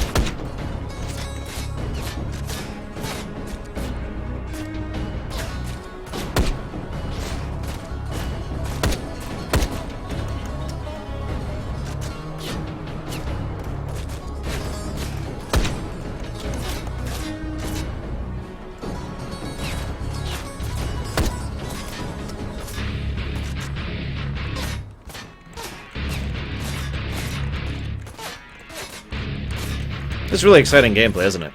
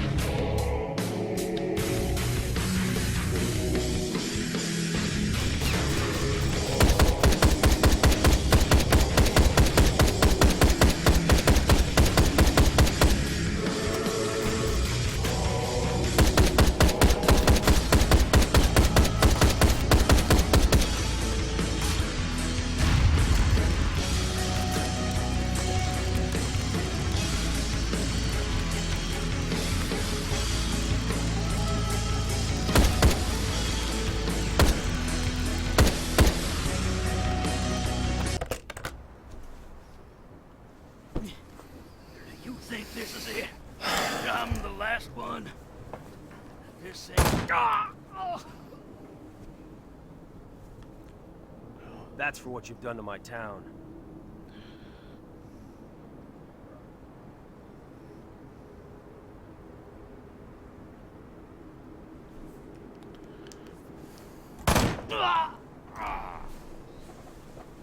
That's for trying to kill me.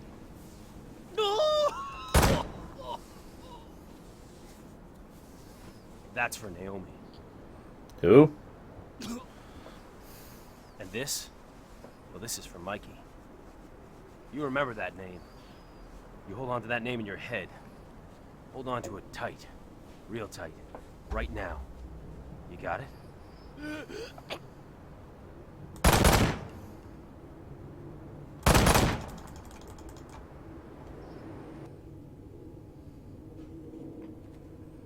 He had to shoot him a lot of times, obviously. He was a necromancer. He could have brought himself back up if he left, you know, too much of himself. Mikey was his future self, basically. Is his future self. I think that's a better way to put that.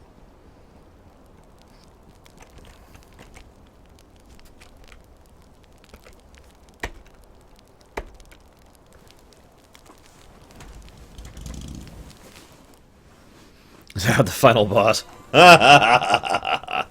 Oh, such naivete. I can explain.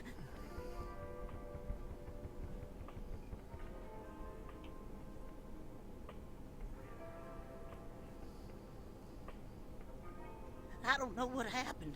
You know, it's like Meat Hook fucked up, man. It was crazy, you know? And I tried to help. 666? Seems like lately we've heard a lot of bad news. Nothing but bad news. You with me? I don't like coming here. It's beneath me, and I think you know that. Yes, sir. I do, sir. I do. Now, this guy killed Anvil. I know because I saw him do it. The greenhouse burnt to the ground along with Cole and the business we had tied up with him. And then I hear about Meat Hook. So, now you tell me what you know. It's the Conway boy. Jake, the one we were supposed to kill, and we bled him good.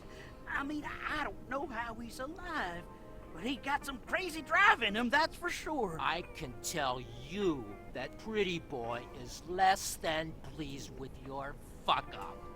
Worse though, can you imagine if the boss found out he's alive? No. What am I supposed to do?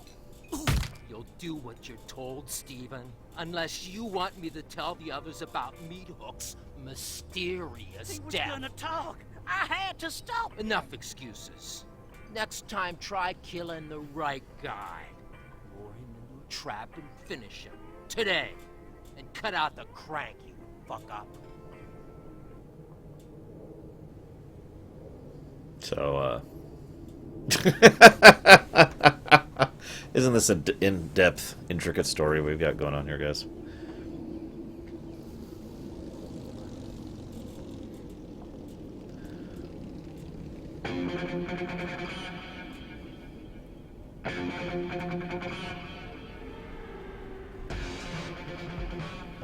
Oh, hey, it's the same model of Cyborg there. There's a lot of that model around. saw you fighting Blackfeet. Yeah, but, you know, I noticed you kind of cheated, didn't you?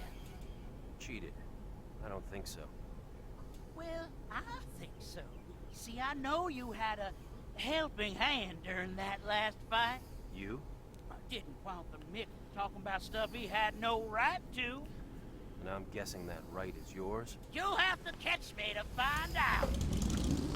I can tell, Myron.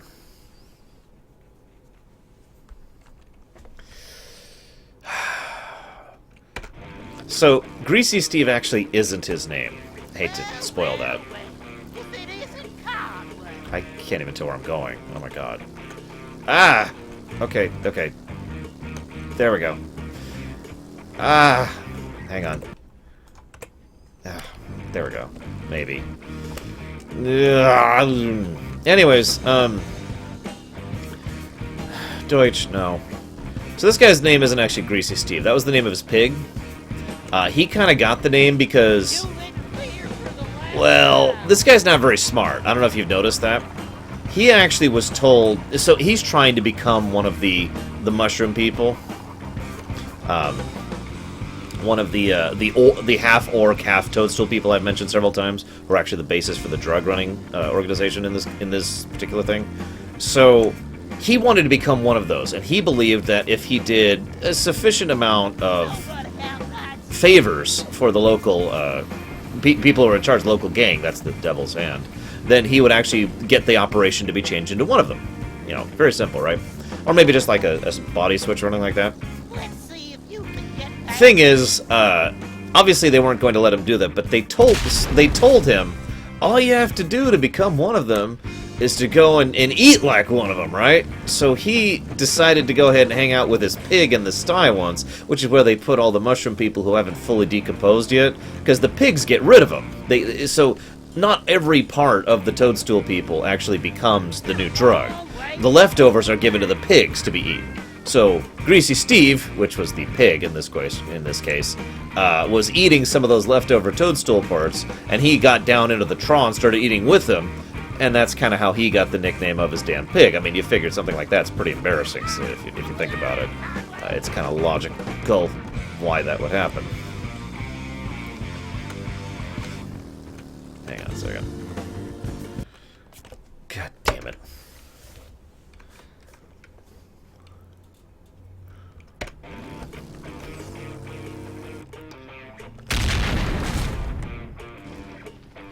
The pigs don't really know. Consequently, the pigs don't turn into anything. Obviously, there's no real detriments or consequences of eating the toadstool people. In fact, they're not even drugs, as I mentioned before. They have no effect on you. So, you know, it's all kind of a lie to begin with. Anyways, so this guy has never stopped eating the toadstool people and taking the drugs as a result of his desire to become one with them. Oh, God damn it, wrong button, wrong button.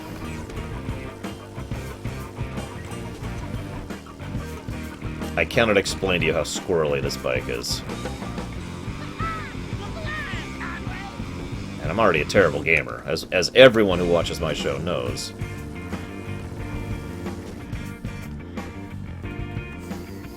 Oh, he ate the pig.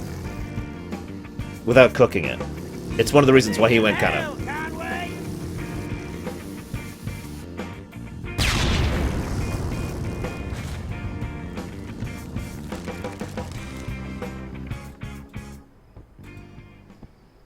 It's okay, remember, he's part oil. That kind of a slide doesn't do anything to him.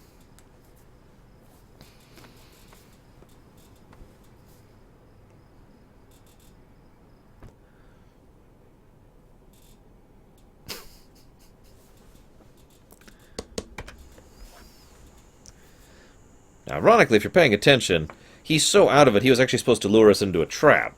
And he kind of failed at that. Ew. You're the reason I got stood up. Wait, what? By that guy? Fine taste you have in men there. You know where I can find him? Hey, girls gotta get around somehow. I guess you'll have to do. I'm late seeing a band because of that asshole. You take me there? I'll tell you where to find it. Whatever you say, sugar. And yes, this is now the third person who was exactly like the original model we mentioned. Remember, they're all cyborgs. They're all cybernetic. So it's kind of logical that they would share models. They didn't custom make every single one. Not everyone can afford a custom android body. Yes, that's another Ewok. No, this one's a different one, Luxia. This is my favorite song. You can tell because of the voice. Let me guess. You're looking for a broken job. No, Souls, actually, McAngerstein. Now it's my turn.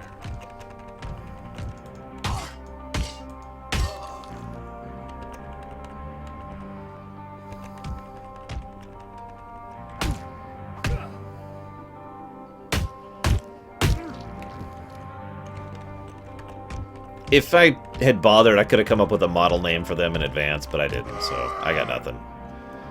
No, they're cyborgs, Kay. There's a difference.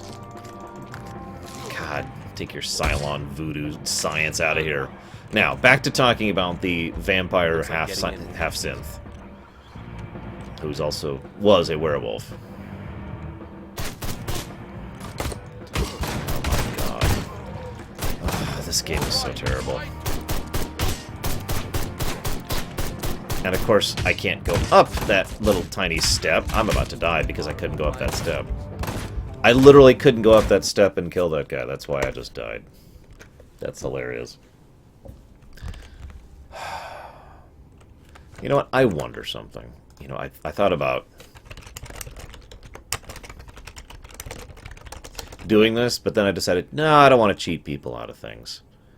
But I'm thinking I'm going to cheat you people out of things. Oh, hey, what do you know? There is one.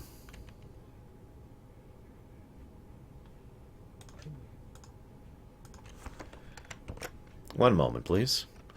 So who here would oppose to me cheating through the rest of this game? Honest question. I will go through it without cheats if you want me to suffer that much. I will. I already committed to it. That's why I didn't look up cheats in advance. Die.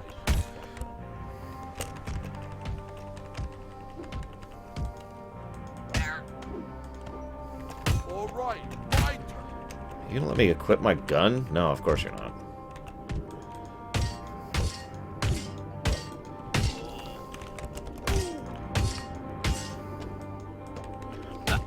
Actually, could someone do me a favor and set up a straw poll for that? That would be awesome, so I could get an actual number of what people want me to do here. I don't care, Saldir. I wouldn't be playing this game at all if not for you guys. I don't mean that as like an accusatory thing, I'm just saying. I don't care, I'm not invested here. I'm only invested because it's my job and I'm trying to entertain you guys.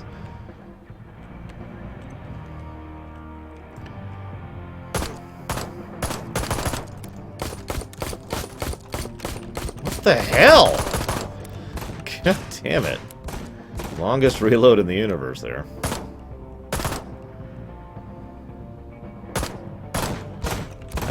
Okay. It's hammering time. If you insist. Thank you, Roximus. Gavoot! Street cred for beating this game. That's like an endurance match. That's like beating, well, any of the other terrible games. Most of which I haven't. I mean, I've beaten Quest 64. That was a pretty terrible game. If only until it runs out of bullets, okay. There's only 6 fully automatic at a time. Okay, not that way, apparently. Oh! I didn't kill someone! I didn't even see. Ah. Hey, buddy.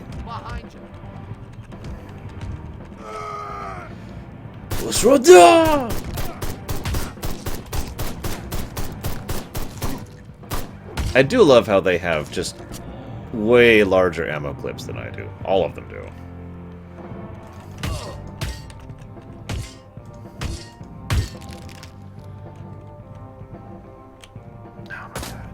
Over to me. Yes, I just went through that. So, apparently he can phase through matter, too. I didn't even know that one. I'm even learning about more of the powers this guy has as we go through this. Oh god, no, I've never beaten Two Worlds. That's a good example of a terrible game I've never beaten.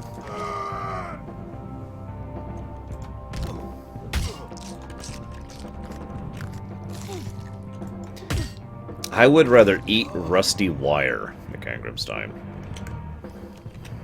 It's running. More spore people.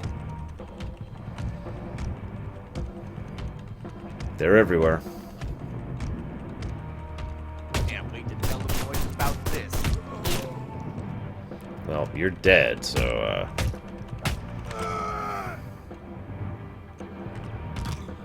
Desert Bus? No, I've never actually played it. I'm so sorry, Scottish. I've actually gotten a root canal before, Baronessa.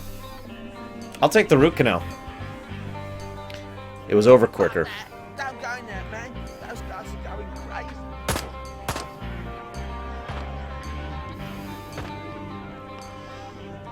It's okay, I have right now Retribution, Griffin.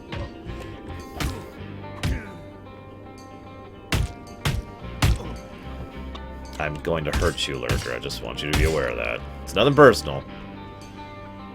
Risen, is that weird pseudo-pirate one that's terrible? Or am I thinking of another one?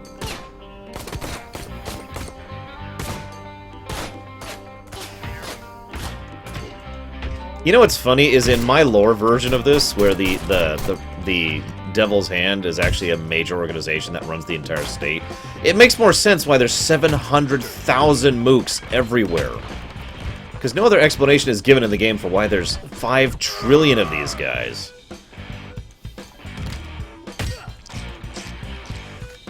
Oh, right. I'm gonna enjoy this.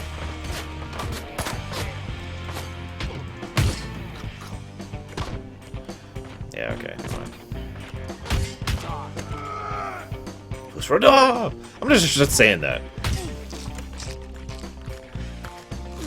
Gotta love that sound right there. Yes, Saldir, and it wore off in the airship graveyard, or the airship graveyard, the airplane graveyard. I was actually kind of having fun, especially sharing the lore I'd made up for this stupid game, right up until that frickin' graveyard, and then it just kind of slowly faded. And I don't have much else lore for the padding sections here to share, so I'm just kind of like,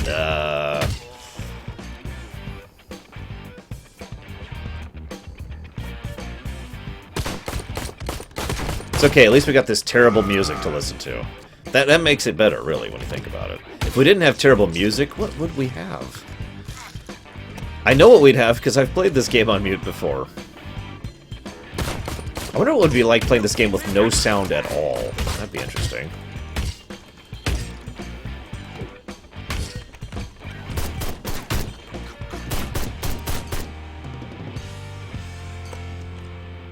There he is.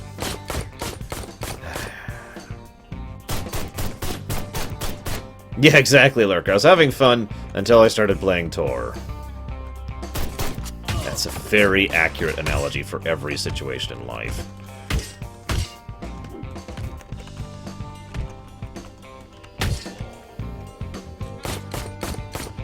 It's okay if you don't want me to cheat. I mean, I'm still going through without cheats here. It's okay. I do understand. I'm gonna enjoy this. I do have that sort of ineffable preference for non-cheating, even when there's no reason to not cheat. I do get it.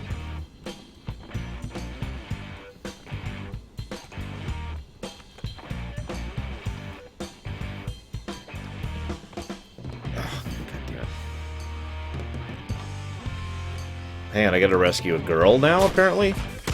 Okay, that's a lot of guys. Oh my god, that's a lot of guys.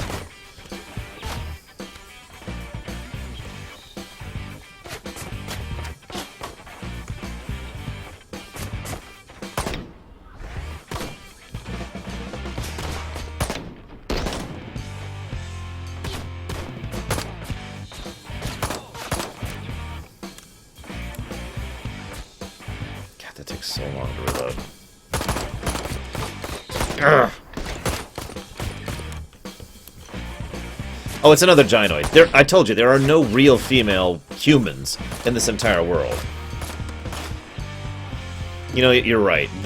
I'm gonna skip every side quest from now on, guys. I promise.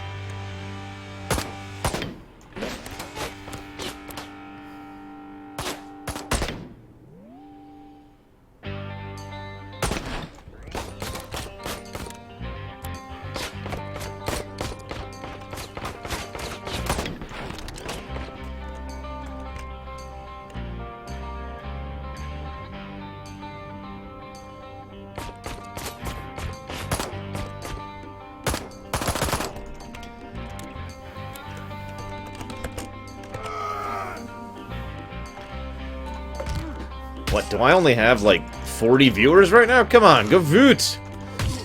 Go voot! Yeah, I'm not gonna say that, Kay. Cyborg. Hey, there's the same model from earlier. And It's gonna get ugly. another of the same models from earlier. Thank you. Jesus, I need a Pro 2? My pleasure, lady. Oh my god, they're actually numbering. There's Pro 1. They're actually numbering their models at this point. So again, all these women are completely finding him irresistible because of the energies he's putting off. It's kind of obvious. So again, even if they're fully clothed and not actually touching each other... Unfortunately, there's one little secret I haven't told you guys about the cyborgs and the way they work. They need some kind of energy source to keep functioning. So they actually eat souls.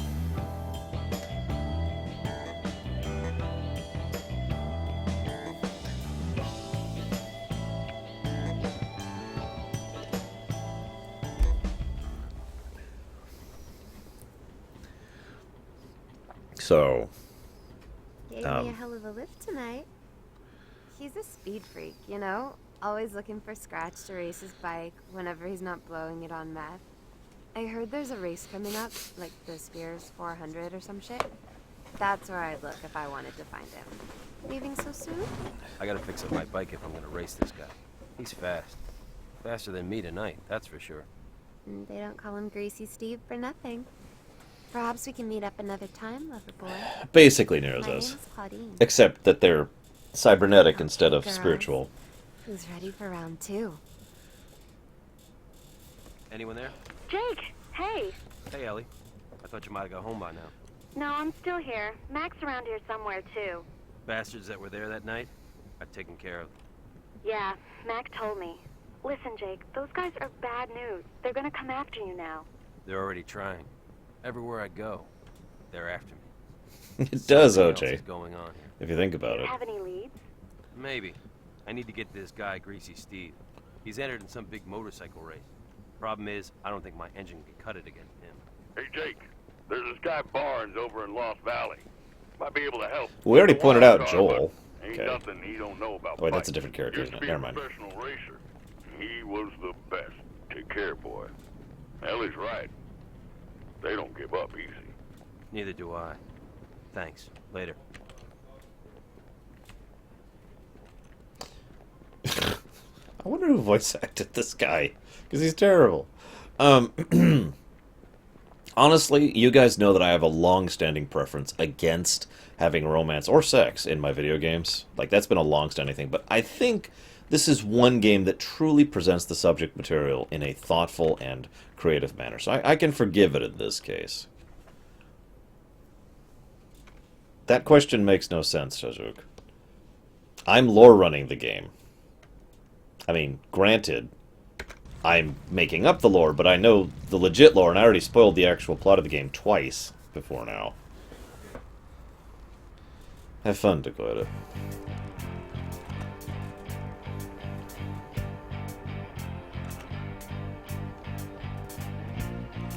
That's actually one of the forbidden games, Silent Enigma. So, no, unlikely.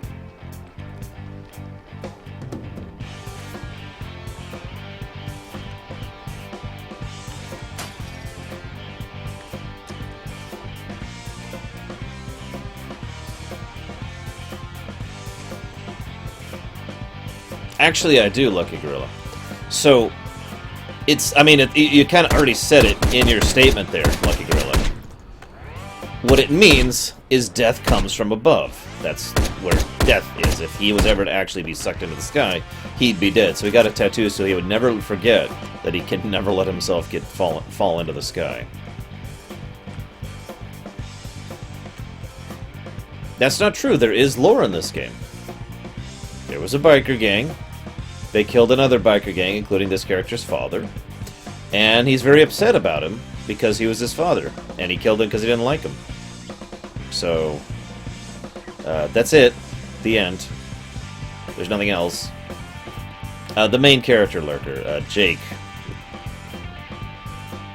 I'd actually think about that. I was going to say Johnny Mc... I'm not going to say it again.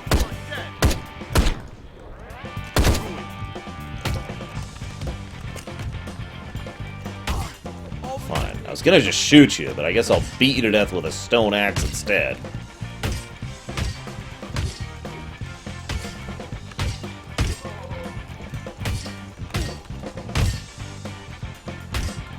I think it was. Don't think I've heard of that guy, Lurker. Hang on.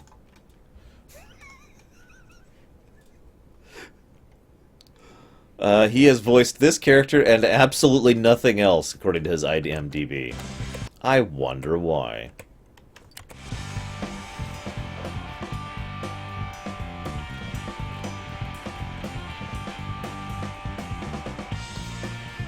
I really, really love the idea that there's literally a camera following the guy, and he's just getting sick following him. Like, oh, wait, wait! Look, it's a stone axe, Lusland. Think about it. Remember, metal is very rare in this world, and a sign of prestige and wealth. He's not going to waste axe on or metal on an axe. That's just ridiculous. That'd be like having an axe in real life made of, like... yeah, that's dead. That's like a person in real life having an axe made of solid diamond, you know? No, that's what he calls himself when he comes back from the future, Ruximus. And then dies.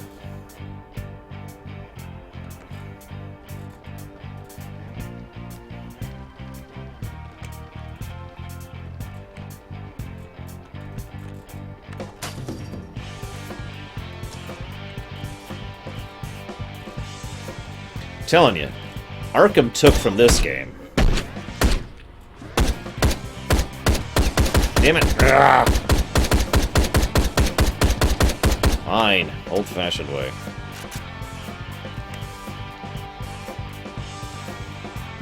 Not in the mood anymore. Is there an infinite ammo cheat? That would be nice. How's the vote going, by the way? Whoops, wrong thing. Let's see, we've got infinite health of vehicle, infinite ammo. Yep, there is an infinite ammo cheat. What do you know? We're not even, like, anywhere, Leander. Trust me, this game gets even longer than you think. This game has no right to be as long as it is.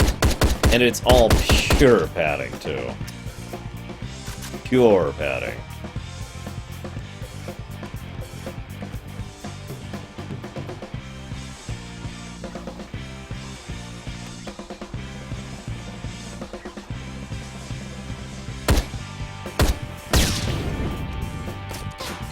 That explosion did nothing to him? Really?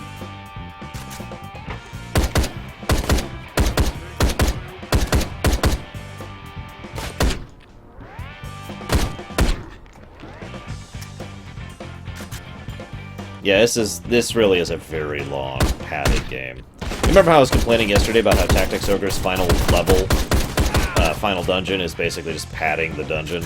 Picture that, but like it's the entire game from here on out, and that's what we're in for, guys. That's not a joke. That's what we're in for. The only difference is we'll actually have cutscenes here and there.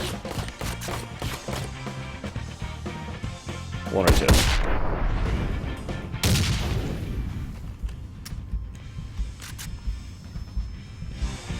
Here's a fun one. How many people know the meaning of the 1% in the game's title? Ah!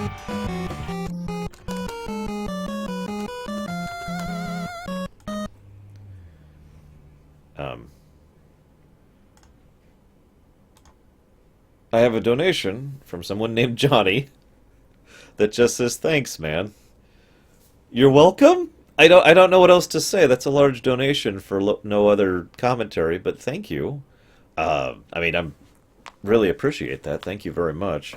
I especially need that right now with the holiday season ending and all that. But, I don't know what you're thanking me for. This is such terribleness. This probably is the worst content I've ever produced. 1% of players finish without cheating. I like that. 1% effort put in. I like that too. 1% funded right.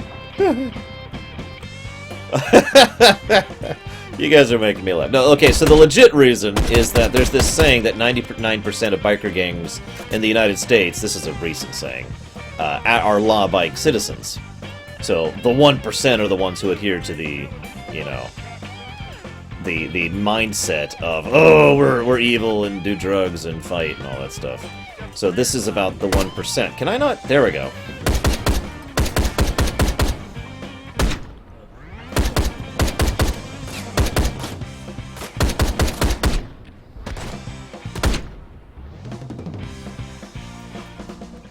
So, we're the 1%. Although, given how recently the 1% has taken to mean the whole financial situation, this game takes on a whole new meaning when you really think about it, doesn't it? Think about this in the financial context. Just think about it for a moment.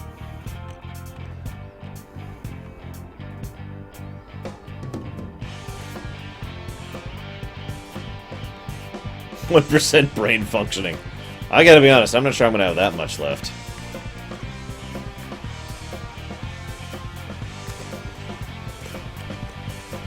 Okay, time to fight another 700,000 guys. Ready, guys?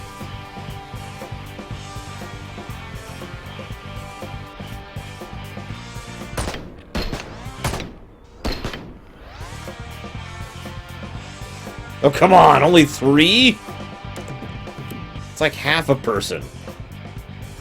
By this game's standards.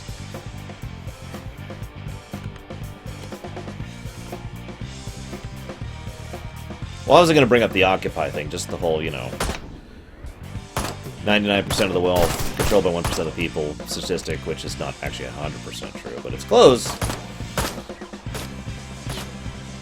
Closer than it should be, that's for sure.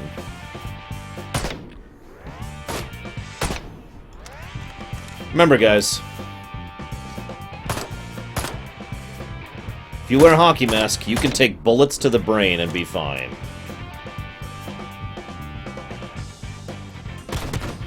Think about it, Foo. It makes sense, doesn't it? This whole game makes sense if you think about it in any way other than the way it was intended to be thought about.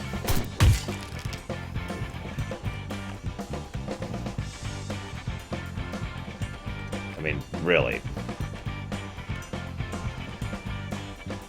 I forget, Deutsch. I know it's not the 99 thing. That's a significant exaggeration. Believe it or not, I'm going to tie in the hockey masks thing, but I'm basically going to make a pun about it. I'm just going to warn you. There's a pun incoming. Not for a while, don't worry.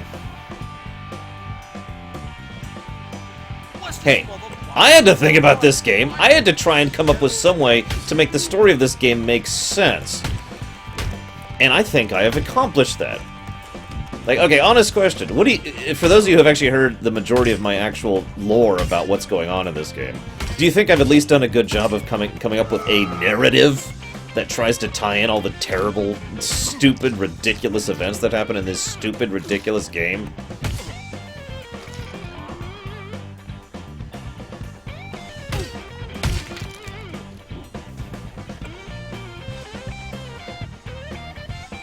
I mean, I have explained so much crap in this goddamn game.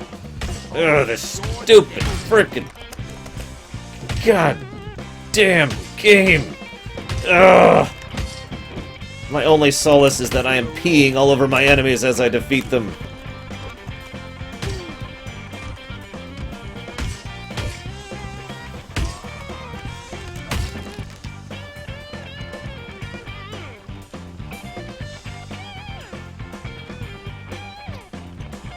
Oh no, this is definitely a story.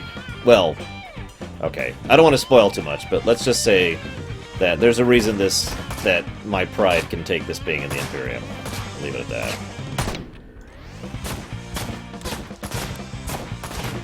Well, like I said at the very beginning, Lurker, I try to be entertaining. That's, I mean, literally my job.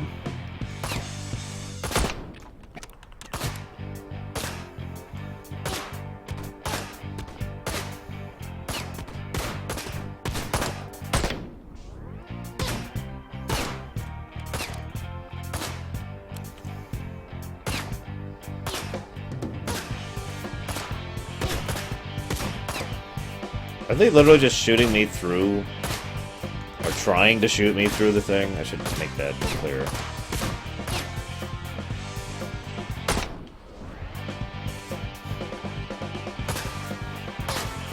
Johnny Kicker of the Clan Kicker. I should have gone with that.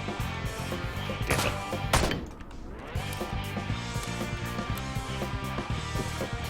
Well, have you not heard the main narrative yet? Do I need to rehash the main narrative for you guys? Because there is an overall plot to this game, after all. So, okay. Here's the overall plot, for those of you who missed it. Oh, really? So here's the overall plot. This is a planet that's unusual. This is actually what happened to the rogue planet after it was evacuated and settled and colonized after being properly discovered by Zanasma and Zagmus. The two of them tried to basically use this as a dumping grounds planet for people who otherwise didn't have a place to go or shouldn't be around the rest of society, or who needed to flee here, you know, people who wanted a place to hide. You with me? So, now what happens here is one of the individuals here is the main character, the guy we're playing right now, is actually the clone of a general, and who has some flashbacks and issues. I don't want to get into that right now, but long story short, we're playing a clone. Now, whoa, that was... oh god, it's the escort. Hang on, I gotta concentrate for this. Because they can destroy this gas station really easily, and it's crap. It's one thing if they're killing me, it's another thing if they're killing an AI. Damn it. Damn it, damn it, damn it, damn it, damn it, damn it.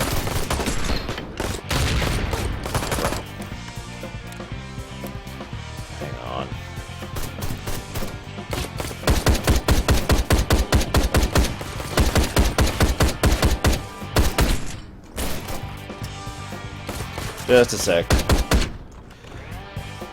I guess I could kind of concentrate while doing this. So we're playing a clone. Now, we come here to try and encourage a power vacuum on this planet, okay? So what's happening right now, I'm gonna do this full Lorerun style. You ready for this? We are here, as the main character, to create a power vacuum amongst the state of the South, which is where this game occurs, which has the biker mines, where the bikes actually come up. I'll admit that's a little bit of nonsense, but whatever. So that's the goal. This place is the only source for these materials and metals for like the entire country. So the biker gang that controls this, the Devil's Hand, has the most political power of all the 5 nations that exist within this country now, or within this continent. Excuse me. Now, these guys, we're here to kill all of them, basically. Completely wipe out... Damn it, Roxanne. To completely wipe out all of the individuals in question of the Devil's Hand. Completely gut their organization. Kill a lot of their troops and all of their upper echelons so that the Devil's Hand loses power. This will enable the other 4 nations to get into an internecine struggle where they will then try to fight it out amongst each other for control of the state, the South, in order to try and contain the biker mines, right? Now, what the plan is for the main character is to try and create a political disparity between the 4 nations so that none of them gain particular dominance and thus gain too much power in order to basically take over the entirety of the continent. Now, here's the catch.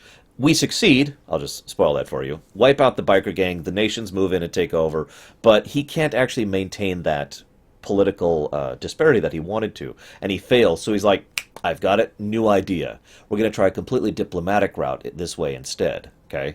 So he goes back in time as what was the one you came up with, Roxanne? I can't remember. Anyways, he comes back in time as the little brother from earlier, and tries to engage in a diplomatic relation with the Devil's Hand instead of a violent one. Basically, he gets together with the daughter of the leader of the Devil's Hand, which is Ellie, in order to, by the way, spoiler alert, in order to try and literally create a marriage where the two can unify, McTastycock, thank you, it can unify and then end the fighting. Unfortunately, time is a linear line. There's no actual altering time here. So what happens is what you saw in the game. He ends up getting, his future self ends up getting killed, but as a result of this, and that is actually what encourages his present self, the clone we're playing as right now, to go forward with his plot to go ahead and wipe out them forces. So he causes that to happen, right? But there's a second niggle to this. So after he wipes out the Devil's Hand, there's one survivor, a grizzled old man, who goes all the way back into the past several years before the game actually begins, and warns the leaders of the Devil's Hand, "Oh my God, you don't understand. The Retribution gang will be our end. They will wipe us out and kill us all." And so, freaking out, the Devil's Hand, who at the time had a peace treaty with the Retribution, decide to go ahead and fight against the Retribution biker gang and take over their share of the biker mines and kill almost all of them except for the one who happens to still carry the biker jet, which is actually the original person we are the clone of. So, by playing through this, we go back, we cause someone to go back, causing the war to start in the first place, and we also, in the future, go back to try and stop ourselves from causing this war in the first place, but in so doing, encourage the war to happen in the beginning.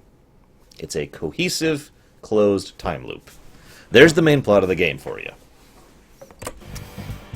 You're welcome.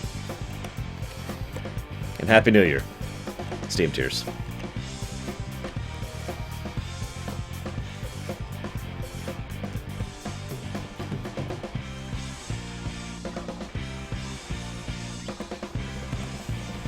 Excellent question, Mandar. Excellent question.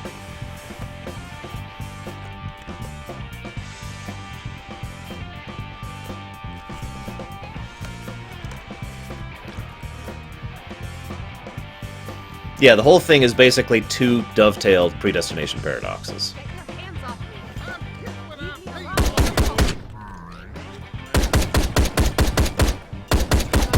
And the fat guys are Ewoks. Hairless Ewoks. That's what Ewoks looks like without hair. Cyborg, I've already explained the sex thing. Not going to go into the sex thing again. Notice they're not even having sex here. They don't really need to. I mean, they're not even, like, gesturing as if they're having sex. They're just cyborgs.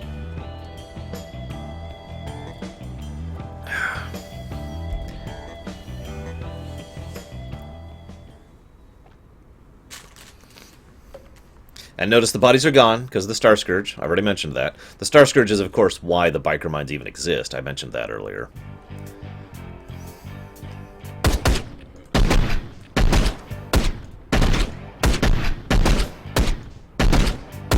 You can tell I've stopped giving a crap, can't you?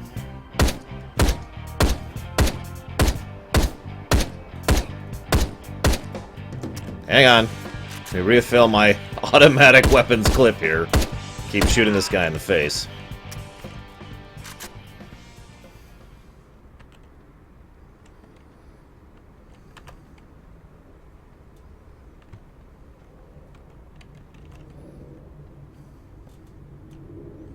No, Leslands. Nothing happened at all. Oh, hang on. Damn it.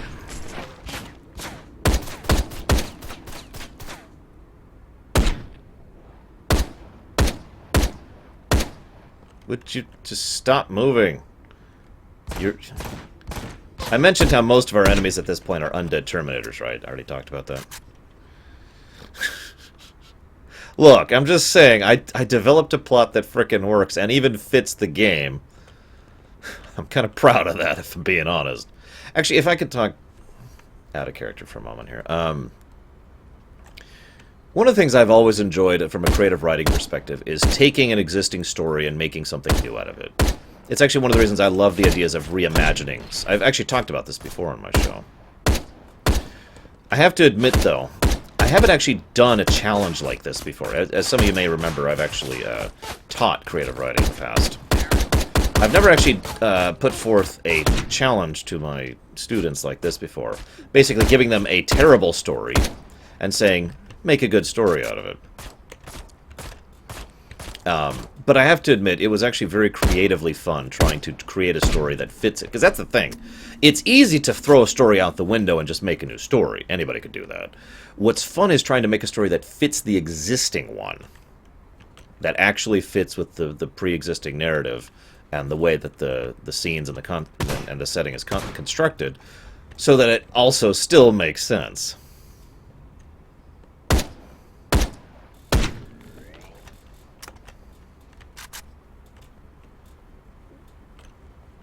So it was actually fun designing the story for this game.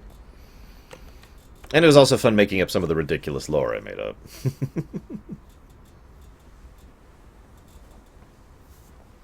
Yes, Kensington, I know it's a shock. Jesus. Think you can outsmart a Purple Heart? Easy, sir. I'm not in the devil's hand. I'm looking for a fella named Barnes. Talk! My Uncle Mac sent me. Mac Markham, from Dead End. He knows him. And why should I believe your story? Because it's the truth. Mac said Barnes has the fastest engines. And I got a race coming up. I'm Barnes. Sir, my name's Jake. You must be dumb as hell to fight past all this shit to find me. I got a score to settle with the devil's hand. We all do. So you want an engine, huh? Get your bike. Yeah, the in-game story is almost non-existent. I'll even use my shitty bike to give you a chance.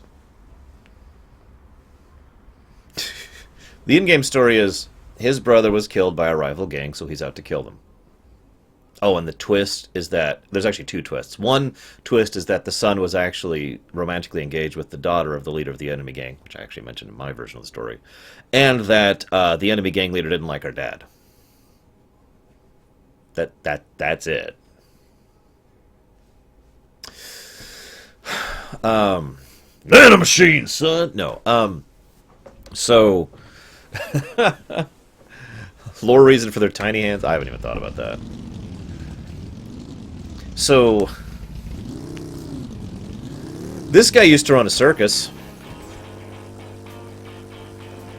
He ended up retiring here because he kept wanting to introduce more and more radical engines. It got to the point where he actually started using very unstable fuel sources in order to try and power his engines. Like, he went way overboard with it. I mean, it's one thing to use core energy to power an engine. It's a completely another thing to use, for example, Tiberium or red lyrium, which is the kind of stuff that this guy was using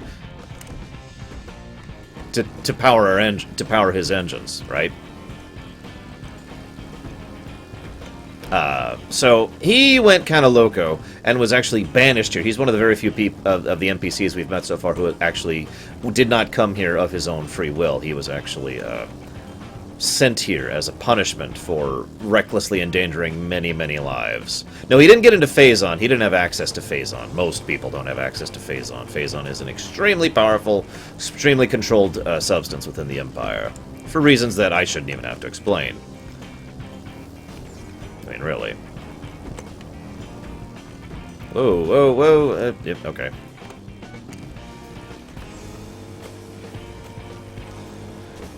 So anyways, he's here making engines again. Who wants to guess what this engine he's about to give us is made of? Assuming I win this race, which at the moment I'm actually losing, because I actually managed to land out of bounds in this goddamn game. I literally clipped out of bounds in a game that doesn't have jumping mechanics. I'm just... really?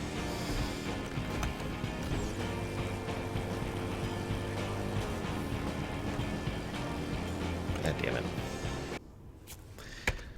Take two. Hang on, I want the next cutscene to play before I explain what his engine is. I just wanted people to guess.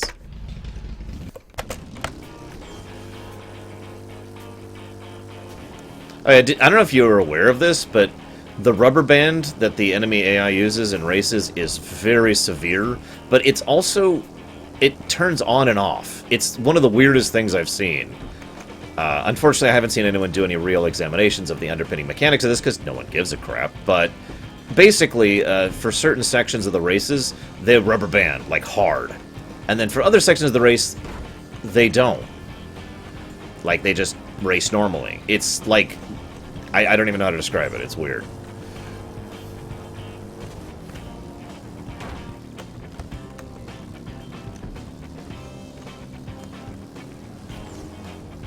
No, I already explained the exploding bikes thing. I give a big reason for that one.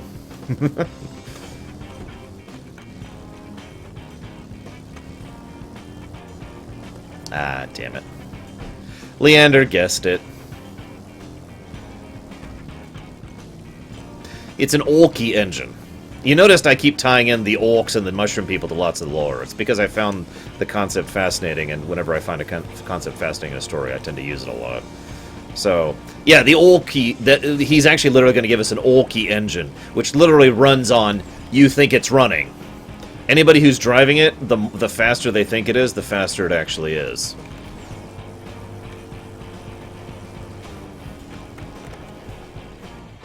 With some limits, of course. It doesn't go up to infinity. I mean, going infinity would be ridiculous for this kind of a game. I believe I won fair and square, sir. Yes, you did. First person ever. I got a real fast engine you can have for my old racer. Good race, boy. Loading. I'm so glad this is on an SSD, because the load times are actually pretty bad in this game.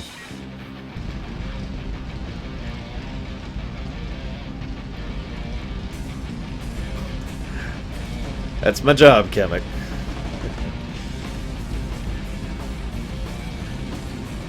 By the way, I don't know if you guys know this, leaving my narrative for a second. There actually are multiple bikes you can equip in this game. That's not a joke. That you really can. And each of them have a different ability attached to it, like this speed dash thing I keep doing. I told you, OJ, it's Orky! If you want an in-game reason, I have no freaking clue. You know, I really hate to say this, Reximus, but if Star Trek is canon, and if Threshold is canon, then by technical definition, yes, he is Tom Paris, as is everyone, at least at some point in their life, because the whole, you know, everywhere, everywhen thing. You can see the rubber banding fully on display here, by the way.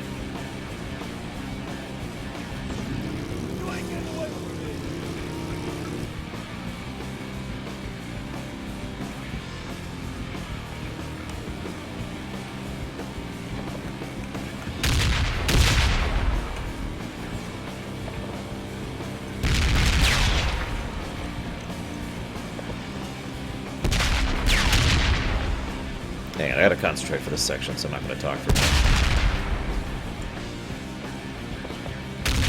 Yeah, or else that'll happen. Looks like I lived through it, though. Thank God for easy difficulty.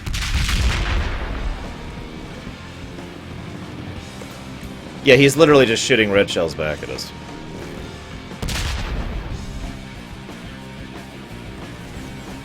You don't know the kind of guy this guy is, do you?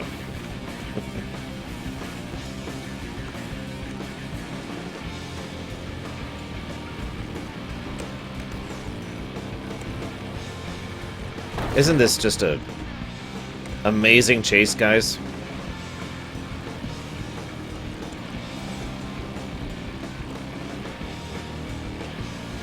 I actually agree with you, Kemek.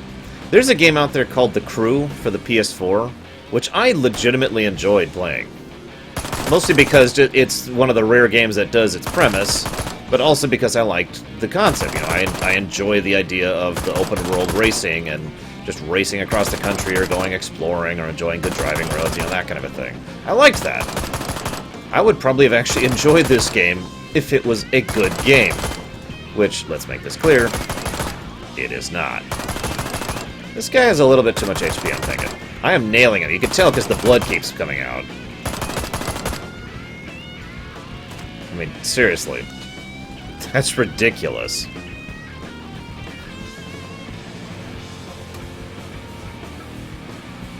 Of course, Saldir. Why wouldn't it? Probably Deutsch.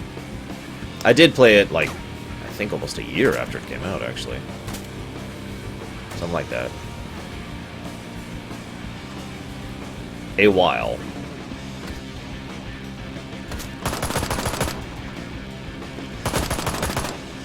Okay, see those blood splatters? That's how I know I'm freaking hitting him, and yet... Oh, I missed that round.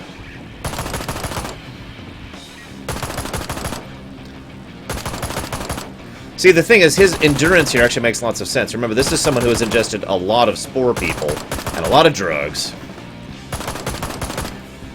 And who's probably died as a result of that. So he's undead. Like so many of the other troops has. He's not a Terminator, though. He's just undead. So he's just basically shrugging off this. That actually isn't blood. It's ketchup packets. I gotta say, I really don't appreciate what you did to Meat Hook. I had to, man. He could have put the finger on me. I think you know that's not a good idea. We're just gonna talk for a couple minutes, okay? He did, Why Lucky. did the Devil's Hand kill my brother? And why are they trying to kill me? Your names were passed down. By who? And why? It was Pretty Boy. He tells us what to do. Who's Pretty Boy? I seen him, but I ain't never talked to him. Of course, Paradox. So where is he? Pretty Boy has two right-hand men, 666 and King Dick. They'll probably Yes, find he's him. actually called that. But listen, don't you get it? He's gonna come and fuck. Hey, what are you doing? Good talk, Steve. Now let's see you slip out of this one. Remember, cool guys don't look at explosions.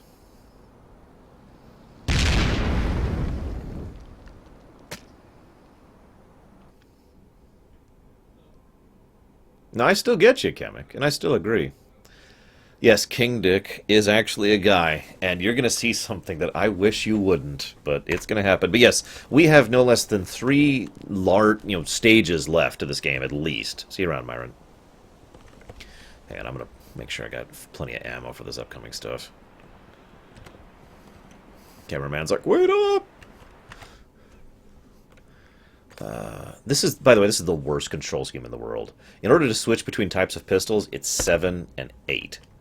Think about that for just a moment. 7 and 8. In order to buy something, you don't hit enter. You hit enter and then F1 and then enter again. Oh, yes, Reximus. Yes. Okay, so, I'm trying to remember. No, is that it? No, that's not it. No.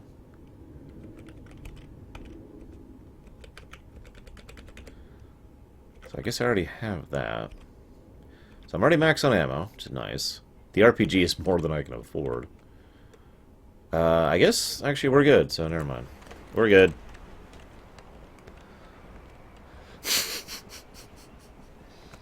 You know the funny thing, Roximus?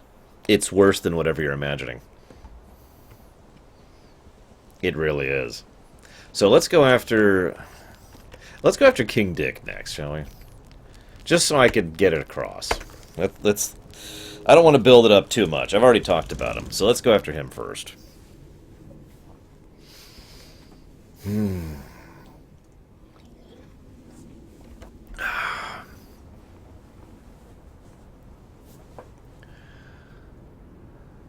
Beer and smokes. Now. Never too early for a beer. Ain't that right? Fucking asshole bartender always gets me piss water, though. Don't you get me none of that weak-ass pussy beer. You fucking hear me?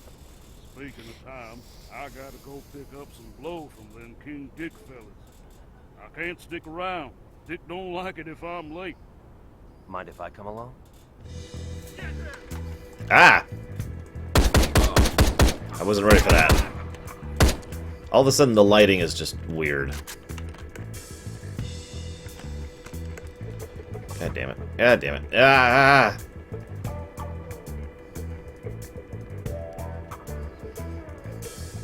These are basically golems. Guru of Time. Type 1 undead, as I tend to call it. Or is it Type 2? It's Type 2, I'm sorry. Type 1 is natural. So these are actually Type 2 undead. Yeah, he's actually called King Dick. That's not me.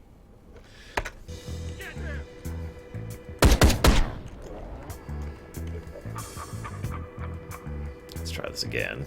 Let's suck.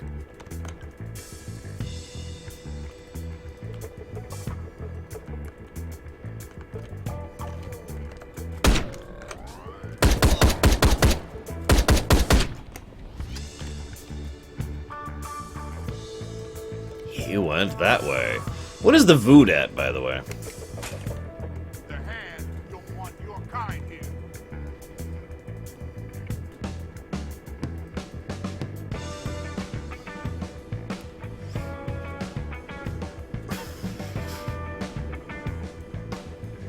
I love how you can only run for like 3 feet at a time. It's a little ridiculous.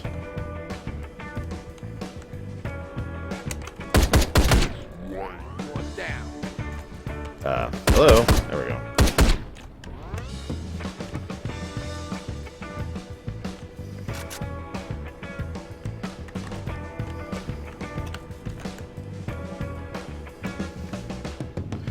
You guys are having too much fun coming up with nicknames for this guy, by the way. This is the dumbest thing ever, by the way. If you lose it, there we go. Where do I find King Dick? Well, sir, he owns that there Buckaroos in San Alfonso. Strip club? I need to eat, so I'm gonna eat while this cutscene plays out. Time to say hello to the ladies.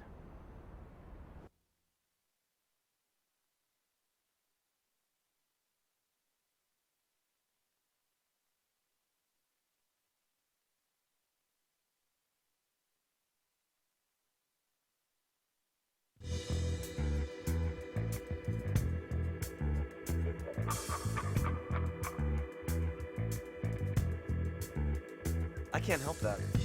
How long's he been there? Really? Shit. Can you get out? Look, we'll figure something out. Problems? The other girl has this lovesick asshole banging on her door. She's stuck because she's afraid to go out. Sorry to hear that. Hey, I'm an old friend of King Dick's. You here? Afraid I can't help you. Susie could, but like I was saying, it doesn't sound like she'll be able to. I'll just have to go and get her then. Where's she live?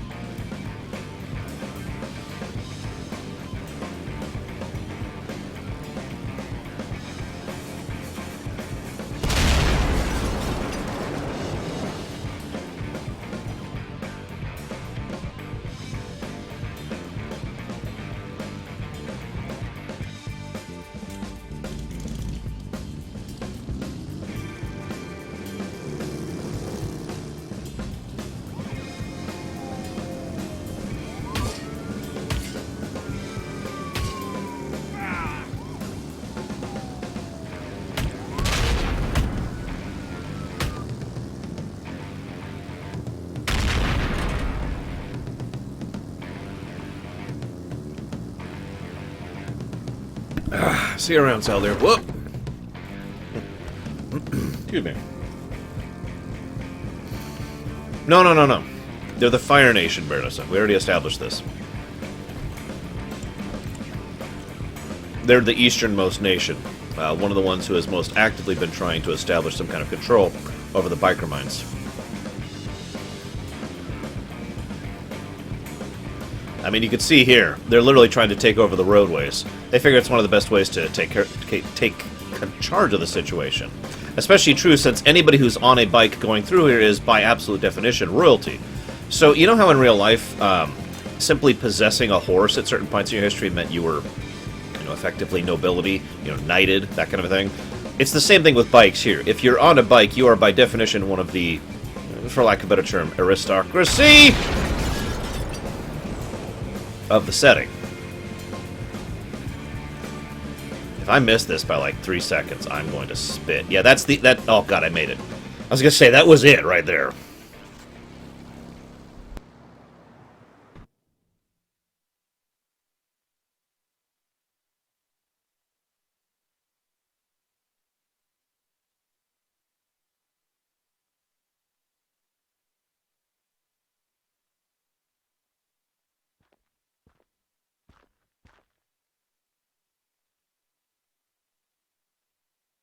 Get out here, baby.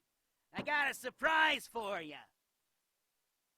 It's a surprise. A goddamn surprise. Back off now.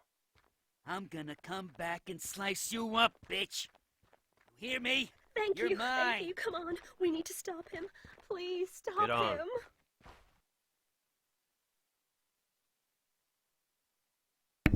Remember, he's 3, so when he says get on, he doesn't mean his bike.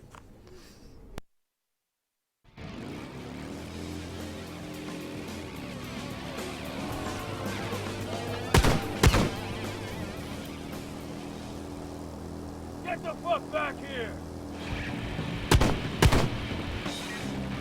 I see, motherfucker!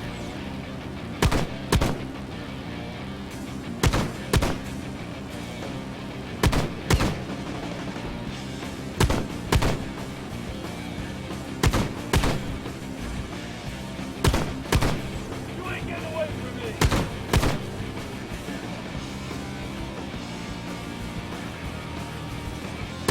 Get the fuck back here!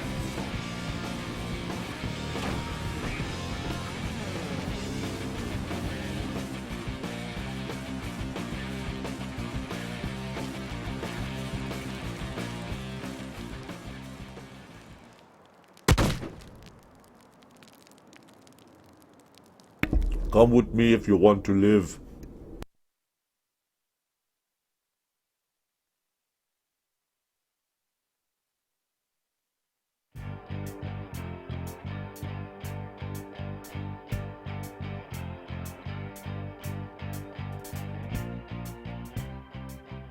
Can I have a word? Privately? Sure, follow me.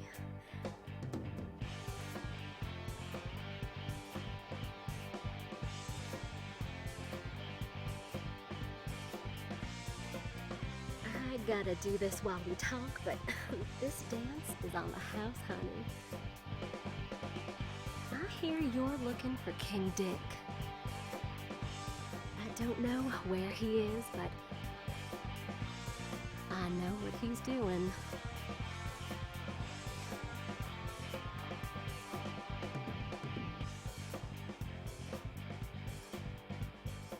You picked a good day. He's on a royal drug tour. She's not nude.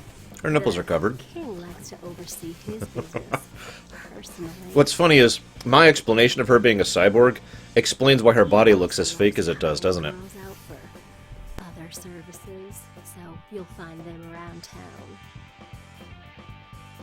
They'll be able to point the way.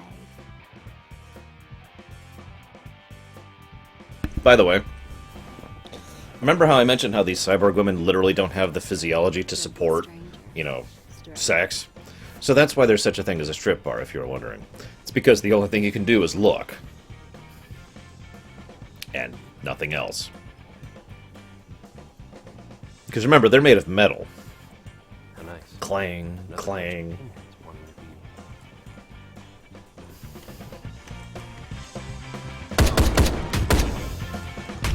Yip. Hello? You gonna attack? Oh my god. I'm stuck. I'm literally stuck in some kind of weird... Okay, so it kept trying... It was acting like I had a gun out, but I had the weapon out, the melee weapon out, so I wouldn't do any melee attacks.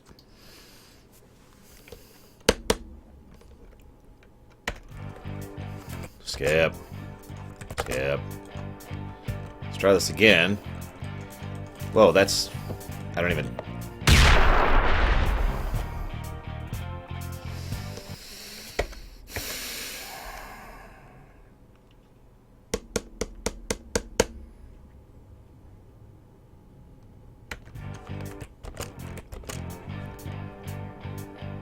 Okay, do I have a real gun?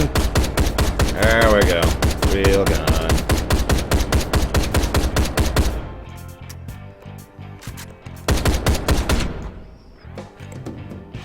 Anyone left?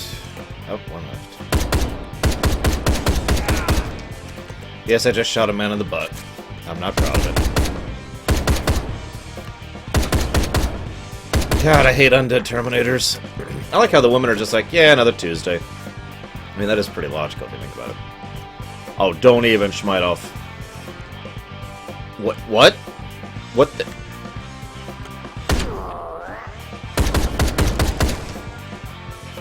I have found the abyss!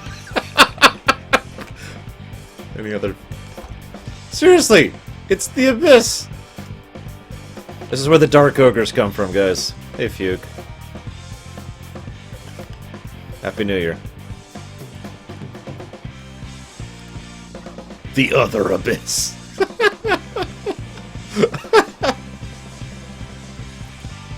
Can I leave now? Have I killed the requisite number of people? I'll see you around, Luxia. You will miss the greatness that is King Dick. No, of course that was a monster closet. It's just amusing. Why wouldn't she be dark, right? Hey, we're back in Vegas. Again. Honestly, they're cyborgs. They don't care about guns.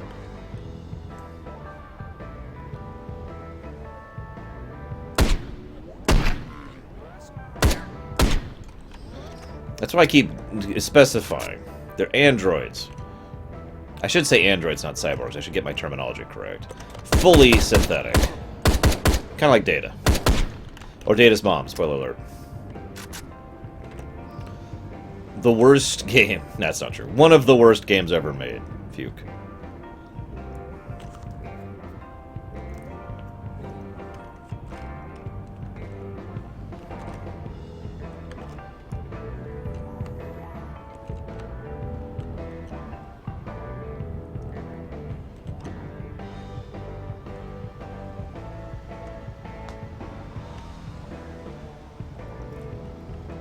Wow, I teleported across the street. I wish I could be impressed by that, but we already know we're a time mage. So, I mean, I like how we're snagging drugs just in the middle of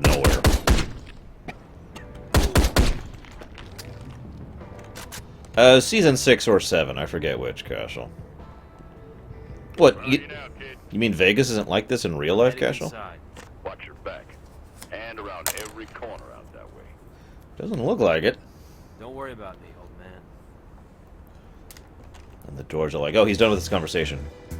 Wow, this is the most empty casino I have ever seen in my life. Look at this place.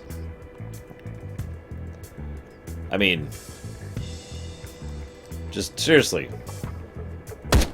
Have these people ever been inside a real life casino? I remember one visit to Vegas, I had to basically backtrack and go around through a completely separate hallway to reach where I was going because there were too many people to push through. Hey, it's the same model as before. I keep out of the king's way.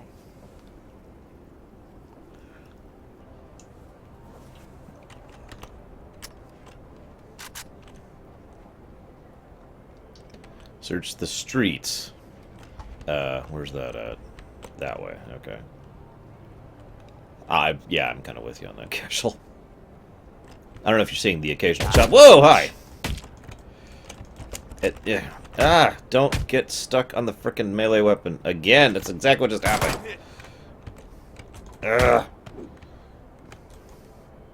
I have a gun. Equip the gun! Okay, fine. Equip the dynamite. Run! Oh, I lived! What? I wasn't expecting to live through that. There's my gun. Jesus Christ. No ammo.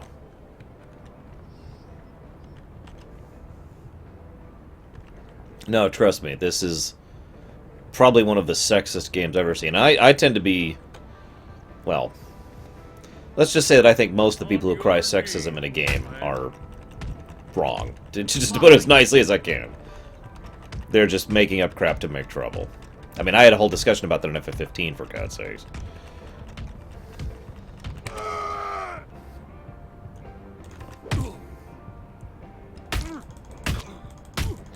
Well, we've got at least 3 major sections left, Griffin, if that gives you an idea. Of which we're in one of them, so we're not completely out of it.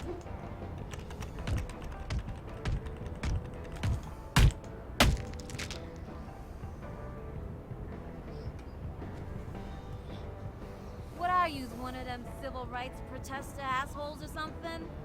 No, I just need to find King Dick. I knew it. Some big shit is going down because it ain't seen him for weeks. Her accent is If he ain't in impeccable. Buckaroos, he ain't here. There's a software bug in her speech statement.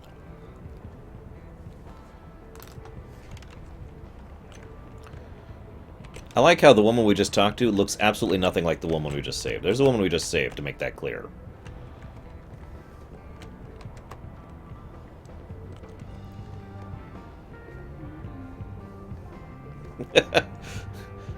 I'm looking for King Dick. God damn it.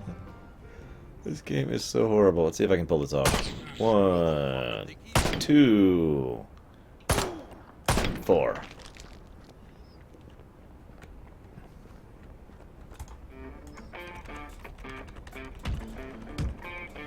Here comes the dead man. Fucking over, Conway. Read my lips. Fuck you. Well, I don't think that's actually what how the quote goes, buddy. I don't think George Bush actually said that. Fuck you.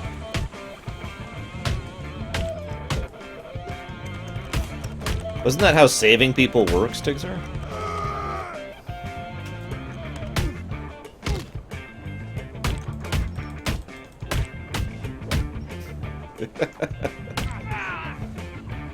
Wham, bam, thank you much.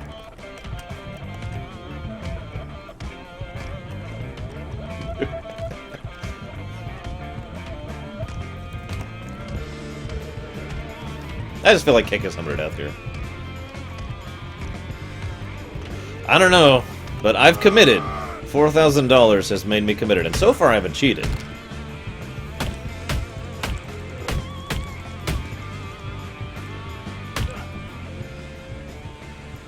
I won't hurt you, lady. I just want to ask a question. Okay. Where is King I like how her name is Prostitute 3. Come on, sweetheart, I can't tell you that. He'll kill me. What? God, sound balance. Tired of this shit anyhow. Try the church in Lost Valley. I hear that's where he goes to hide his blow. Yes, cheats are available. Infinite health, infinite ammo. That's all we need. Just open up with the machine gun and just start killing everything in sight. Where? Oh god. Oh crap. No. Oh god. Run. Run. All of the run. Frickin' dynamite. I want the club. There we go. God. This weapon selection is terrible.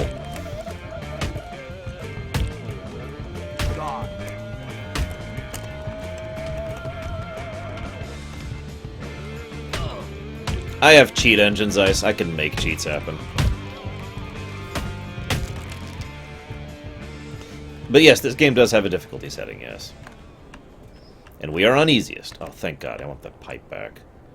Head to the roof and evade the police. Why? I haven't done anything wrong, officer. Seriously, what have I done wrong? Oh, of course, they're not actually the police, as we already established. They're the Fire Nation. So it actually makes perfect sense that they would try to move in. You notice the trend here, by the way. Every time we take out one of the leaders of a local region of the Devil's Hand, the Fire Nation moves in and just kind of has a stronger presence as we start to move through their territory. They're clearly just following in our wake, taking over the holes that we're leaving behind, basically. Is that upstairs? No, is this upstairs?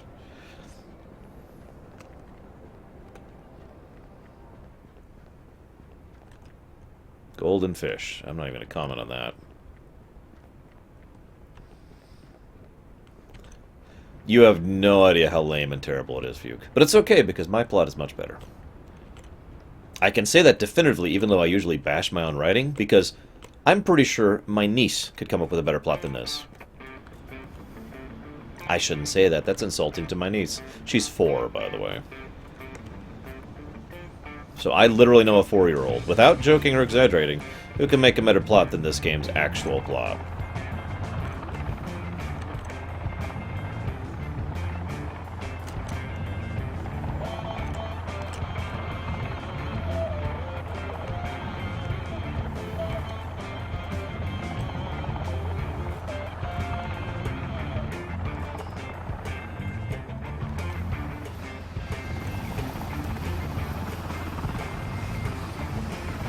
Golden fish are unacceptable. Every game has to have a mandatory stealth section, right? I mean, that's just in the gaming code handbook, right? It's normal now. Mandatory stealth section, yeah!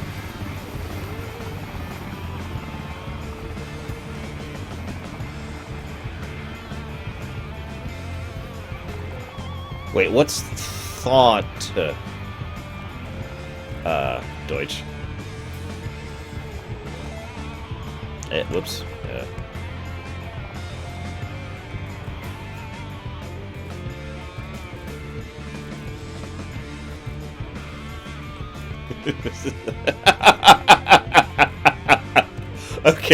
Okay, Roxanus. You got me with that one. I'll admit it.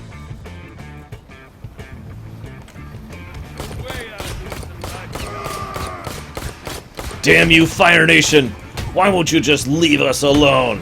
If it's not obvious, by the way, I remember how I mentioned he wasn't able to maintain political disparity after we take out the Devil's Hand?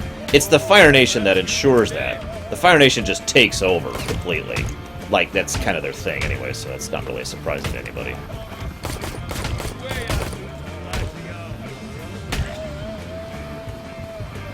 It's okay, this wrench thing is actually made of plastic, so we're not wasting metal on these people. And yes, the Fire Nation people are saying the exact same lines everyone else was saying, because of course they were.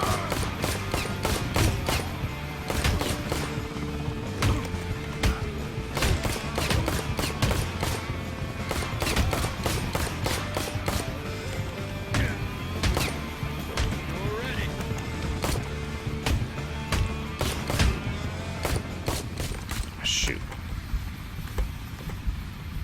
Please? Okay, that's cool. I'll just do this until I get my health back. Damn game. This game's like, I don't want to put you into cover, even though you're about to die. Yes, we are looting drugs off of the cops, by the way.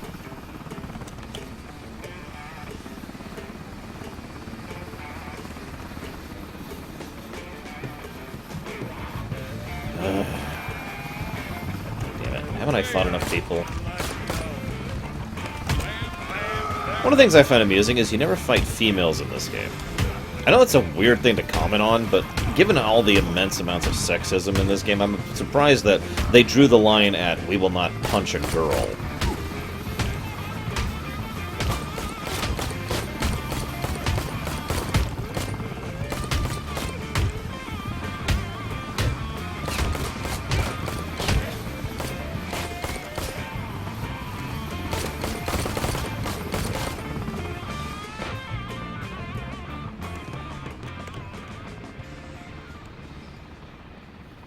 It's just amusing to me, that's all.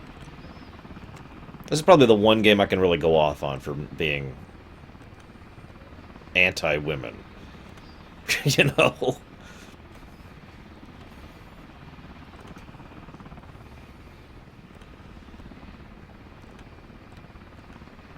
But then again, to be 100% honest, this game isn't just anti-women. And I've said for many years, I think that's one of the things most people tend to forget, that some things that are anti-women are actually anti-both. And this is one of them. This game is just anti-human. Let's just be honest about it.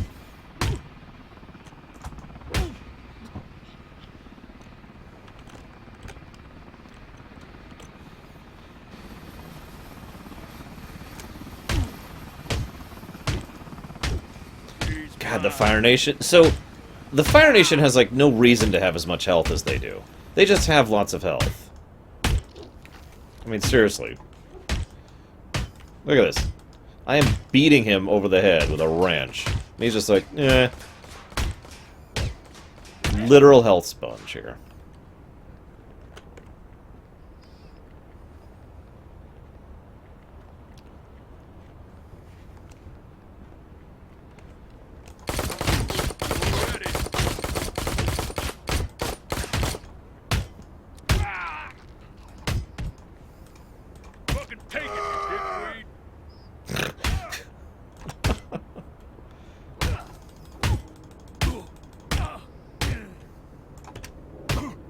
The game is also anti-imperial, if we're being honest with ourselves.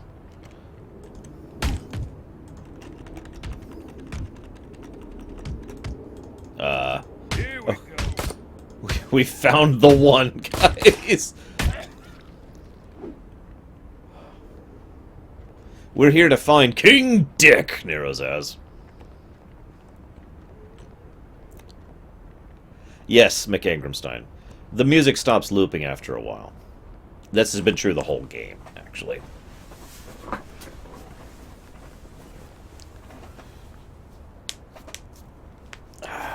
Sorry.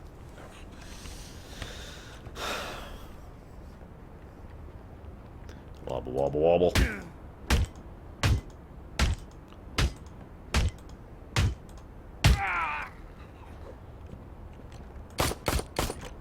Fucking over, Conway.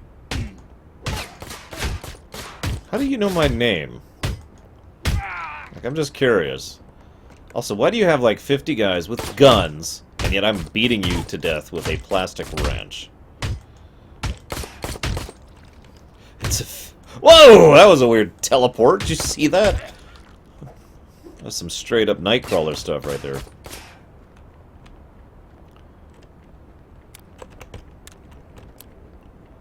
Okay, there's someone left with a gun. I can't even... Ah, there he is.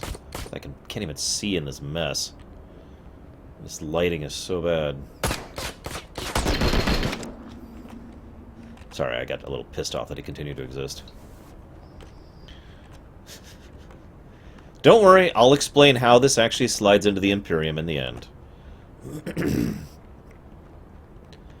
Although, if I'll go ahead and tell you something flat out, you might not like the explanation. Where am I going? Oh, to my bike. Okay. Oh God, Leander! What the hell? What? Yeah, it sounds like it's no wonder it's taken so long, right, Fuke? Plunk, plunk, plunk, plunk, plunk.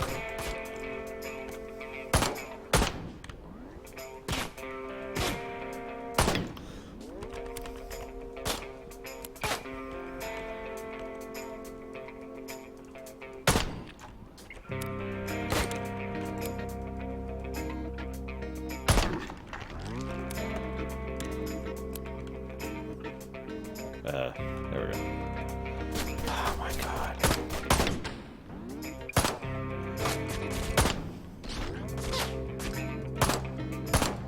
I just realized something.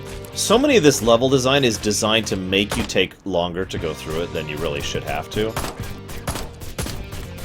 Oh. And I'm reminded of that, I'm reminded of that terrible, terrible thing I was doing last night in, I suddenly can't think of the name of the freaking game. Coaster Planet. Remember that? Where I would deliberately make really long, terrible lines. But, oh, if you play the priority pass, you can just go right down and be right where you need to be. Except this game has no priority pass. This is like if I just made long lines because I hate you, and I'm an evil human being. I legitimately want to meet the developers who made this, and just ask them, without rancor, without judgment, just honestly ask them, why is your game padded so much? You know, I could ask them a question like, why do you hate joy? Stuff like that, but no, I mean, I just want to ask them, why the padding? Why does every area take 5 times longer to go through than it should? Why does every enemy have 10 times the health they should?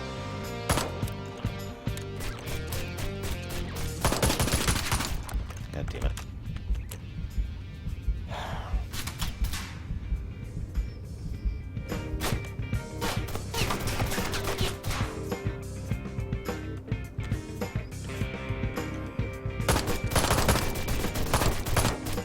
Oh my God.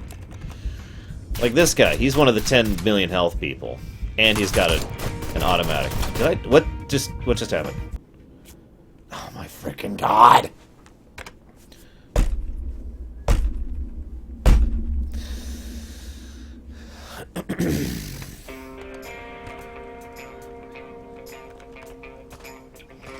You know, I actually think I agree with you, Zeiss. Remember how I mentioned earlier how so few people have actually beaten this game? I think the length is one of the biggest reasons for that. Like, this is a great game to make fun of, if I'm being honest. I've made fun of this game 3 times now, counting this time. But this game is so long.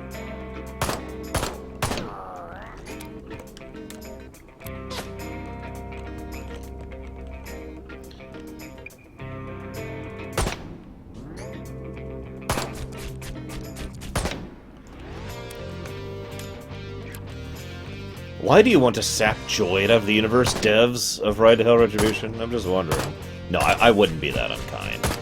I don't think I'm capable of being that unkind in person. It's just not in my nature. Jesus frickin' Christ, that guy has perfect aim from 100 yards with a frickin' automatic! Oh my god!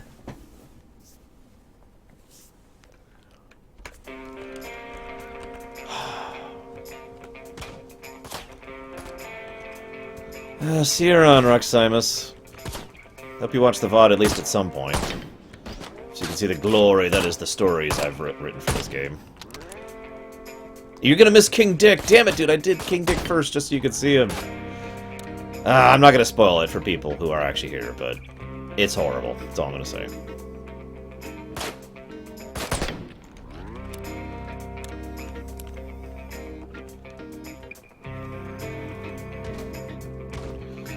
I've often said that crappy games are harder to enjoy than crappy movies. Just my opinion. A crappy movie you can just sit and make fun of. A crappy game, you are a part of why it's crappy. Like, it's the interactive experience is crappy in addition to the material on screen, if you know what I mean.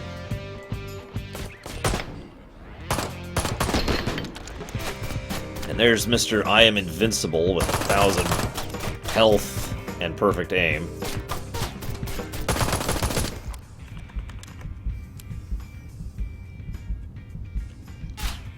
Now I gotta wait. And then when that fades, by the way, your health isn't back when that happens, just in case you were curious. You gotta wait a little bit longer. Yeah, that's true. Games are longer than movies, almost universally.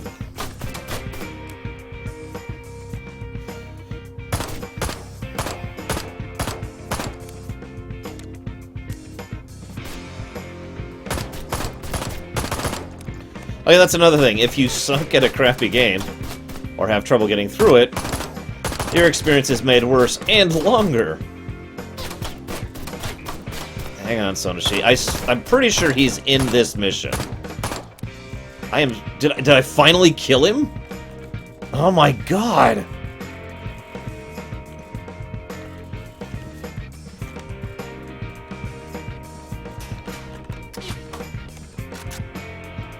Okay, now I need to not die because I haven't hit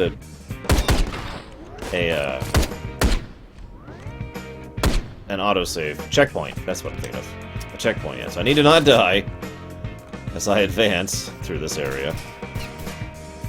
I'm gonna call this Padding Cemetery. Not, get it? Paddington Cemetery.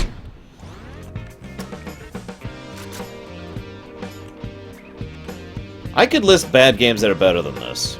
A lot of them are NES games. I've played a lot of bad NES games and SNES games. You know how bad this frickin' game is? Honest opinion. No exaggeration, no hyperbole. Lester the Unlikely is better than this game. Seriously.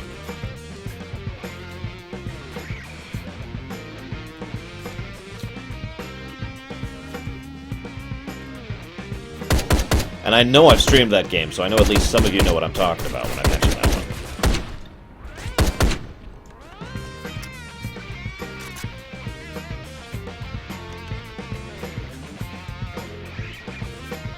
Oh god, okay, that would be so horrible. Oh god!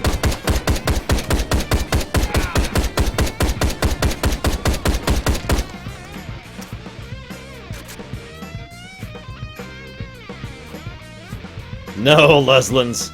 Although it is happening this year. So I guess yes.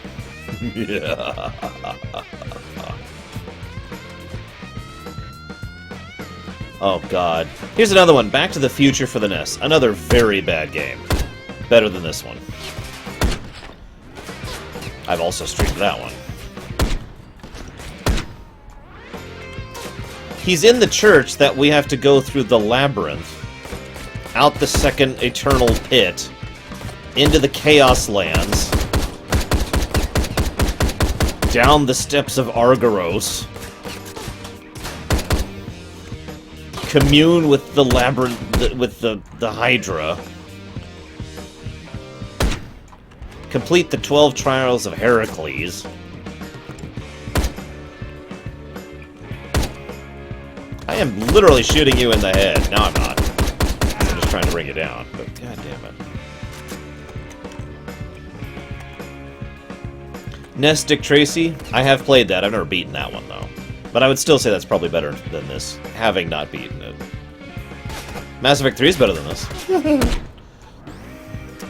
No, honestly, Mass Effect 3 isn't even on the same page as this.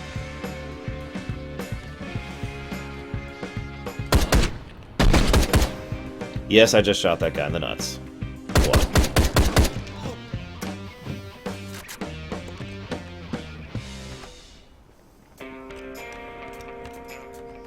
Come on, loot the ammo. Loot the ammo. Oh, whatever, I'm killing it. All I'm going to say about Hatoful Boyfriend is the scene where the pigeon murders you. I don't know how better to say that sentence. The pigeon murders you for his sick and twisted and perverted experiments.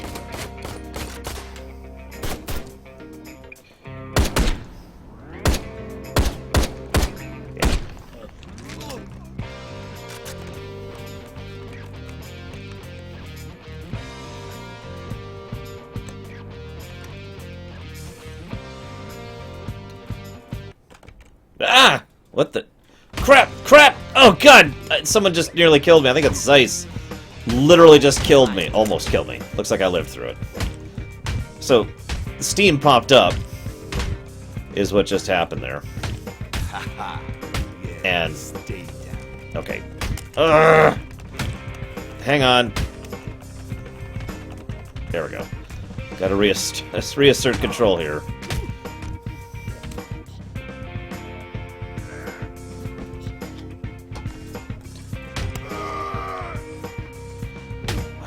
God, I would be so upset if you did that, Zeiss. No joking. Because I'm pretty sure the last thing I had was at the beginning of the frickin' labyrinth here. And that would have sucked having to do that all over again. I'm not even looking at it. I refuse to. Until I kill all these guys, which I just did. Okay. That is a good game. I guess I don't actually own that.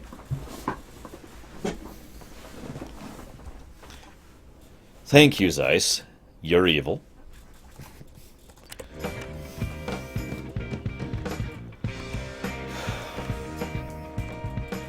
So, King Dick, right? Pretty sure this is the cutscene. So he has a habit of... Well, I'll let it display for you. This is probably the one time where my lore and the game's lore coincide almost directly. To hide such excellent goods.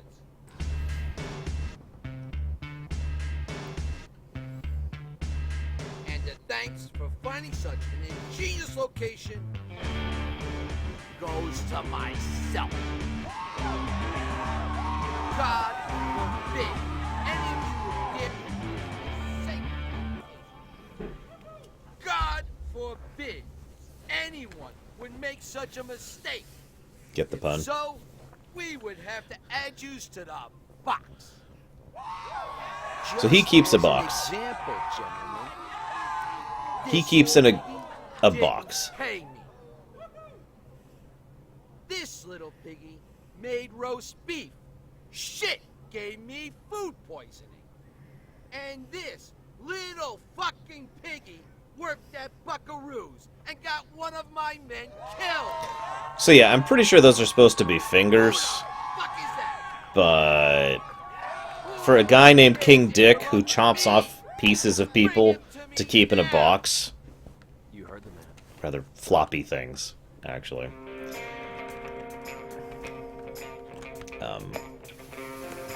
Well, I don't think I need to say anything, really. I'm pretty sure they're supposed to be, fingers. Pretty sure. Maybe. But no, they're King Dicks. Dicks. King Dix's dicks. There we go. Let's do it that way.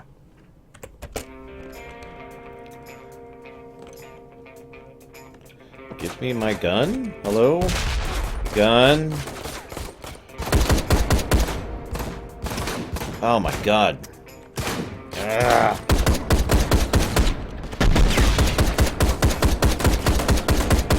This sequence sucks, by the way.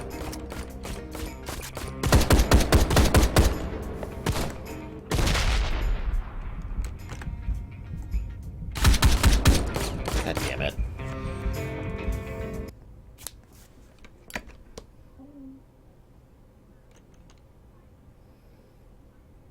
Yeah, fingers and dicks do not move like that, so whatever you prefer to think of that as, it's really up to you. I mean, you can decide for yourself.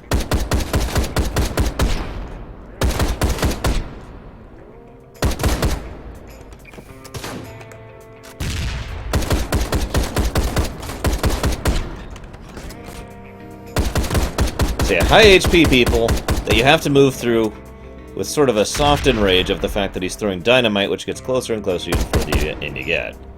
This mission kind of sucks. As you can see. Also that, dynamite can literally give you a debuff, which actually affects your aim, too. Crap, crap, crap. This is the best game I've ever played. I think this may actually be the best game ever. FF6, move aside. You missed it, by the way. You missed King Dick's dicks.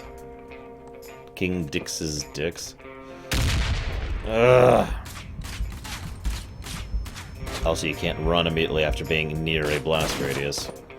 And I'm still technically on health, so... What sucks is I had like 2 people left to kill that time before I... Whoa! And I'm dead.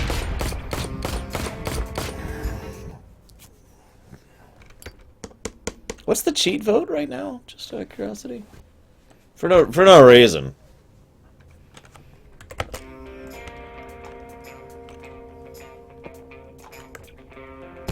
Oh god damn it. Why are you not?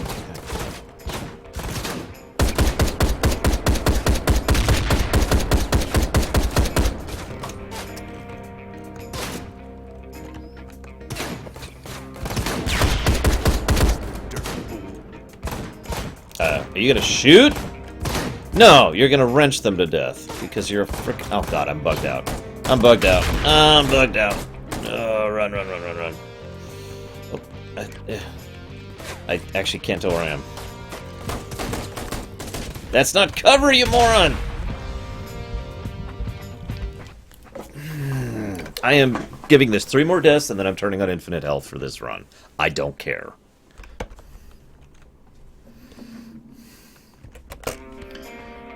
This is beyond frustrating right here.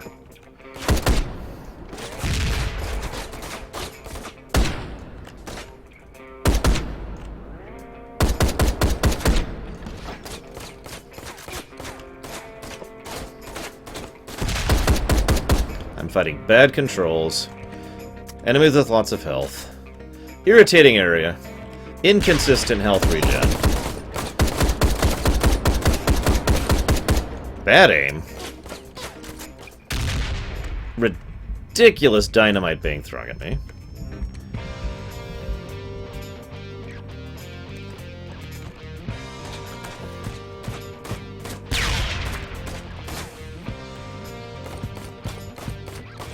When I'm dead, Jigalog.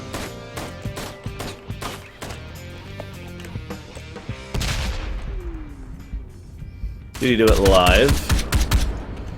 Not that I disbelieve, but I disbelieve.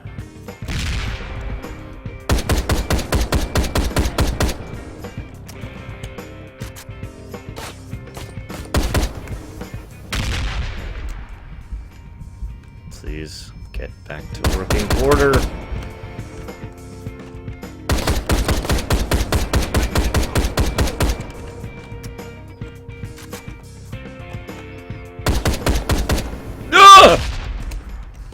God damn it! To hell in a basket.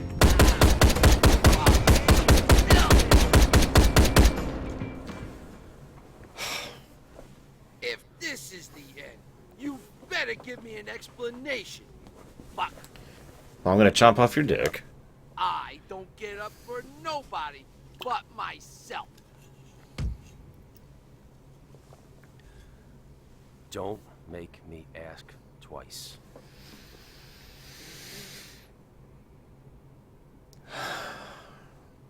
Tell me where to find Pretty Boy. I'm not telling you shit. No. It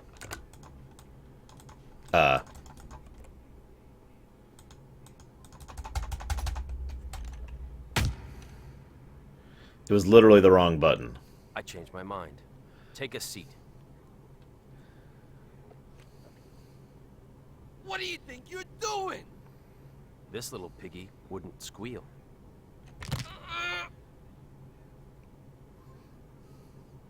This stupid little piggy refused to deal. It's okay, I'm just breaking his fingers. Alright, fuck. That whore, Brandy. Find her. She's on the outside and trying to fuck her way up the ranks to be Pretty Boy's primo. No broad should have that much power. You rotten son of a bitch! You don't know the half of it.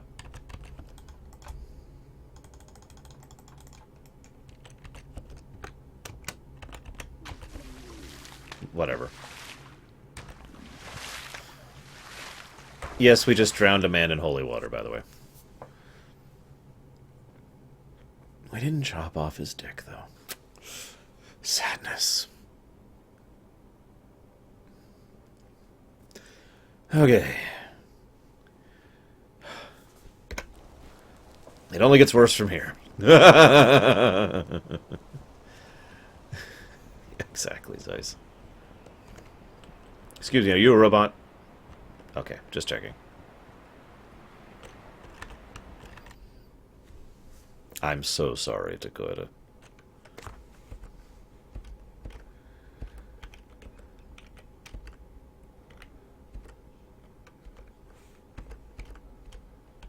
Is there a way to, like, increase ammo? No, of course not.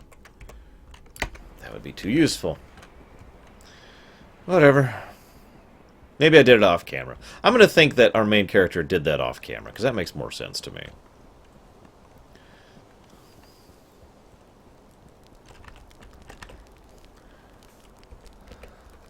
Hey, you can replay missions if you want to in this game.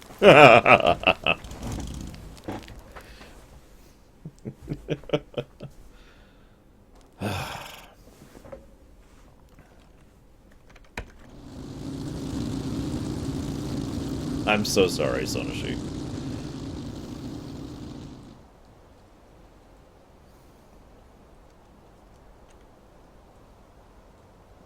Hi.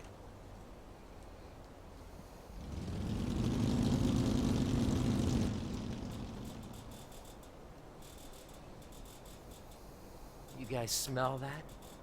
I mean, how could you miss it? That unmistakable stench of dead end. God's own personal shithole.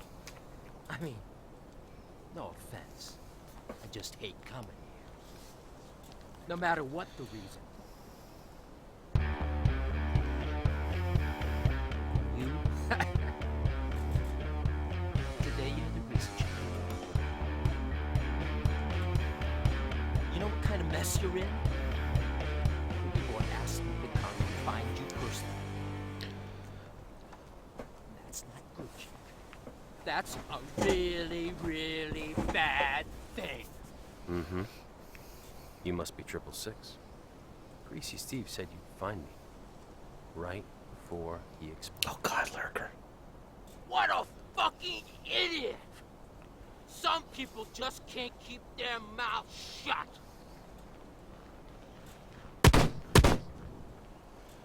Hey, you okay, son? Did you see the look on Their faces? I even nailed one of them right in the ass. Mac, you crazy son of a bitch. Oh, shit. I gotta get more ammo. Be right back. Yeah, thanks. I'll deal with the guys with guns. You run. Oh my god, not again.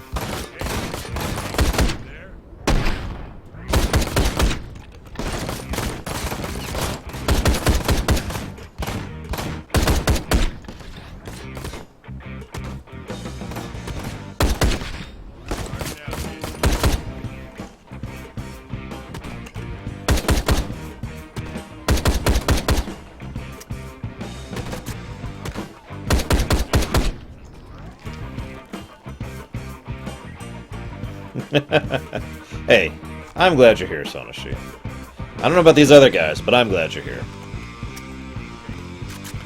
So, you're probably wondering who 666 is, in the Imperium version of the storyline, right? Maybe? I mean, maybe you're not. Maybe you're thinking, God, is this game ever gonna end? I admit I'm losing the threads of my own story as I play further in this game. It's like, imagine there's some kind of parasite just eating your brain. That's kind of how it feels playing this game. I'm not even kidding. It really does feel like that. My ability to think straight is slowly going away.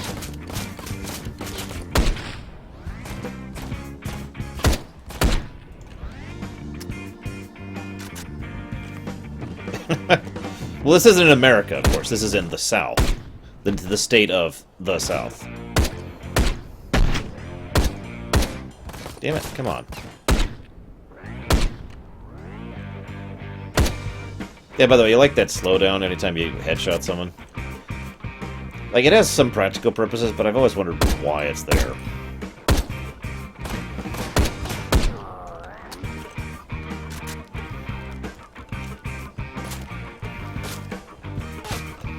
Look, King Dick was just too much man for me, yo.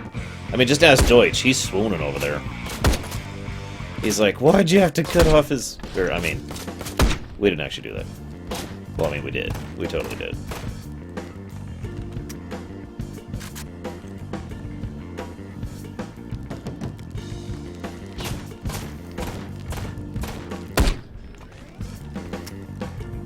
See you around, Neurozaz.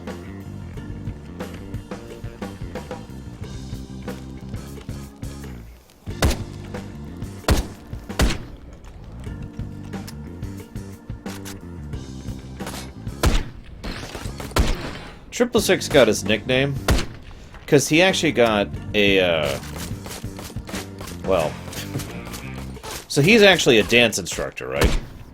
Former dance instructor. Although he still tries to teach his people to dance. See, thing is, 666 actually really wanted to be a Batman supervillain. And he didn't quite measure up for some reason to those standards. So he had to kind of make do and ended up here as basically a normal villain. But he always wanted people to call him 666 because he or something, some kind of cool villainous name. Thing is, as I mentioned, his shtick is literally just getting his minions to be coordinated and dance when they're fighting, right? I don't know if you've even seen that, but his minions actually do that. It's kind of hilarious. So yes, he's Biker Man's villain.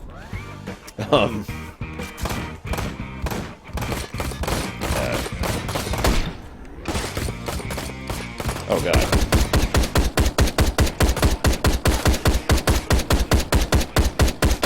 Let's ignore the guy right here shooting us. They're dead. Welcome to the party, Mac. That was excellent. Ellie okay? Locked herself in the can. She says she recognized that guy with the glasses. 666? That's it. Real name's Damien Silver.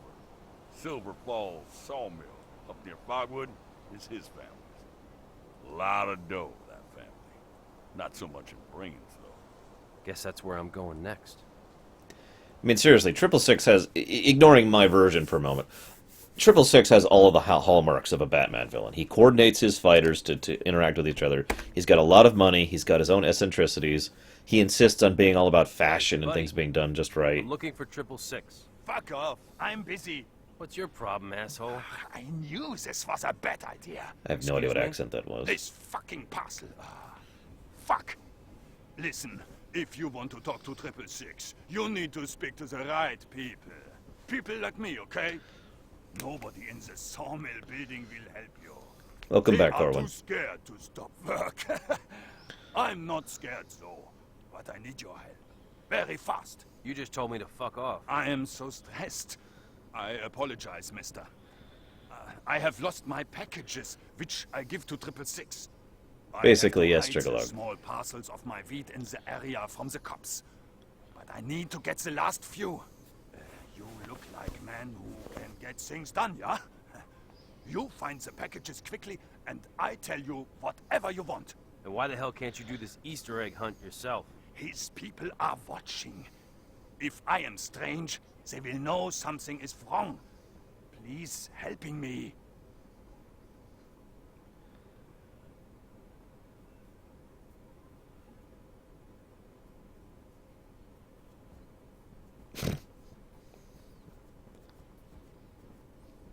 I don't know, Zeiss. I really don't. Get to the chopper. Oh god, this stupid thing. Why is this a thing? Back off. Oh, yeah. All right, my turn. You stay down. Hang on. Where was I in 666's backstory? I kind of lost track in the midst of all that stupidity.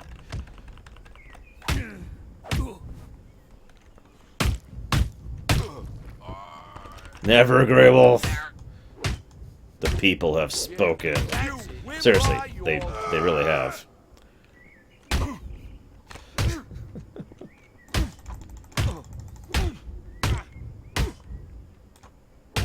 Is there just no music for this section? I mean, it's kind of a relief, actually. The terrible butt rock has been pretty objectionable this whole game. See you around, Fuke. I was kind of hoping to get to the second game today, but it looks like we aren't. So it looks like this is it for today. I mean, by this point, if I finish this, I'm done for the night. So this is it for the day. Oh, absolutely, Machina. This game is like... I would rather play this game than play like a proper remake of FF6. That's how good this game is. No, it's just the game, Deacon.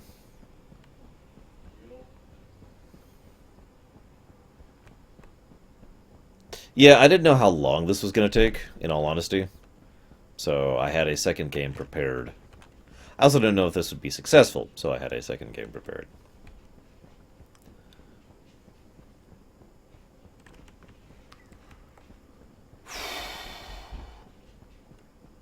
The second game was E.T. on the Atari. No, I'm kidding. Where the hell was I on 666? Anyway, so he wanted to be a Batman villain. He failed. So he decided, hey, I'm going to call myself 666 and join the Devil's Hand. He actually called himself 666 specifically to try and impress the Devil's Hand, because, you know, Devil's Hand, 666, right? Thing is, the original reason for that moniker, I think is probably the word I want to use here, is because of the fact that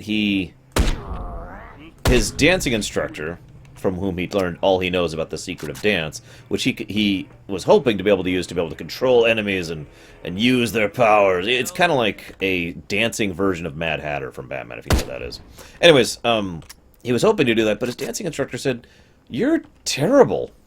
Like, you're the worst dancer I've ever seen. I'd give you like a 6 out of 100. And, oh, that's not an enemy. So that's the origin of his name, for anybody who's curious.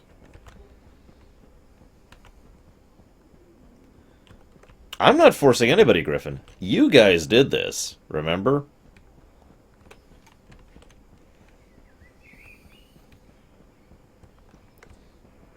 Oh, are they? I don't even know where they are. His dance instructor was Una. She was pretty stringent. No, I'm pretty sure, Deegan. I don't even feel like fighting those guys. Don't think I need to. Wow, this just really shows you the depth and complexity of the side quests that are in this game. Or at least what would normally be side quests, except for the fact that they're completely mandatory. Come on, straight line. Single file. Screw it, I'm about to buy ammo, like right now.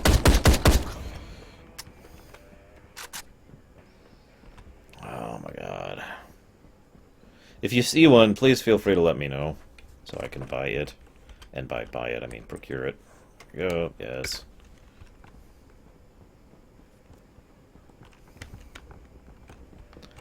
There we go.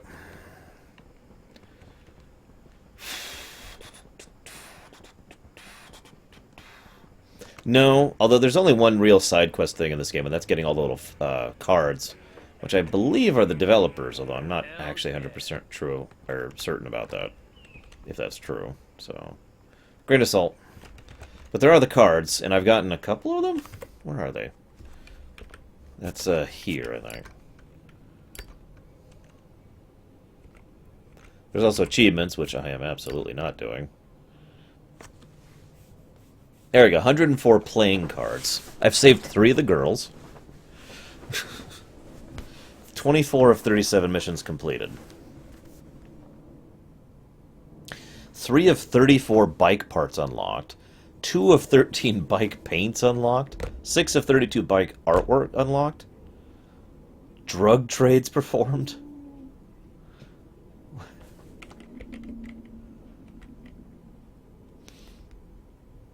I have killed 494 members of the Devil's Hand. 29 Fire Nation people. I've died a lot. Oh my god. Okay. Okay, I can do this. I just need to find things. I refuse on principle to 100% this game. Tell you what, guys. If I ever achieve infinite power, as in, like, I become a Q, I will 100% this game. Deal?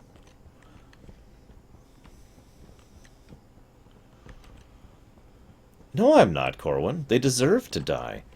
Remember, I'm trying to destabilize the political standard of this region in order to better my own personal ends. That doesn't make me a murderer.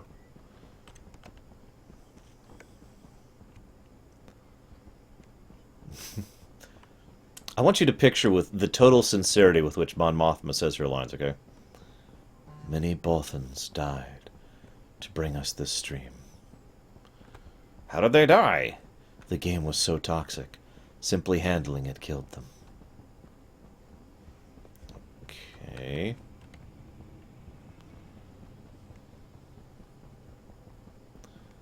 Down the road through the rock? Okay. No, Kimmick. That's not what I said. Although I might make... If I became a Q, I would make my version of this game canon. Like, I would make it happen.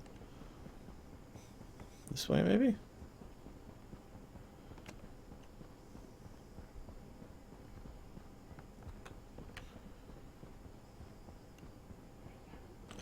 Like, I would remake this game with all of the ridiculous story of the stable time loop and everything.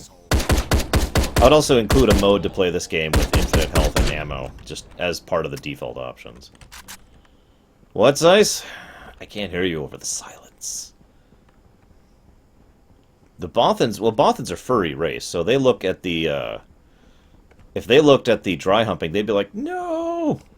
Because they know exactly what dry humping does to, you know, that kind of a situation. Okay, there's 1 of 3 that I need. Kiss my ass, motherfucker.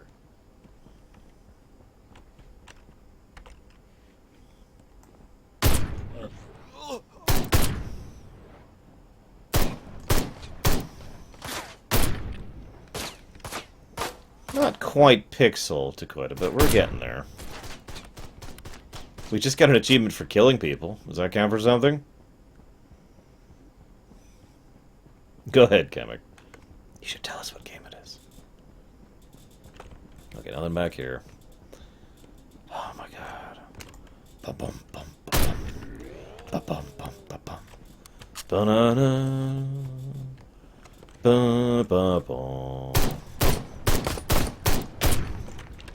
Ba-na-na.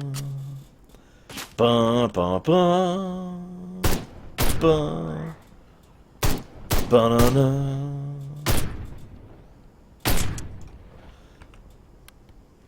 There's more here. God damn it.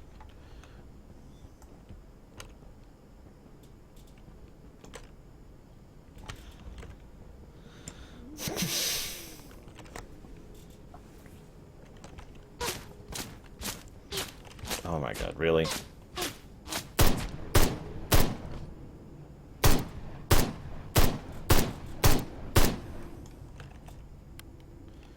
That's what I'm here for, Zeiss. To keep you sane!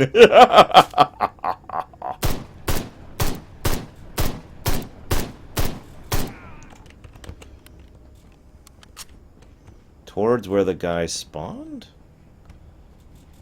I gotta try to rewind my mind to 30 seconds ago when Lurker said what he just said to me. Figure out what he means. So he means like around here somewhere, probably. Maybe? Da-na-na. Oh, welcome. Pay close attention. Hopefully you'll learn something. Don't worry. There's no alerting on this one. Oh, Machina says to stop humming. Okay, Machina. I'll stop humming. I'm sorry. No sound.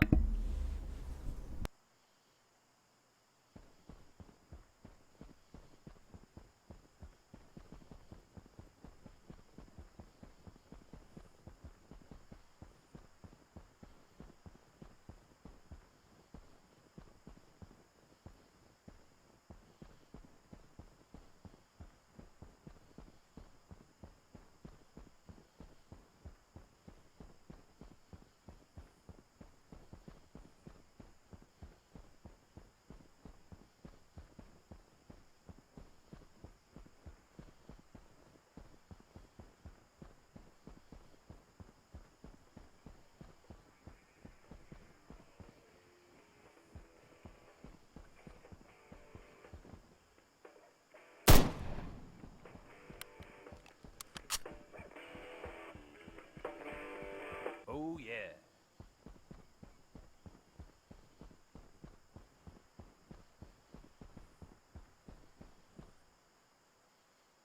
Alright, I'm back.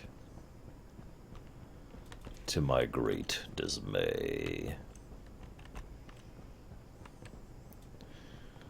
Da-na-na. Oh my god, okay. Have I been over here? Oh, I hear it. I hear it. No, no. Just need to get the drugs. Mission over?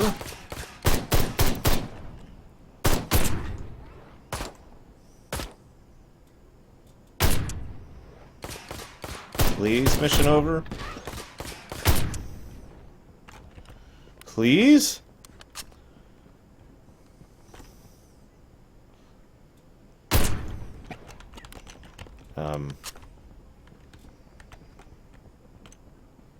It would look like the game was supposed to look, Sonashi. I mean, honestly, you know what this game was supposed to be, right? Open world kind of a game. You can ride around and do missions at your leisure. There's a bit of a plot thread running through it. Multiple different factions of biker gangs, which you can work with or against. Customize your bike. Customize your guns. Basically, if I say open world biker gang game, that's probably it. Dude, whoa, Jigalog! You know we have a rule that no hot button topics on this channel. And I think too many people would take offense to something as inciting as that. What do you mean? There's nothing squick here. It's just a terrible, awful game of terribleness. It's not squick. It's just one of the worst games ever made, which is impressive given how recent it is. Most of the games I list as the worst games ever made are in the NES era. Like, you noticed earlier I was mentioning other terrible games that this game actually was better than. Most of those were NES games. The NES had a lot of crummy games.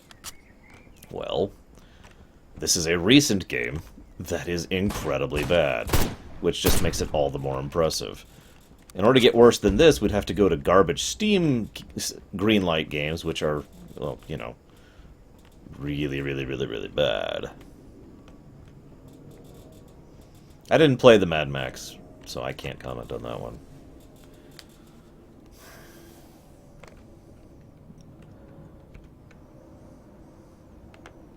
PS1 had some bad games, too.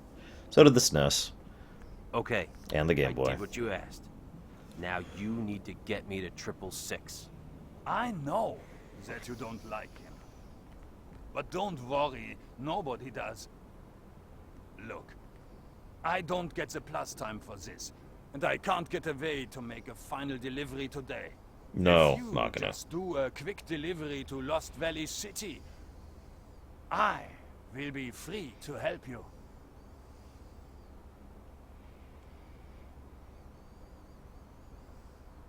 You're wasting my time. There's gotta be somebody else. They won't help you in there. Nobody will. I told you. The people are too scared. Fine. You know, you're not very organized for a German. My beef isn't with you, but it can be. You understand? Naja, I am understanding. Do this and we are good, yeah?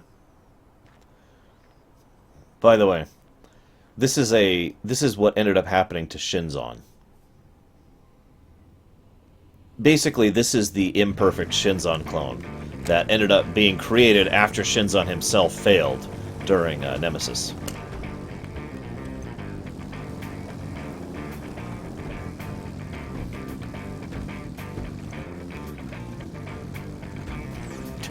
God.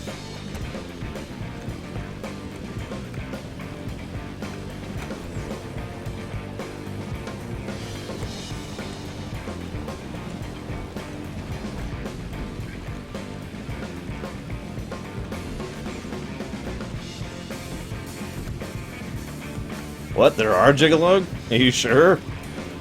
I don't know if this really qualifies as driving. Technically. I mean...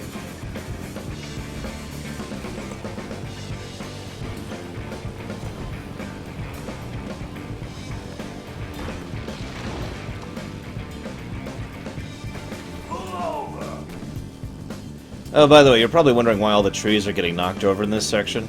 So, the Fire Nation, as you're well aware, has a long-standing policy of trying to ensure that basically a land that they claim, one of their tactical approaches to conquering an area is to try and ensure that the people who currently hold the area don't want to hold it anymore.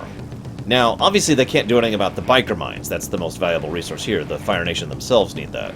But one of the things they've been doing is trying to knock over the trees and basically just try to destroy the countryside. That's also one of the reasons why the earlier sections were under construction nonstop. It's because of the fact that the Fire Nation was basically wiping out the countryside, causing mass environmental damage in order to make it so that people want to live here less.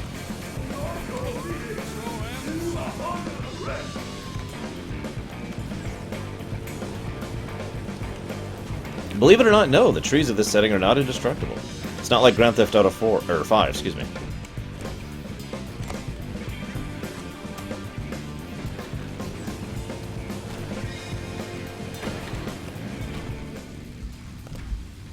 Turn. Or that. Oh my god.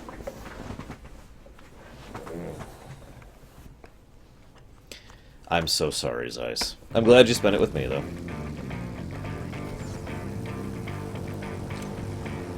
Well, I'll do what I can, but I already, wiped out several times. The loading chop is kind of causing me some issues here. Like, in some cases, I can't tell what's coming up, and then, whoop!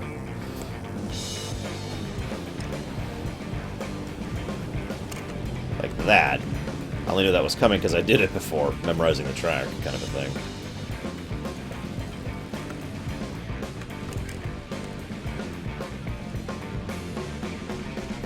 I don't actually remember Mega Zero. I don't remember trees really being in Grand Theft Auto 4. I'm not saying they weren't, I just don't remember.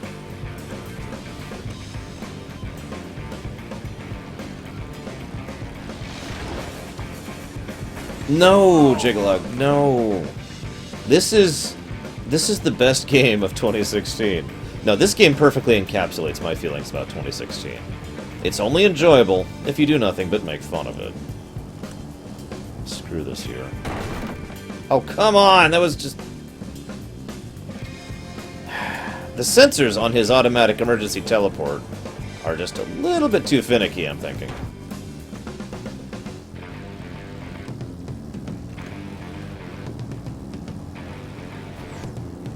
Yeah, there are plenty of games from every era that had better story than this. Mega Man 4... Actually, that's a bad example. Mega Man 2 had a better story than this game does. And you could summarize Mega Man 2's story in a single sentence.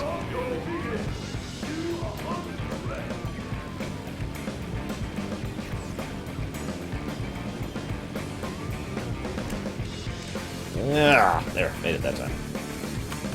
Nah, not this time. Whoa! Oh, god damn it!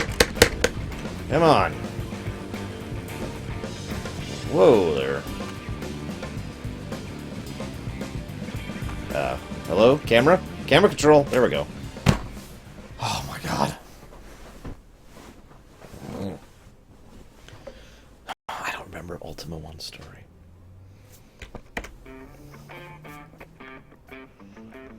Oh god, is this that scene? No, I don't think it is. Okay. So we've heard some bad voice acting. We haven't actually heard the worst voice acting in this game yet. He's patting a bat with barbed wire on his hand, by the way.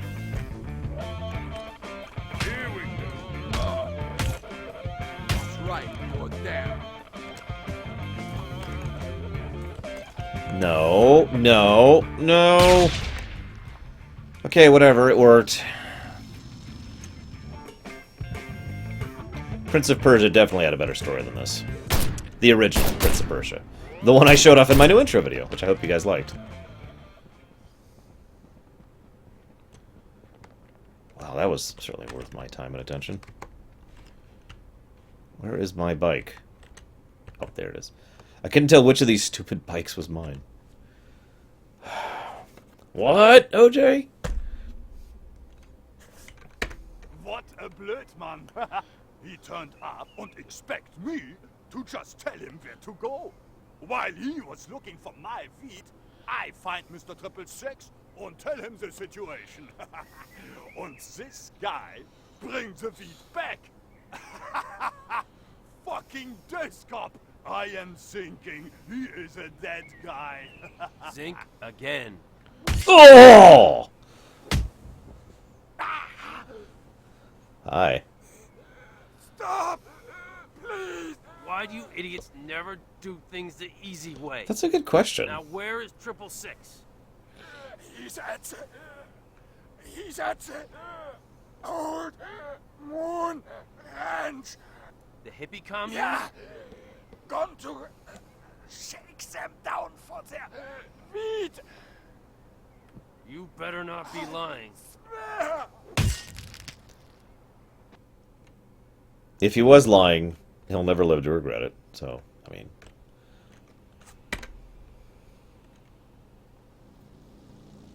Make love, not war. Blood splatter. God, what is with this filter? Oh! I suddenly feel like I just have a headache of stuff looking at this.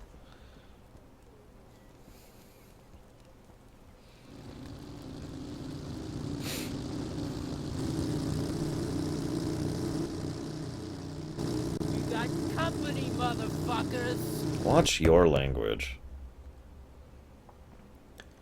That's actually a cybernetic circuit chip, War Wager. I remember I mentioned he's half synth. It's his left half. That's its synth half.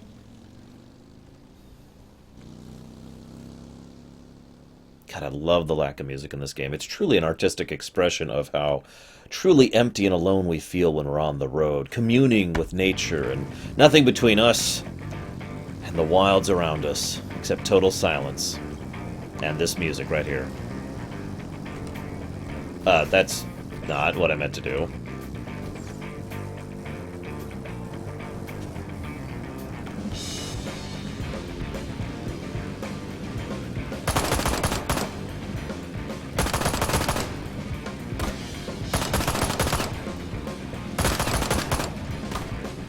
How much HP do you guys have?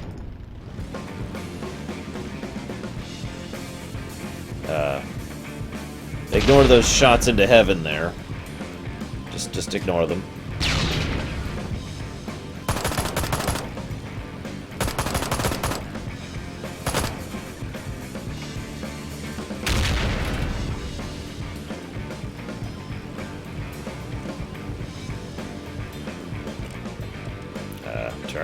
Turn. There we go.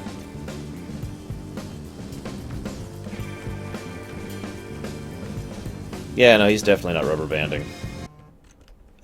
Nope, not this time. You will not defeat me, randoms. Donations from Machina.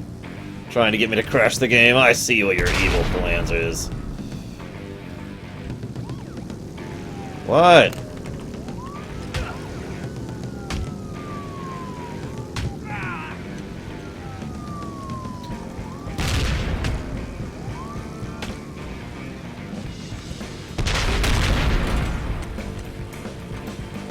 Ugh. Whoa, you just bounced.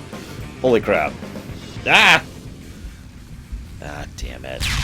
Alright, you win, Machina.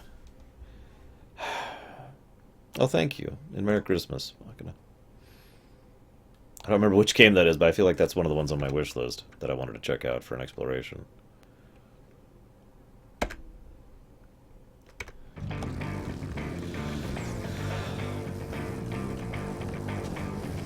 No, this driving is sublime, man. It's so easy to control.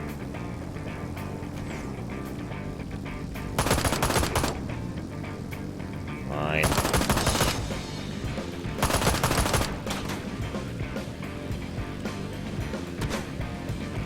You do see those shots into heaven over there, right? Like, you see that? It's not just me. Yeah, or not.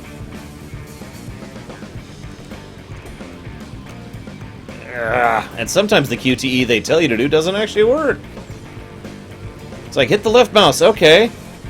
Why is nothing happening?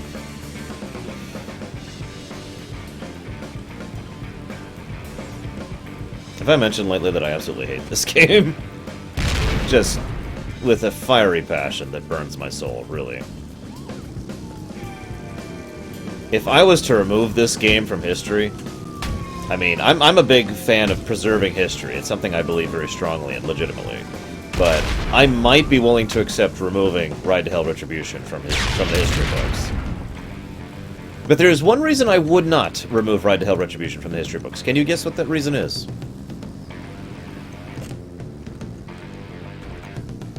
Other than the fact that I have no freaking brakes.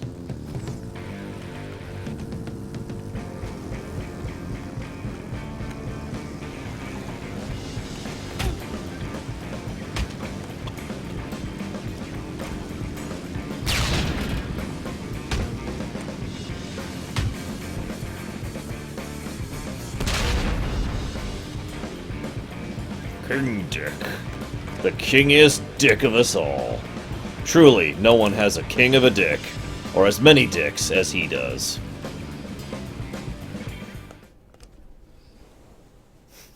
Plenty of good answers here, but no. If this game didn't exist, I wouldn't have been able to enjoy today with you guys. I've been having a lot of fun with you guys, and I wanted to say thank you for having fun with me on this New Year's Eve with me. Sap mode disengaged. He has a box of dicks. Take a look. Come on. Oh, crap. Okay.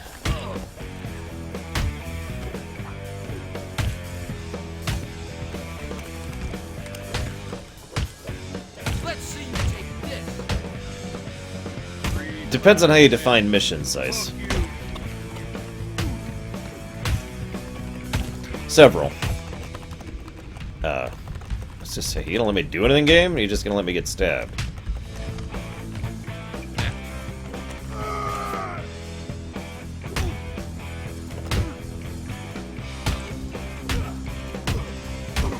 I like how it's always the same goddamn thing. It's truly it's really a testament to the craft that every single takedown animation is the same one, just so you understand the futility of the world they live in.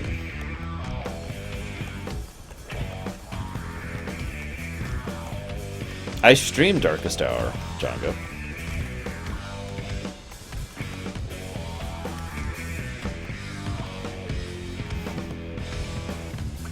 I don't know what a Krita is, but I'd raise a glass to you, but I'm out of liquid. I brought, like, several in here, and I've drank all of them. Okay, die.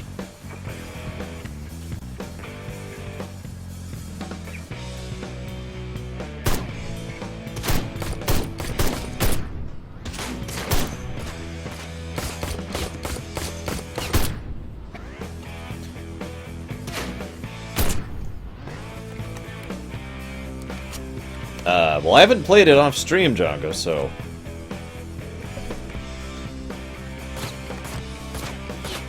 Hell, I don't even have it installed. I uninstalled it after the stream like I normally do with games. For God's sakes.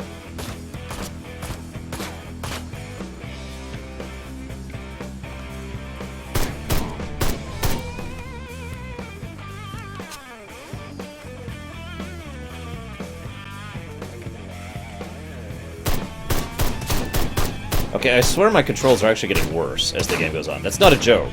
Like, I feel like it's the mouse is actually resisting me turning more. Legitimately. It's really, really disorienting.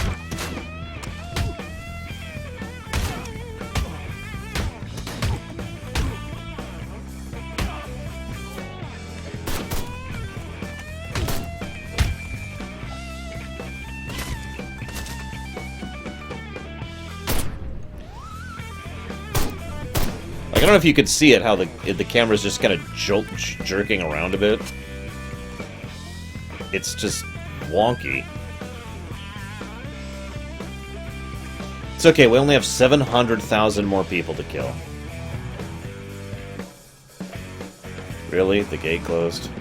It's probably a memory leak situation, yeah. That's the dumbest way of killing someone I've ever actually heard of. Like, seriously. That's your way of killing me? You drive a truck at me without actually steering it. Like, why is that even a thing?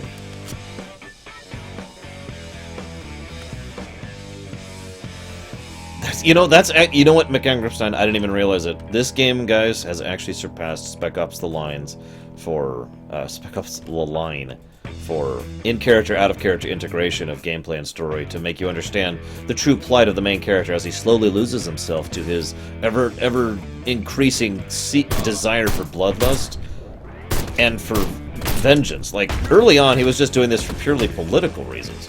But at this point in time, he is so dedicated to killing these people, and he has grown to hate them so much for who and what they are and all the troubles they've given him, that he is actually losing his ability to even control himself.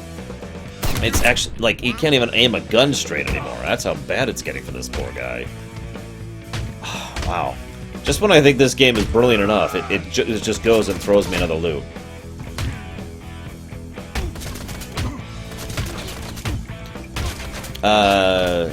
Yes, I think, Deutsch? Can't wait to tell the boys about this.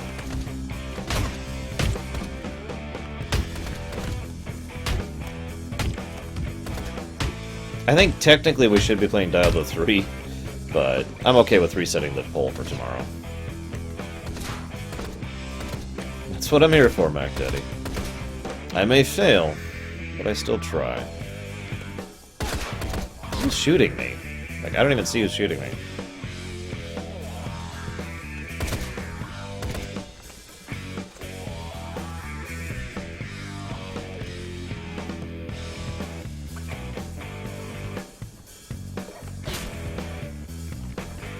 Who is shooting me? Oh, there he is. I see him.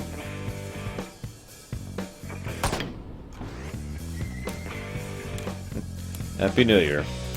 It's another 6 hours for me. God, I hope this game doesn't take 6 more hours.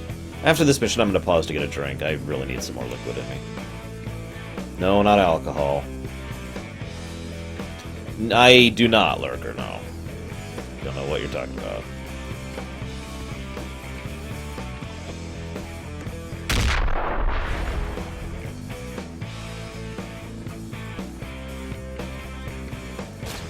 Hey, 70.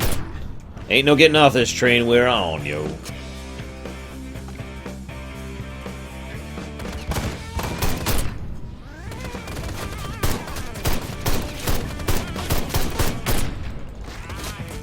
Truth be told, I should probably chop off the local recording soon anyways. This is already like a 6-hour video.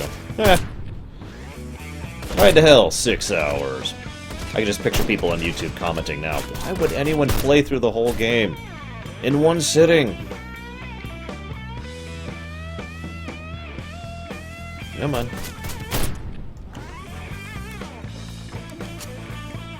Happy birthday, Corwin. Early for me, but on time for you. Who's shooting me?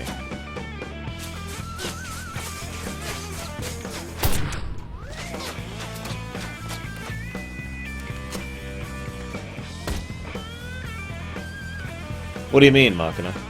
I mean, we know what this game was originally supposed to be, and it was a lot better than this. Oh!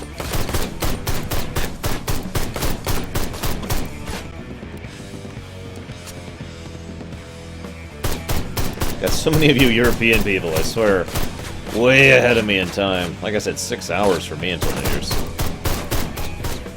Oh my god.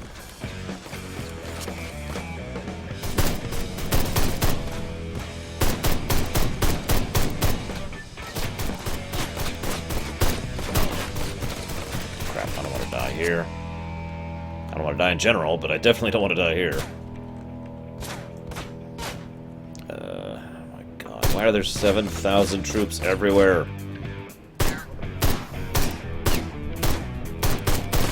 Ugh.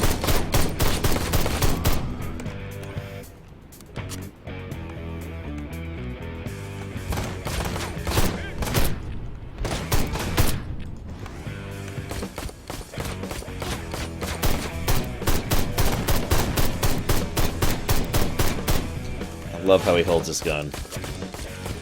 Hey, Dios! Oh god, oh god, oh god, oh god, oh god, oh god, oh god, oh god. Don't die, don't die, don't die, don't die. Don't die! No!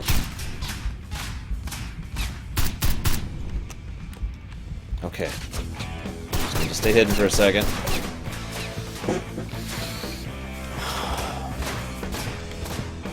Okay. We're gonna make this happen. And I'm gonna kill all these people. And it's all gonna be worth it. You guys are gonna see, like, the best ending ever. And it'll be totally worth it. Oh god. It'll be just like the ending of... I don't know. Bad Dudes. Whatever that stupid game was called. Oh god.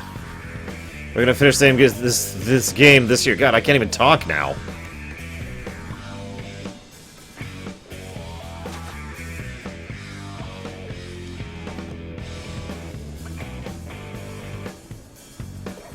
Okay, Lurker.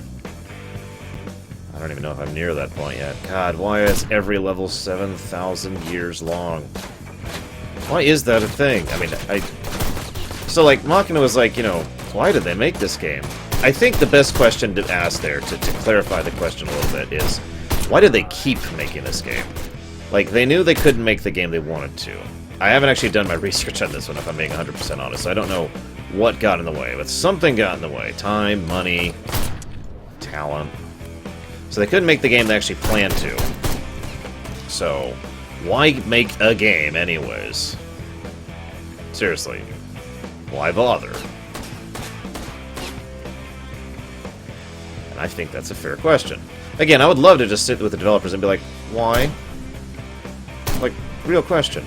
Why?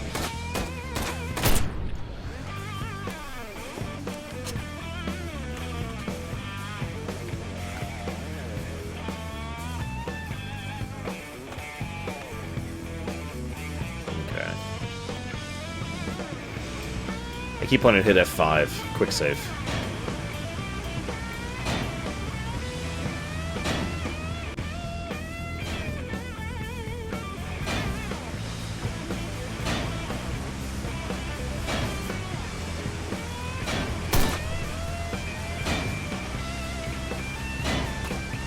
Sunk cost fallacy is not a bad answer. There's also a saying that I actually disagree with. It basically boils down to better than nothing. You've heard that saying, I'm sure. Well, I don't agree with the idea of better than nothing. Congratulations, Gimmick. Was it as life-changing as this game is for me?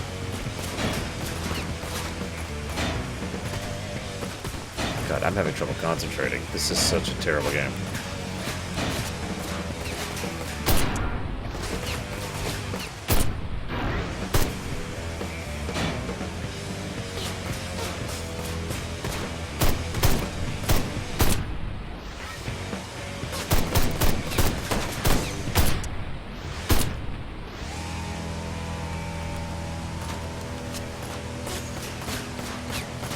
No, but there will be.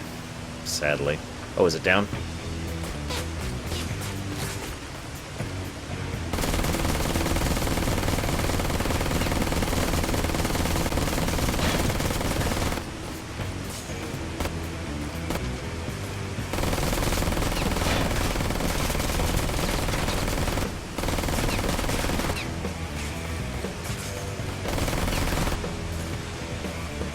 I love how he reloads the gun, by the way. It's great, really.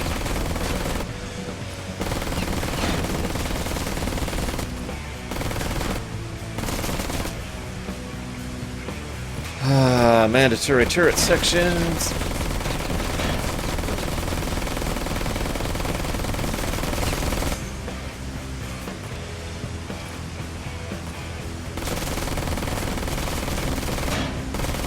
Oh my god. I cannot put into words how difficult this gun is to control. Yes, that right there, that's reloading. Right there. That's what just happened.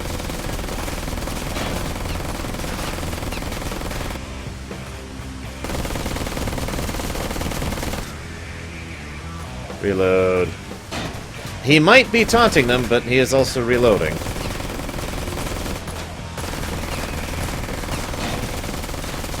This is literally an infinite wave of mooks that they're throwing. Do you see how many bodies are out there? There's so many bodies out there. Like, the game might crash here, because the game actually has... So, obviously, I talked about, you know, the Star Scourge getting rid of the bodies, but the game actually gets rid of the bodies once, you know, they go off camera. But I'm not getting off camera because I'm in a turret section, so there's just, like, 15 bodies down there. A slowly increasing number, I might add. Are we up here? Can I go?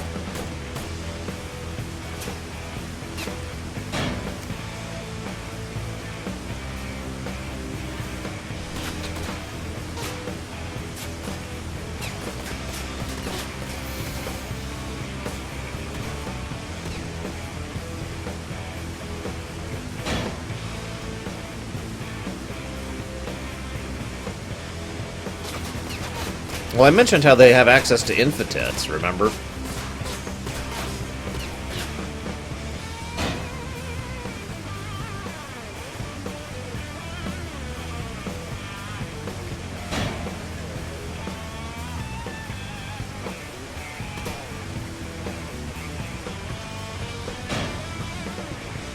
Uh-oh.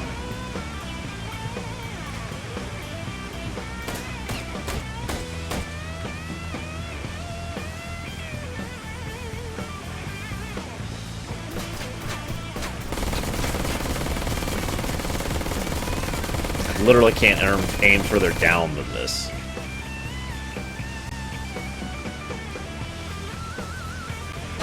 Because whenever they step on the white platform, it goes down. And I... like that. That makes it go down, what he just did there.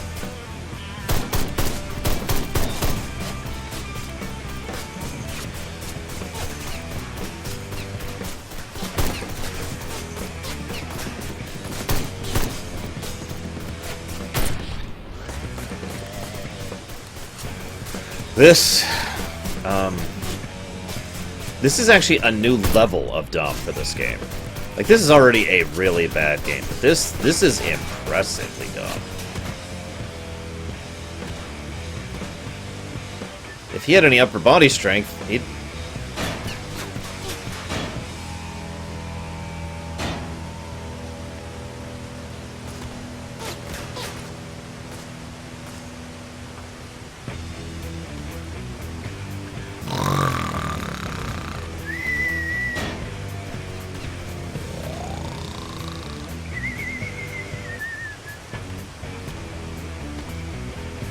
Oh my god, it's like 3 inches.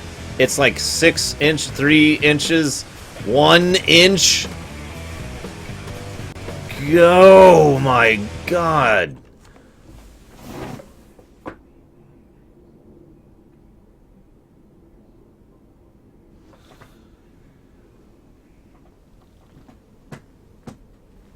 Ugh.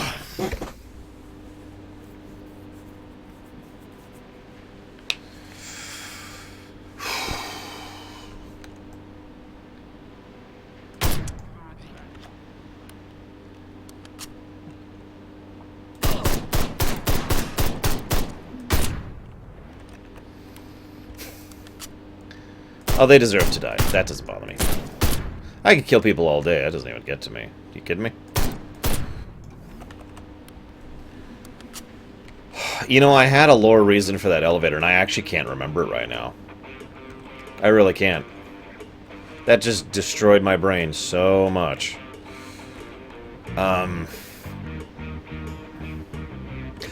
Okay, so the lore reason for why the elevator was being so stupid... Obviously, the white panel to make the elevator raise and fall, that actually gets kind of logical when you think about it in a weird sort of a way. It's so you can just drive the truck up and the truck itself activates it, so you don't need a person, right? They're really big on automation. It's one of the things that 666 has been doing to try and increase not only the brand, if you will, of his supervillainy, but that also kind of ties perfectly in with his little shtick. See, he's got this whole sawmill thing going on, right? And obviously this place is literally designed to be like a Dr. Wily castle, you know, traps and tricks for whenever Batman shows up to go ahead and take him out. And he had this whole plan of having like this super death trap based on the elevator where people will be like, aha! And then I'll activate the cloning vats that make... Oh, crap. And that's when he activates the cloning vats that make the infinite people spawn right there in order to kill the good guy while they're waiting for this infinite elevator. It's an idea he had after playing a game called Mass Effect. I don't know if you ever heard of that one.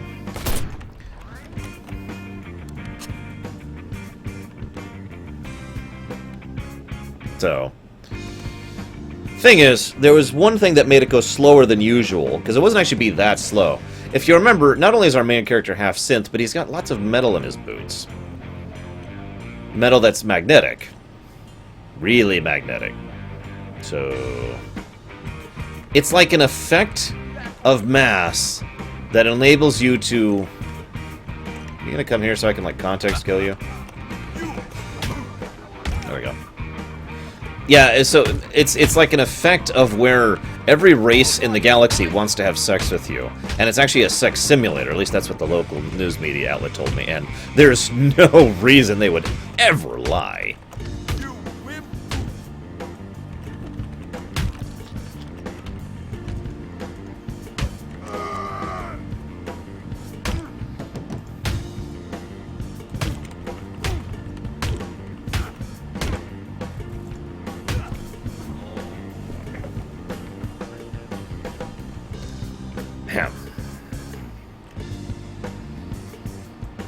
You guys realize I can see you right here, right?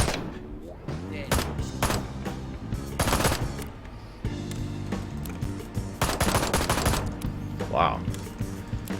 I know you guys are literally undead Terminators, but what the crap?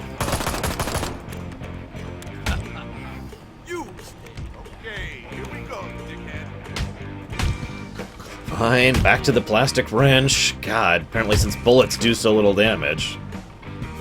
I know, bullets, aggravated undead, etc. It does make sense. Where do you live, 70? Like, what nation? Because there's 2 reasons why donations take a long time to go through. 1, it's a foreign currency, or 2, it's a non-verified account. Foreign currencies mean I have to go manually verify them, and non-verified account means they take several days to go through. So I suppose I just answered my own question. But you never know. It might be both. I don't know.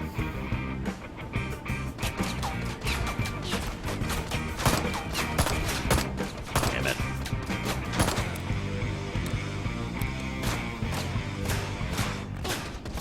Also, some people have tried donating through checks, which automatically takes longer, too.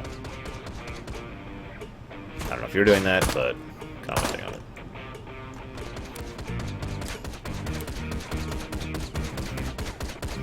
You know, that would make a lot of sense, Jigalog, being honest. And making sense is what this stream is all about. So as I was saying, our vampire character here, who used to be a werewolf, there's one last thing I haven't told you guys about him. I mentioned his sister. So, see, he actually... Well, no, I actually already did talk about that, didn't I? Never mind. Basically, he's his own sister. And mother and father. Depending on which point in the time stream he's at.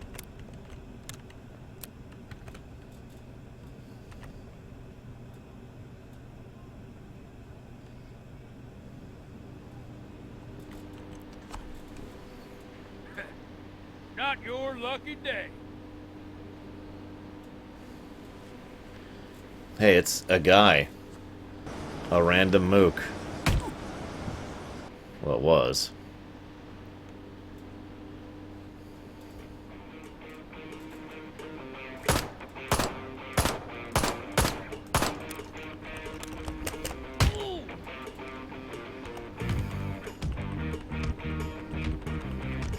Trust me, Golvig, we're not even at the last mission yet. Seriously, we aren't.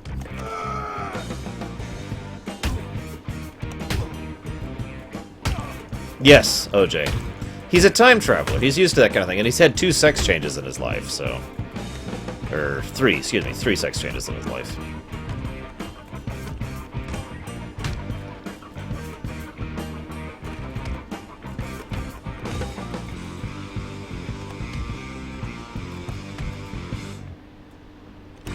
Oh, come on, I'm finally trying to be clever, and there's no freaking logs coming out. Here we go.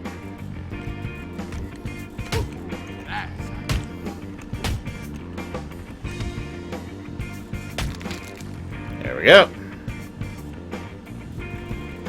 By the way, these insta-kill us, too.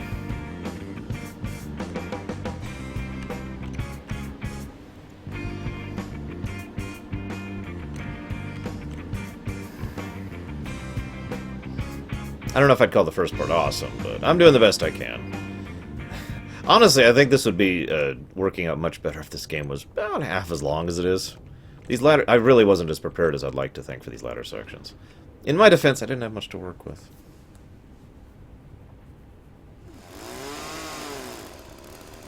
Oh yeah, so he's gonna fight me with a frickin' chainsaw. I forgot about this. Stay where you are, Sputnik. Remember, he's got to have his whole... He's got his shtick. Oh yeah, it's a double chainsaw, by the way. What do See? you know about my father? Enough to know that the boss wants his boys dead. Why does Pretty Boy want me dead? Pretty boy? Don't you know anything? Caesar is the boss, idiot. He is the devil's hand.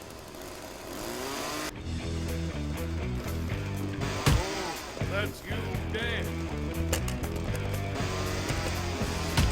Whoops, wrong button. Wrong button. Right. Yeah, hang on. Sorry. That the fact that it just forced me to suddenly use the crowbar really threw me there.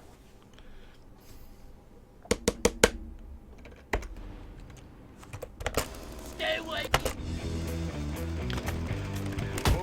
Ugh, okay, fine.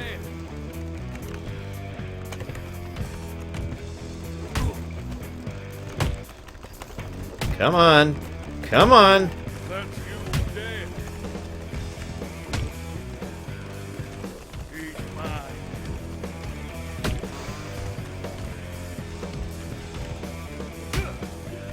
I could feel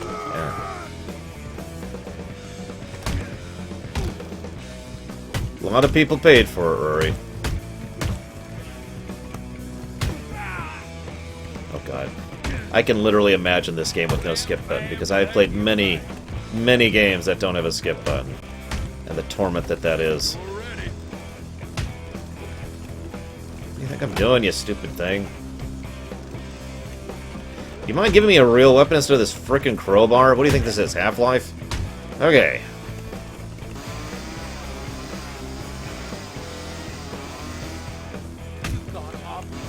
You gonna let me move, game?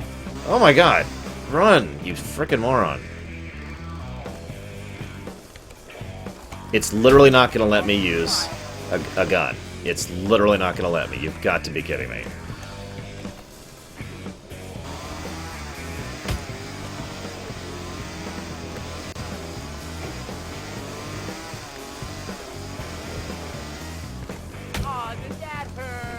Oh my god, this is the dumbest thing in the universe.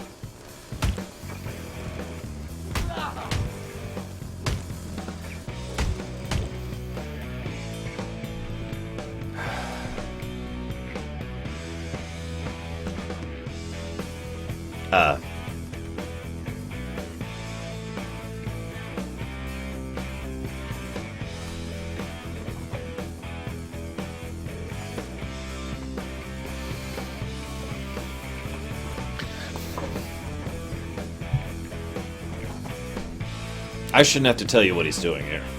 It's really apparent. Nothing for me to ruminate on here. Good night, Grey Wolf.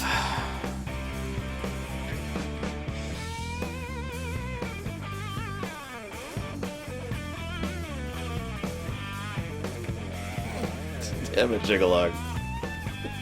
I did it! I beat the guy with a crowbar that materialized in my hand. Now, if you think about it, him using a crowbar against him is actually very in keeping with the setting that I've created for this game. Wah! They all do. But there we go. We're good. We're good. Because remember, metal is one of the ultimate signs of prestige within this setting, right? So using a giant chunk of metal to beat someone to death is like the ultimate. You know, it's the ultimate honorific, really. And thank you, 70. I'm hoping you're enjoying it, despite the horribleness.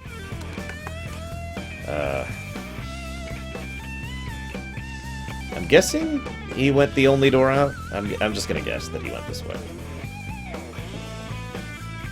Oh, fireworks started going off like 6 hours early. Why the frickin' crowbar again? What is with you, game? You have no idea, Rory. It's been giving me a headache all day. Like, literally, I had a gun equipped, and it's like, oh, hey, there's the boss. Crowbar.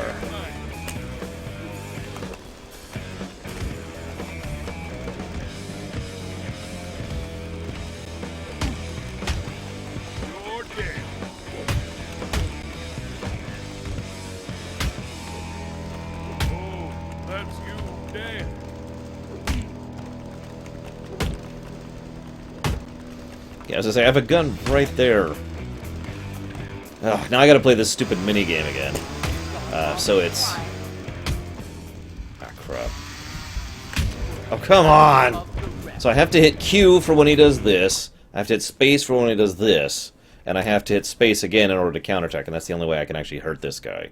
It's literally a forced minigame rather than an actual fight. And I cannot put into words how frustrating it is. Especially since I have to fight these idiots, and, like, the controls are like, nah, I don't want to let you do anything, because you have a crowbar. It's apparently just worse than every other weapon I've ever used. For some reason.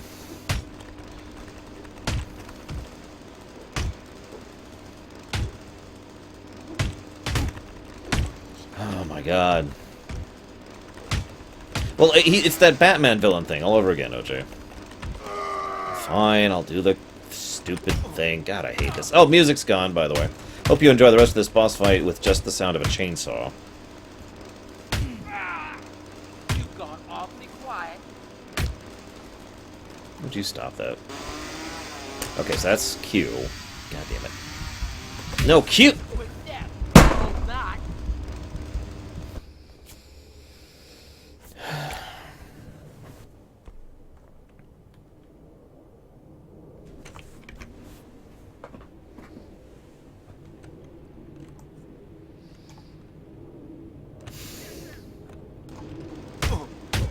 ass kicking.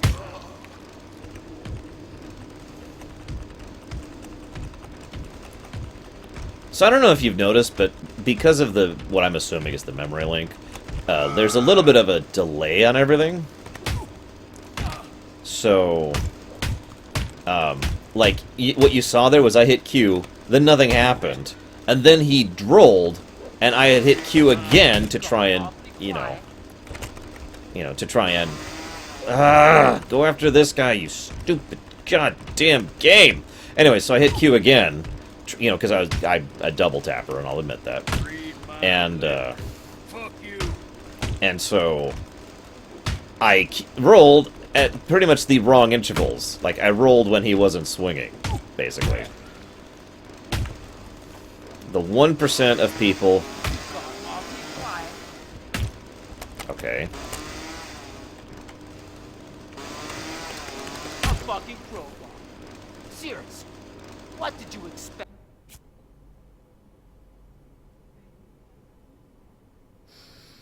What's the vote at?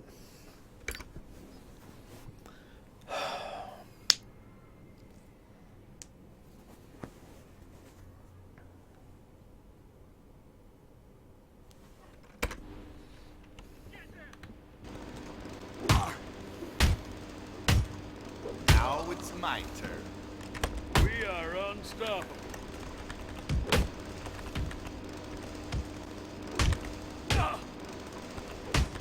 No, that's not the button I hit. But thank you for not thinking I hit that button, because you're stupid. Nope, Rory, I'm literally forced... Like, the moment I came into this zone, it equipped the crowbar, even though I had actually gotten rid of the crowbar. You're dead. R. R. It's legitimately not using the wrong keys this time. This is just silly. You were a cut above the rest, Jake.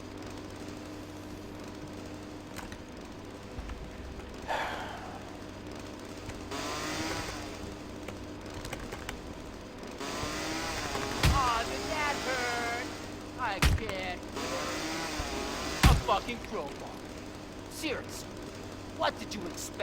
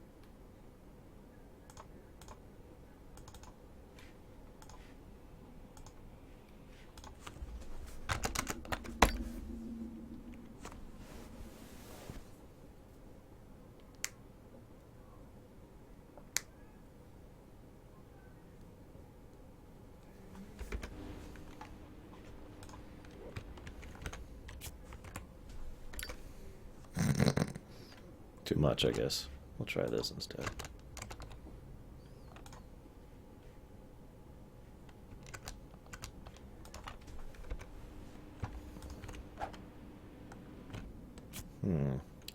Interesting.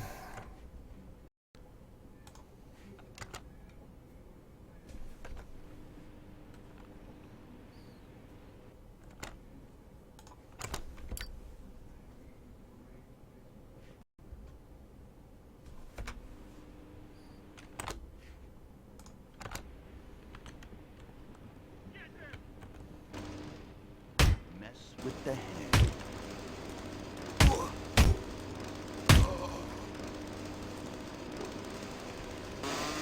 Fucking over, Conway.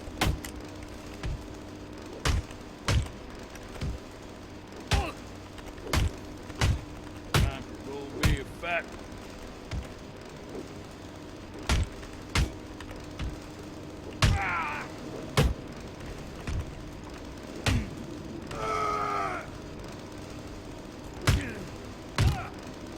You know what I love most about this game? Doing what is effectively the same QTE 700,000 times. It's the same one each time. Oh, did that hurt? I can't hear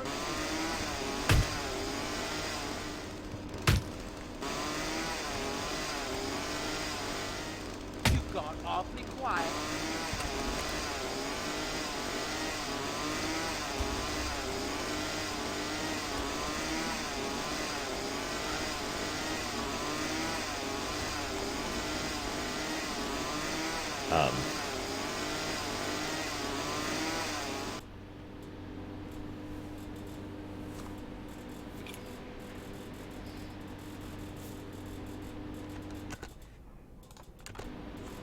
Hello.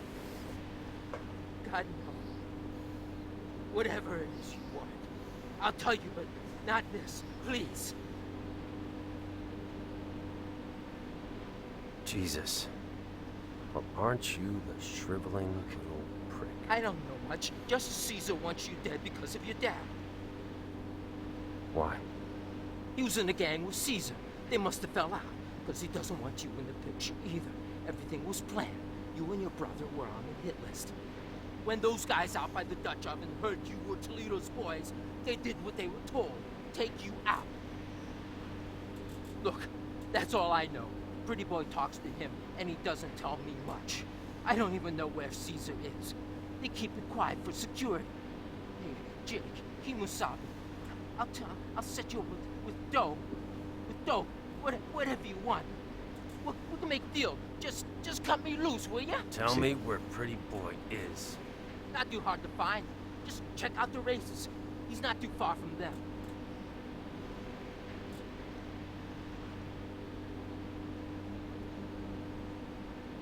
I'll be honest. Of all the scum I've taken out, you've been the most helpful. Unfortunately, I'm not in the business of making deals. Jake, no! Come back! I'll make you rich! Please! No! No! No!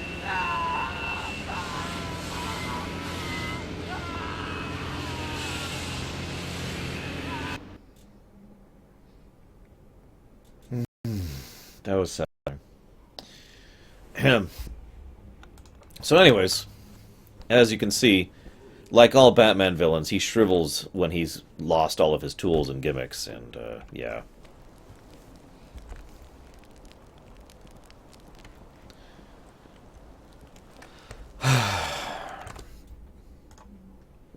Seven hours and 16 minutes straight so far.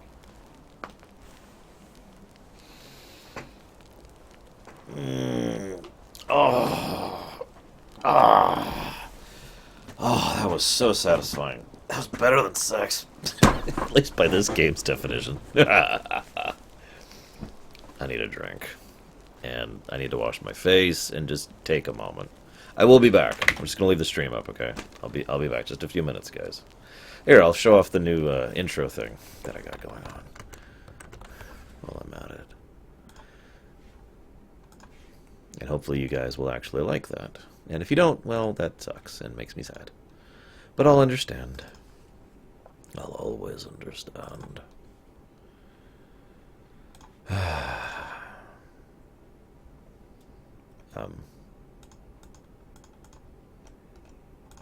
What the...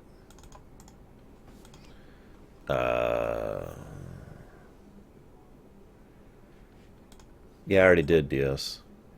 I think my OBS is stalling because it's trying to render the 7-hour video.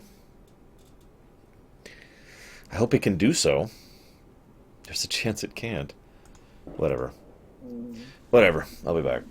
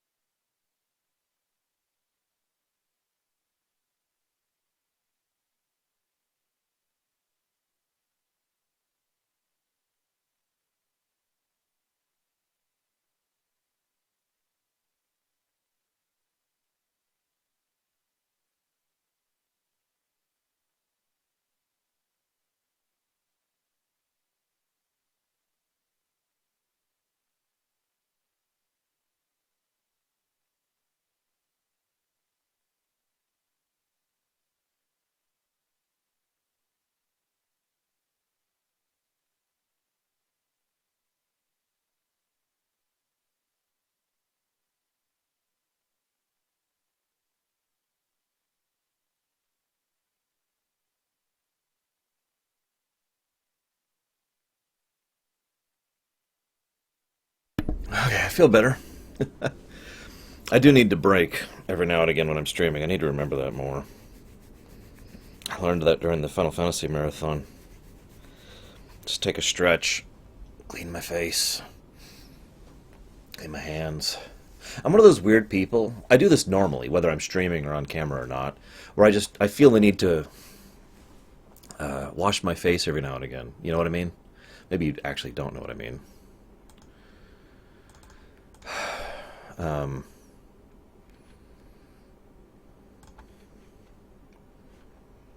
Where is...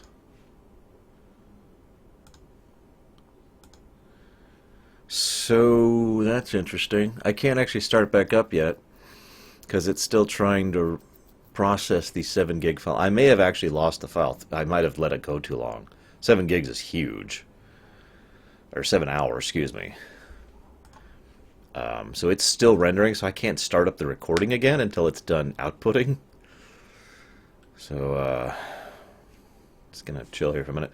I know Third probably isn't on stream right now. But I want to give him a gratitude shot here. Because I just got his Christmas present. He didn't actually need to get me anything. I actually thought he, yeah, I know, Dios. I'm an idiot. I didn't think about it. But anyways, he actually got me dinner when I went to see Rogue One, and I assumed that was my Christmas present. And it was very thoughtful and very awesome, and I was very grateful for it. And then he insisted on getting me something else. I'm actually really upset about this, but it's okay, because I actually got him 2 presents, which he'll be getting Monday, so I still win. But I'm going to show off what he got me here. If anybody can tell what you're looking at there. It's probably pretty obvious. The logo looks like it's showing up pretty well there. So I'll be playing this. I think I'm actually going to pause Pillars of Eternity and switch over to this. Start pushing through this, because this is technically next. I just didn't own this, and I was having trouble getting a hold of it for less than $40. So yeah. Is it done processing yet? Hang on, where's... Pause. Is it rendered yet? Not yet. What are shipping glasses? Oh, that's right. I need to. I am not doing any romance pairing up of anybody. It's not happening. Don't even think about it.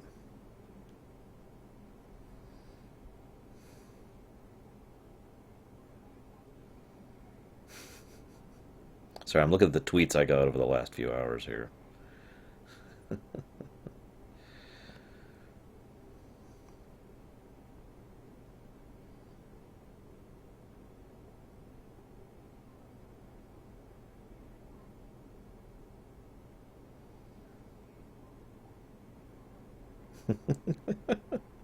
And 3 emails saying you've received a copy of blah blah blah.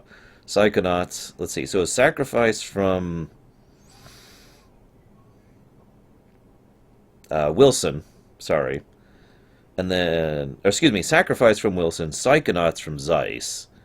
And then Empyreon from Machina are the gifts that were given to me today. Thank you, all of you. I do plan to do explorations on 2 of those games. I can't do an exploration on Psychonauts. I already played that one.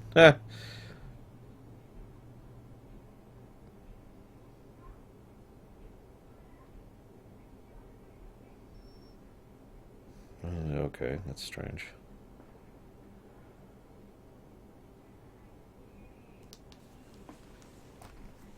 Is it still rendering?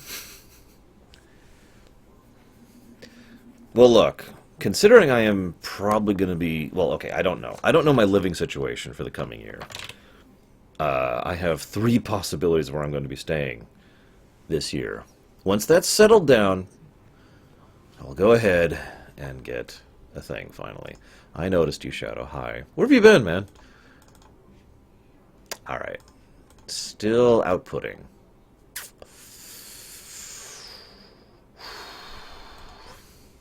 Happy New Year, Zenkaduck. I don't want to lose this file. You don't have it. You have no idea how frustrating it is ripping files off of Twitch to put up onto YouTube. You have no idea. I would really like to have my own local copy.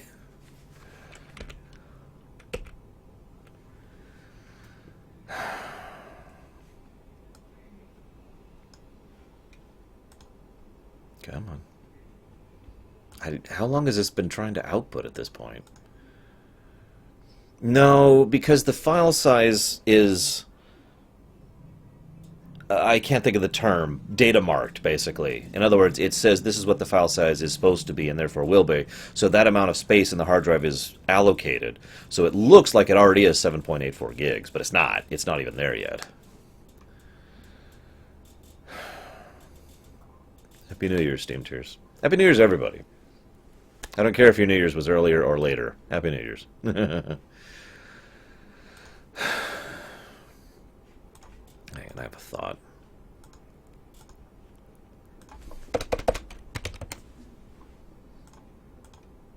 Let's try that. See if that changes anything.